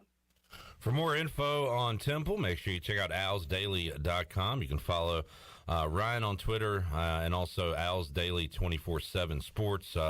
That's at Owls Daily 247 on Twitter. How about defensively, Ryan, when these two teams meet? East Carolina coming off their worst offensive performance of the year, putting up just 3 points. We expect a few more this Saturday. But how about Temple's defense and what they can do well? Yeah, you know, the most impressive turnaround, I think, has been the play of the front seven especially. You know, they came in the last year, you know, they were dead last, I think, in the conference in sacks. You know, they only had, I think, 17 sacks all of last season. They already have 37 this year, which leads the conference and is 5th in the nation. They get pressure on the quarterback. They're able to penetrate, get into the backfield, create those negative plays that you really want to see from a defense that you hope will be good, you know, next year when they develop these guys even more. And that's been the most impressive aspect. So, you know, guys like Darian Varner has really stepped up, who unfortunately is dealing with a foot injury and will be out this week against ECU. But, you know, you've still got guys like Leighton Jordan, who's been excellent off the edge, you know, pressuring opposing quarterbacks, leads the team with 9 sacks. The linebackers like Jordan McGee, Vandy Rigby, Kobe Wilson have all had really solid seasons this year. They're 3 of the top 4 guys in tackles right now on the team.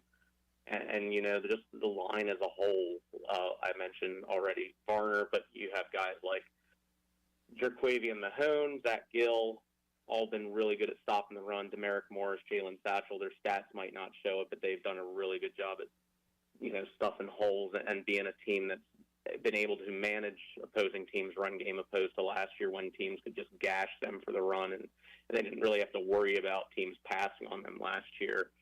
But the pass defense has been pretty solid as well. You know, two very young guys in Jalen McMurray and Dominic Hill manning the corner spots right now. Susceptible at times because of, I think, their youth and inexperience, but still showing promise and potential for the upcoming seasons. That is Ryan Wallen from the Owls 24/7 Sports Network, Owls Daily, with a scouting report on Temple, who, again, nothing to write home about, but on the road, their senior day, playing spoiler, East Carolina, trying to get the 7th win of the regular season. Stephen Igo just tweeted out a beautiful picture of the link with nobody in it. That was 18 minutes ago, so still plenty of seats available if you're in the Philly area and looking for a football game to watch. All right, let's take a break. We'll come back when we return. We'll check in with Brian North, WCTI 12. He'll join us on the Pit Electric Live line. We'll get his thoughts on this one and other games going on around college football. Clemson, 14, South Carolina, nothing early. Did not go the way we were saying it might earlier.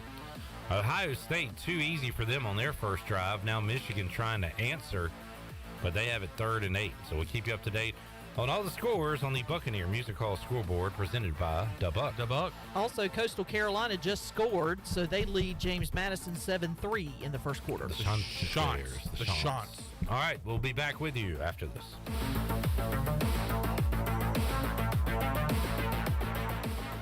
I'm Sam Jones, and for more than 3 generations, my folks have kept the fires burning for Eastern North Carolina Whole Hog Barbecue. At Sam Jones, you'll find our smokehouse pumping out wood-fired meats, cooked fresh every single day. There are no freezers at our place. Everything, and we mean everything, is made fresh daily, including our sides, sweets, and sauces. Stop in and see us, and I bet you'll be able to taste our passion in just one bite. At Sam Jones Barbecue, you'll find plenty of smoke, but no mirrors. U.S. Cellular has always believed that connection is the greatest gift of all. That's why we're giving everyone one line for $29.99 a month with unlimited data this holiday season. That's right, one line, unlimited data for just $29.99 a month. That's more than a great deal. That's locally grown connection from U.S. Cellular. Limited time offer, terms apply. Visit uscellular.com for details. This is Brandon Tate, owner and operator of Atlantic Wireless, an authorized agent for U.S. Cellular since 1997. Visit atlanticwireless.com to find the store near you. We go beyond the call. Don't stress this holiday season. Give the gift of beauty. A gift certificate from Beauty Bar Medi Spa will not only bring a smile to that special someone, it will smooth wrinkles, tighten skin, erase veins and brown spots, and get rid of unwanted hair. Visit the professionals at Beauty Bar Medi Spa in Greenville. Available now. Gift certificate specials for her or him. And BOGO stocking stuffers. You save and they glow. Visit us at beautybarmedispa.com. Go Pirates! Hey Pirate Nation, Lindsay Gray here with Carolina Caliber. In 1960, my granddaddy started his firearm business right here in Eastern NC. Still family owned and operated, we have the area's largest selection for outdoor shooting sports and accessories and are one of the nation's top firearm dealers. At Carolina Caliber, we have everything you need from hunting, home defense, and personal protection, including a wide variety for ladies and youth. We buy, sell, and trade. It's a time-honored tradition. Visit us at Carolina Caliber on Fire Tower Road in Winterville. Greenville Utilities electric customers will soon be able to receive text notifications in the event of power outages. Enrollment is automatic, so make sure GUC has your cell phone number by signing into your account at GUC.com, then update the information in your user profile. Want to talk with someone instead? Call 252-752-7166 during business hours. 252-752-7166. Update us so we can update you. Visit GUC.com for more information. Do you have an old injury or some pain that's been holding you back all year? It's time for you to get better. With Kinetic Physical Therapy and Wellness, we can help you get your life back. Whether you need to get back to a sport, back in the gym, or just back to enjoying life, our team of specialists use a one-on-one, hands-on approach in our state-of-the-art facility to get you back moving again. Don't settle for where you are. Don't stay in pain. Visit kptonline.com today to see how Kinetic Physical Therapy and Wellness can help you live well, move more, and hurt less. Your vehicle is a big part of your life. That's why you should trust the team at Greenville Auto World for all your vehicle needs. Greenville Auto World believes in fair prices, superior service, and treating customers right. Visit greenvilleautoworld.net to see their fully stocked inventory of SUVs, trucks, and cars. Need a lift kit, custom rims, or wheels? Greenville Auto World can upgrade your vehicle today. For sales or service, visit Greenville Auto World on Highway 43 in Greenville. The Buccaneer Music Hall is your beacon of music in the land of pirates. The doors open at noon, 7 days a week. And the Buck has live music every night along with football. Monday is open mic night the first Monday of each month. Tuesday, it's karaoke with DJ Captain Morgan. Wednesday, it's acoustic night. Thursday, it's the dance party with DJ Kid Scene and live music every Friday and Saturday night with the best bands on the East Coast. Follow the Buck on Instagram for information and schedule of events. This season, party like a pirate at the Buck. This is Coach Blake Carroll, defense coordinator for East Carolina football, and you're listening to Pirate Radio, the voice of the Pirate Nation.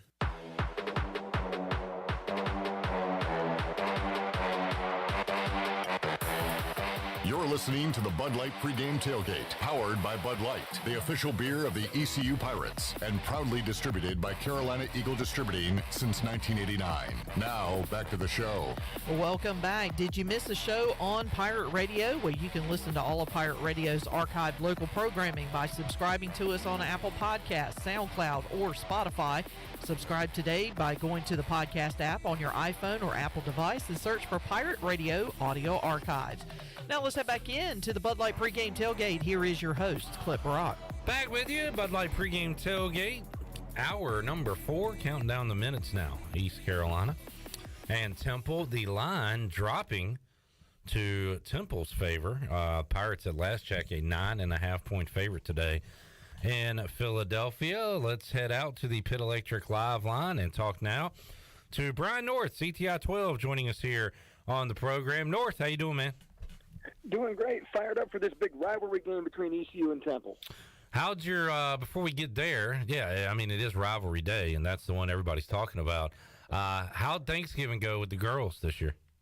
Everybody ate copious amounts of food. No one was injured. No one had to go to the emergency room or anything, so successful day. We'll call it a success. So that is good to hear. Brian, Pirates trying to bounce back after whatever the heck last week was. So they get a chance to do that today where you're favored. They got a decent weather day, so that's a positive thing.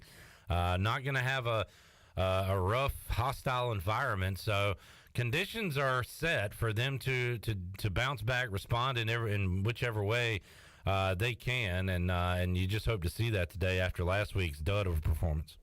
Yeah, there's something about when you get beat soundly like that, and that's the worst loss since Mike Houston's been there, and it harkened back to the old days.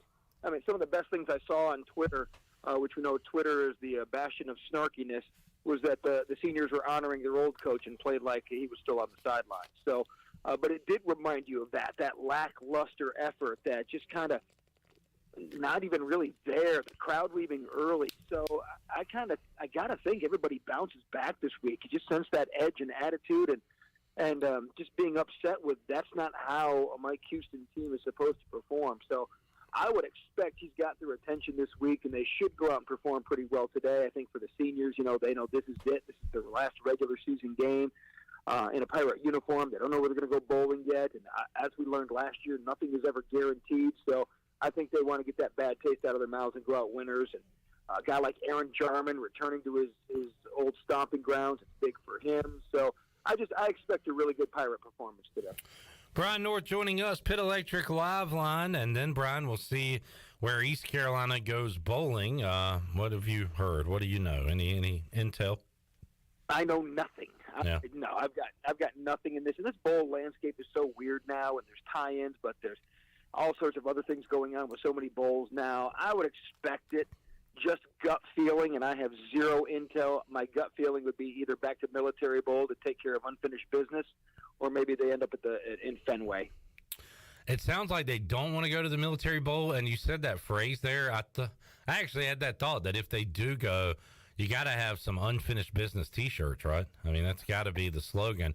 But I have actually heard you win today, Fenway would be the destination. I don't know how true that is, but That is what I'm hearing. So your gut feeling, and from what I'm being told, sounds like it could be lining up here. I had a lot of gravy, too, the other day that hasn't done well with me either. So my gut's not trusty these days. Don't trust the gut. Michigan kicks a field goal. It is Ohio State 7, Michigan 3. 6 minutes left to go. First quarter on rivalry day. South Carolina up 14-0 on, or trailing 14-0. I'm sorry. Clemson up 14-0 on South Carolina. And as we wind down the first quarter, Brian, Georgia Tech a 7-3 lead over Georgia. Now that is one I have not highlighted today or even thought about. That would send some shockwaves to the college football landscape if somehow the Yellow Jackets could pull off a shocker today. Yeah, and you wonder if they could do something like that. Does that make the interim coach get some looks as the head coach? So there's all sorts of ramifications from that one. But no, it's definitely. I was flipping through and just saw that myself, and the eyebrows went up and said, "Oh, okay." But that's what you get with these rivalry games sometimes, and that's why I love this weekend for those rivalry games. And I wish ECU had a better rival like that. I wish there was something they could set up and. Maybe as the conference changes, the Sun Belt's doing the same thing. They're starting to set up some good rivalry games. JMU's playing Coastal Carolina, which it could be them, it could be Marshall, it could be Old Dominion, but they can certainly set up some of these real good end-of-year matchups with these schools, and that would be pretty awesome. We had that discussion earlier, and Chandler said, in a previous conference you could have done it with Southern Miss, and I said maybe a Marshall, and I said in the future conference, Pirate fans wouldn't like this at all, but in the season with Charlotte every year or something like that? Yeah, or App State. You just try to think regionally who you could find. One of my all-time favorite memories is the NC State game to end the season in '99, right, when they tore down the goalposts and were going bowling that year. And so, and a lot of that hype was due to NC State playing there for the first time. So you just like a regional rival. And if they ever got into a conference, I still push that the Sun Belt would be the perfect conference for ECU. I know a lot of fans don't want to hear that, but I think the Sun Belt is on the rise. I think they are going to be a power conference one day, and the regional concept they have, there's so many teams that would surround this region that would be great for ECU to match up with, from Old Dominion, ECU, Marshall, Coastal Carolina, App State, all those different, Charlotte, all those different schools that you could do that with. But it is what it is right now. Right now, it's just been Temple the last couple of years, and that's almost felt like an afterthought game to end the season. But. Yeah, it hasn't had a lot of stakes when it wraps up a season, when the Owls and Pirates get together. How about the rivalry game in Chapel Hill yesterday, Brian, where I don't know what it is about NC State, but they play some amazing field goal defense. Kickers cannot kick chip shots against NC State. I loved your tweet on that one. I thought that was awesome. It was pretty funny. But you start the season and end the season the same way for NC State. And good for the Pack, who, had all those high expectations. Injuries took over here to the end. They limped to the finish.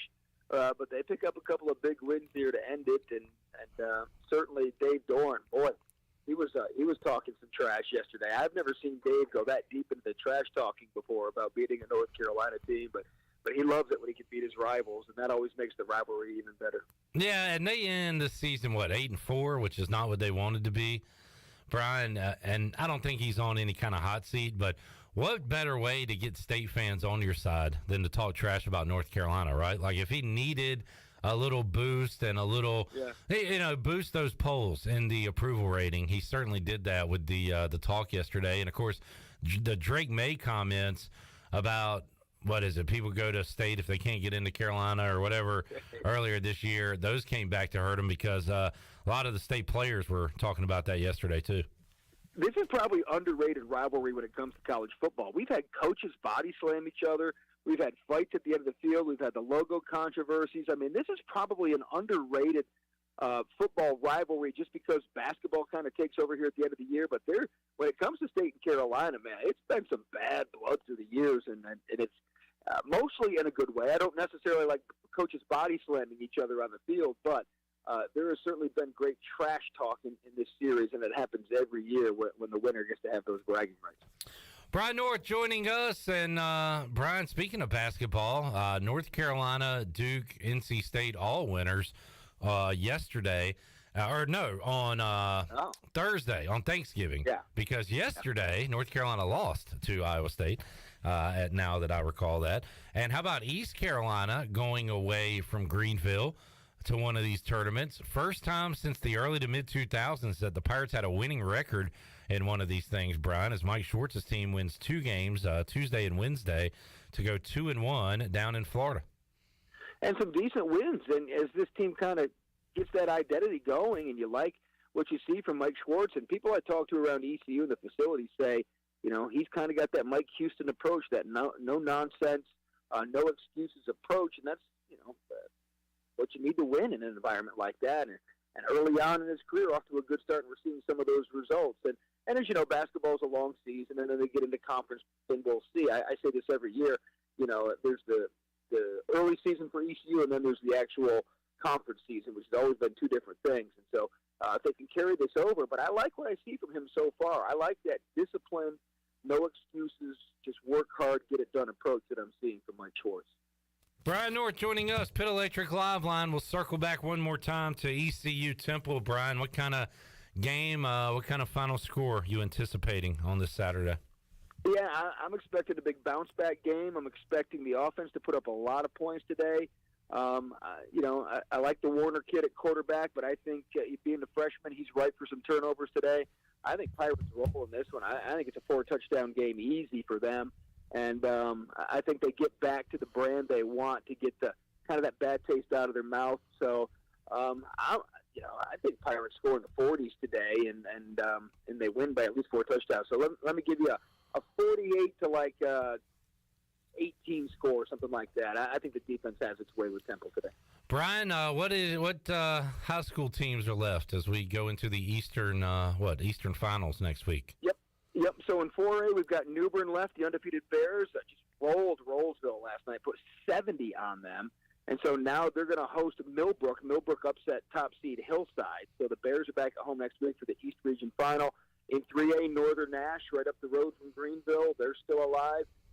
They're going to be taking on 71st, who everybody says the class of 3A in the East, so that'll be a good one. In 2A, it's all Duplin County. Wallace, Rose Hill, and East Duplin will meet for the second time this year. The first time they met, it was a 13-12 game when Wallace Rose Hill went for 2 with 3 minutes to go in the game and didn't make it, and East Duplin escaped. These 2 teams are going to meet again after big wins by both East Duplin against Whiteville, and Wallace Rose Hill went in and took out top seed Princeton without any problem. And in 1A, it's Tarboro. Tarboro again. This time they're going to take on Roseboro in the East Final for the 7th straight year. Tarboro was in the East Region Final. Good stuff, Brian. Looking forward to the high school ranks. Looking forward to a great day of college football, NFL, and basketball. Everything going on right now, Brian North. So busy time for us all, and I know you stay busy at the homestead as well. Yeah. And one little nugget of information from those games last night. New Bern, Aaron Herring, 7 touchdowns. That was a school record. He's a guy who holds an offer from ECU, and I'm hearing he's leaning towards committing to the Pirates. So expect that announcement coming in about the next month or so. But awesome. Aaron Herring turning some heads and possibly could be in Pirate and Gold, Pirate Purple and Gold next year. Would love that New Bern to ECU pipeline to keep rolling. That's a good thing. All right, Brian, thanks, man. I enjoyed it. All right, sounds good. Clipper, have yourself a good day, and enjoy Rivalry Saturday. Yes, Rivalry Saturday it is. Temple and East Carolina gets no better than that. We will take a time out, come back, make our fantasy picks, and wrap it up here on a Saturday. Ohio State is driving. It's going to be 1st and goal. No, they're at the 15. 1st and 10, 15-yard line. Buckeyes up 7-3 on the Buccaneer Music Hall scoreboard, presented by Da Buck. Da Buck. Got a screen pass out to the left, and that is going to go nowhere. 2nd and long coming up for the Bucks. We'll take a timeout, come back. More to go after this.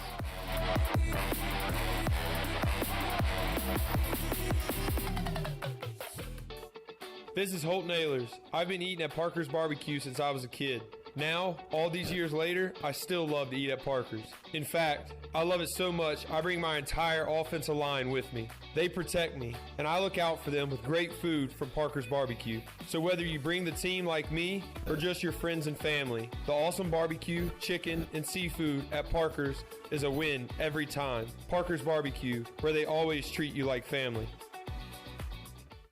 Be sure to check out David Price Construction for all of your commercial or custom residential renovation and building needs. Run by ECU alumni, David Price Construction specializes in commercial projects, maintenance on facilities, and large-scale residential renovations and additions. Proud to be voted the Remodeler of the Year by the Home Builders Association of Raleigh-Wake County in 2018 and Best Business Commercial Remodel Project winner for 2020. David Price Construction, the proud ECU Home Services partner. You know texting while driving is dangerous. That's not new information. Yet most people admit to doing it anyway. Drivers are 23 times more likely to be involved in a car accident while texting. Know the facts and wait to text. The danger is real and it applies to you. Auto Owners Insurance, the no problem people. Information provided by Virginia Tech Transportation Institute. This is Brian Smith with Town Insurance in Greenville. Call me today at 756-8300. Go Pirates! Hey Pirate Nation, this is Holt Nailers for my friends at ArcPoint Labs. Just as I trust my teammates, you can trust ArcPoint Labs to give you quick and accurate results for your laboratory testing needs. ArcPoint Labs provides insights and solutions to enable individuals, businesses, and communities to make informed decisions on their health, safety, and well-being. Visit any of the 6 Eastern North Carolina ArcPoint Labs locations or go to arcpointlabs.com. Go Pirates! Do you have any real estate questions about buying or selling residential or commercial properties? Are you curious about this current real estate market? Do you need a property manager for all your rental houses? This is proud ECU alum Scott Harris with RE/MAX Preferred Realty and SD Harris Properties, and I would love to help answer every question you have and show you a real estate experience that will be memorable and enjoyable. Every step of the way, I'm here to make your dreams a stress-free reality. Call me today at 347-1857. That's 347-1857. Go Pirates! Do you need custom t-shirts, apparel, or promotional items for your business, organization, or event? Keep it local. Print it local with University Sportswear. University Sportswear ENC.com is your one-stop shop for all promotional products for your business. With over 1 million items to shop from, University Sportswear ENC.com offers high-quality products at prices to fit any budget. Visit University Sportswear ENC.com for contact information and to get shopping. University Sportswear ENC.com, the official sportswear provider of Pirate Radio. This is Braxton Green with Angel Oak Home Loans. If you're looking to purchase a home, it is still a great time, and being pre-qualified before you begin shopping is an advantage. At Angel Oak, we offer a wide variety of programs ranging from conventional, government, and portfolio loans that can fit most financial situations. To get started, contact our experienced team of Talbot Green, Joanne Weir, Wanda Hager, or myself, Braxton Green, at 751-2060. NMLS 1719250, Equal Housing Lender. The Dickinson Avenue Public House is a lively and diverse restaurant in Greenville that utilizes fresh and local ingredients. With influences of Creole, Asian, and upscale Southern cuisine, the Dickinson Avenue Public House offers a seasonally rotating menu and a full-service bar with rotating craft brews on tap. Come to the intersection of 8th and Dickinson and enjoy $1 drafts on Tuesday, half-price flights on Wednesday, half-price wine bottles on Thursday, and $1 oysters Tuesday through Friday from 5:30 to 7. For more details, check out their website at daphousенc.com. This is former ECU football player Bryce Williams, and you're listening to Pirate Radio, the voice of the Pirate Nation.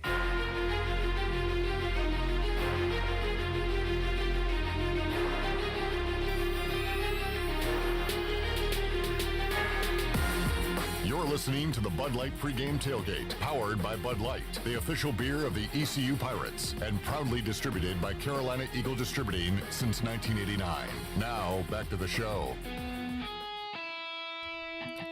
Now, with the Pirate Radio scoreboard, here's Shirley Rhodes. All right, Army has jumped out to a 21-7 lead over UMass in the second quarter. James Madison kicked another field goal. They trail Coastal Carolina 7-6. Georgia Tech leads number 1 Georgia 7-3. New Mexico State and Liberty are tied at 7. Clemson has a 14-0 lead over South Carolina. Ohio State leads Michigan 10-3. It's Oklahoma State and West Virginia tied at 7 apiece. And that is a look at your Buccaneer Music Hall scoreboard, brought to you by The Buck. It's your beacon of music in the land of the Pirates. They're open from noon until 2 a.m. with live music every night. And you can follow The Buck on Instagram for updated schedules. And we'll see you at The Buck. Now let's head back into the Bud Light pregame tailgate. Here is your host, Clip Brock. Thank you, Shirley Rhodes. Just wrapping up a yawn. I got some notes from Ryan Wallen, who we heard from earlier in the show. Okay. Covers Temple for Al's Daily 24/7. Let's hear it. What you got? Temple will have their 10th different starting offensive line alignment for the season. They have not played a back-to-back games this year with the same starting offensive line. So a nugget there. Also, they will dress 3 running backs today against ECU. So they do have some injuries. And there's what I got, Chandler. What do you think? That's awesome. That's great. Cool deal. You got an invite on YouTube to a party. Do you really want to bring that up? Nah. Well, you just did. So read the last comment. Clipper, you said pipeline. Can't wait to see you lay that pipe and biff today. As soon as show is over, come on over. We have the wings and drinks cold and ready just for you, stud. So that's the kind of content and stuff you want to read on the air? I mean, you do it too sometimes. You bring it up sometimes. I don't think I've ever read lay the pipe. Well, you have said some other things. Right, but never that. I'm sorry. I just wanted to bring something to the table. All right, well, it's time to go. An awful week for the Pirates means an awful fantasy week last week. And Shirley, with 3 catches and 48 yards, C.J. Johnson had the most points. Wow. Oh, reliable. Because nobody picked Keaton Mitchell. So, Shirley, you were up first today. You know, I was kind of going between, CJ and Isaiah Winstead because I think both of them are going to be playing pretty mad this week. But I'm going to stick with CJ. Chandler. Time. I'm going to go, and I'm sure you'll take Keaton, but I want to see Isaiah Winstead. I want to see him go off. I want to see him get at least 2 touchdowns today. I want to see us go deep to Isaiah Winstead a few times today. I think it can happen. Give me Zay. I'm not going to take Keaton Mitchell because last time I did, he got banged up and didn't finish the game. Okay. So I don't want to put my stink on him. Okay. Yeah, don't put that stink on there. I don't want him smelly, so... Go Ryan Jones. Don't tell me what to do. Okay. You know what? I don't like how we're ending the show. Pick your damn player. First touchdown of the year for Marlon Gunn. Ooh. Pew, pew, pew, pew, pew. I like it. Marlon Gunn gets in the end zone today. And the Pirates beat Temple. I don't think so. Am I saying that right? No, I don't. I think you're right. He's come close a couple times. Well, if he hasn't, I would love to see him get a touchdown today. All right, there it is. Thanks to all of our guests for joining us today. Stephen Igo, Patrick Mason, Brian Bailey, Jeff Charles, all from Philadelphia. Thanks to the coaches.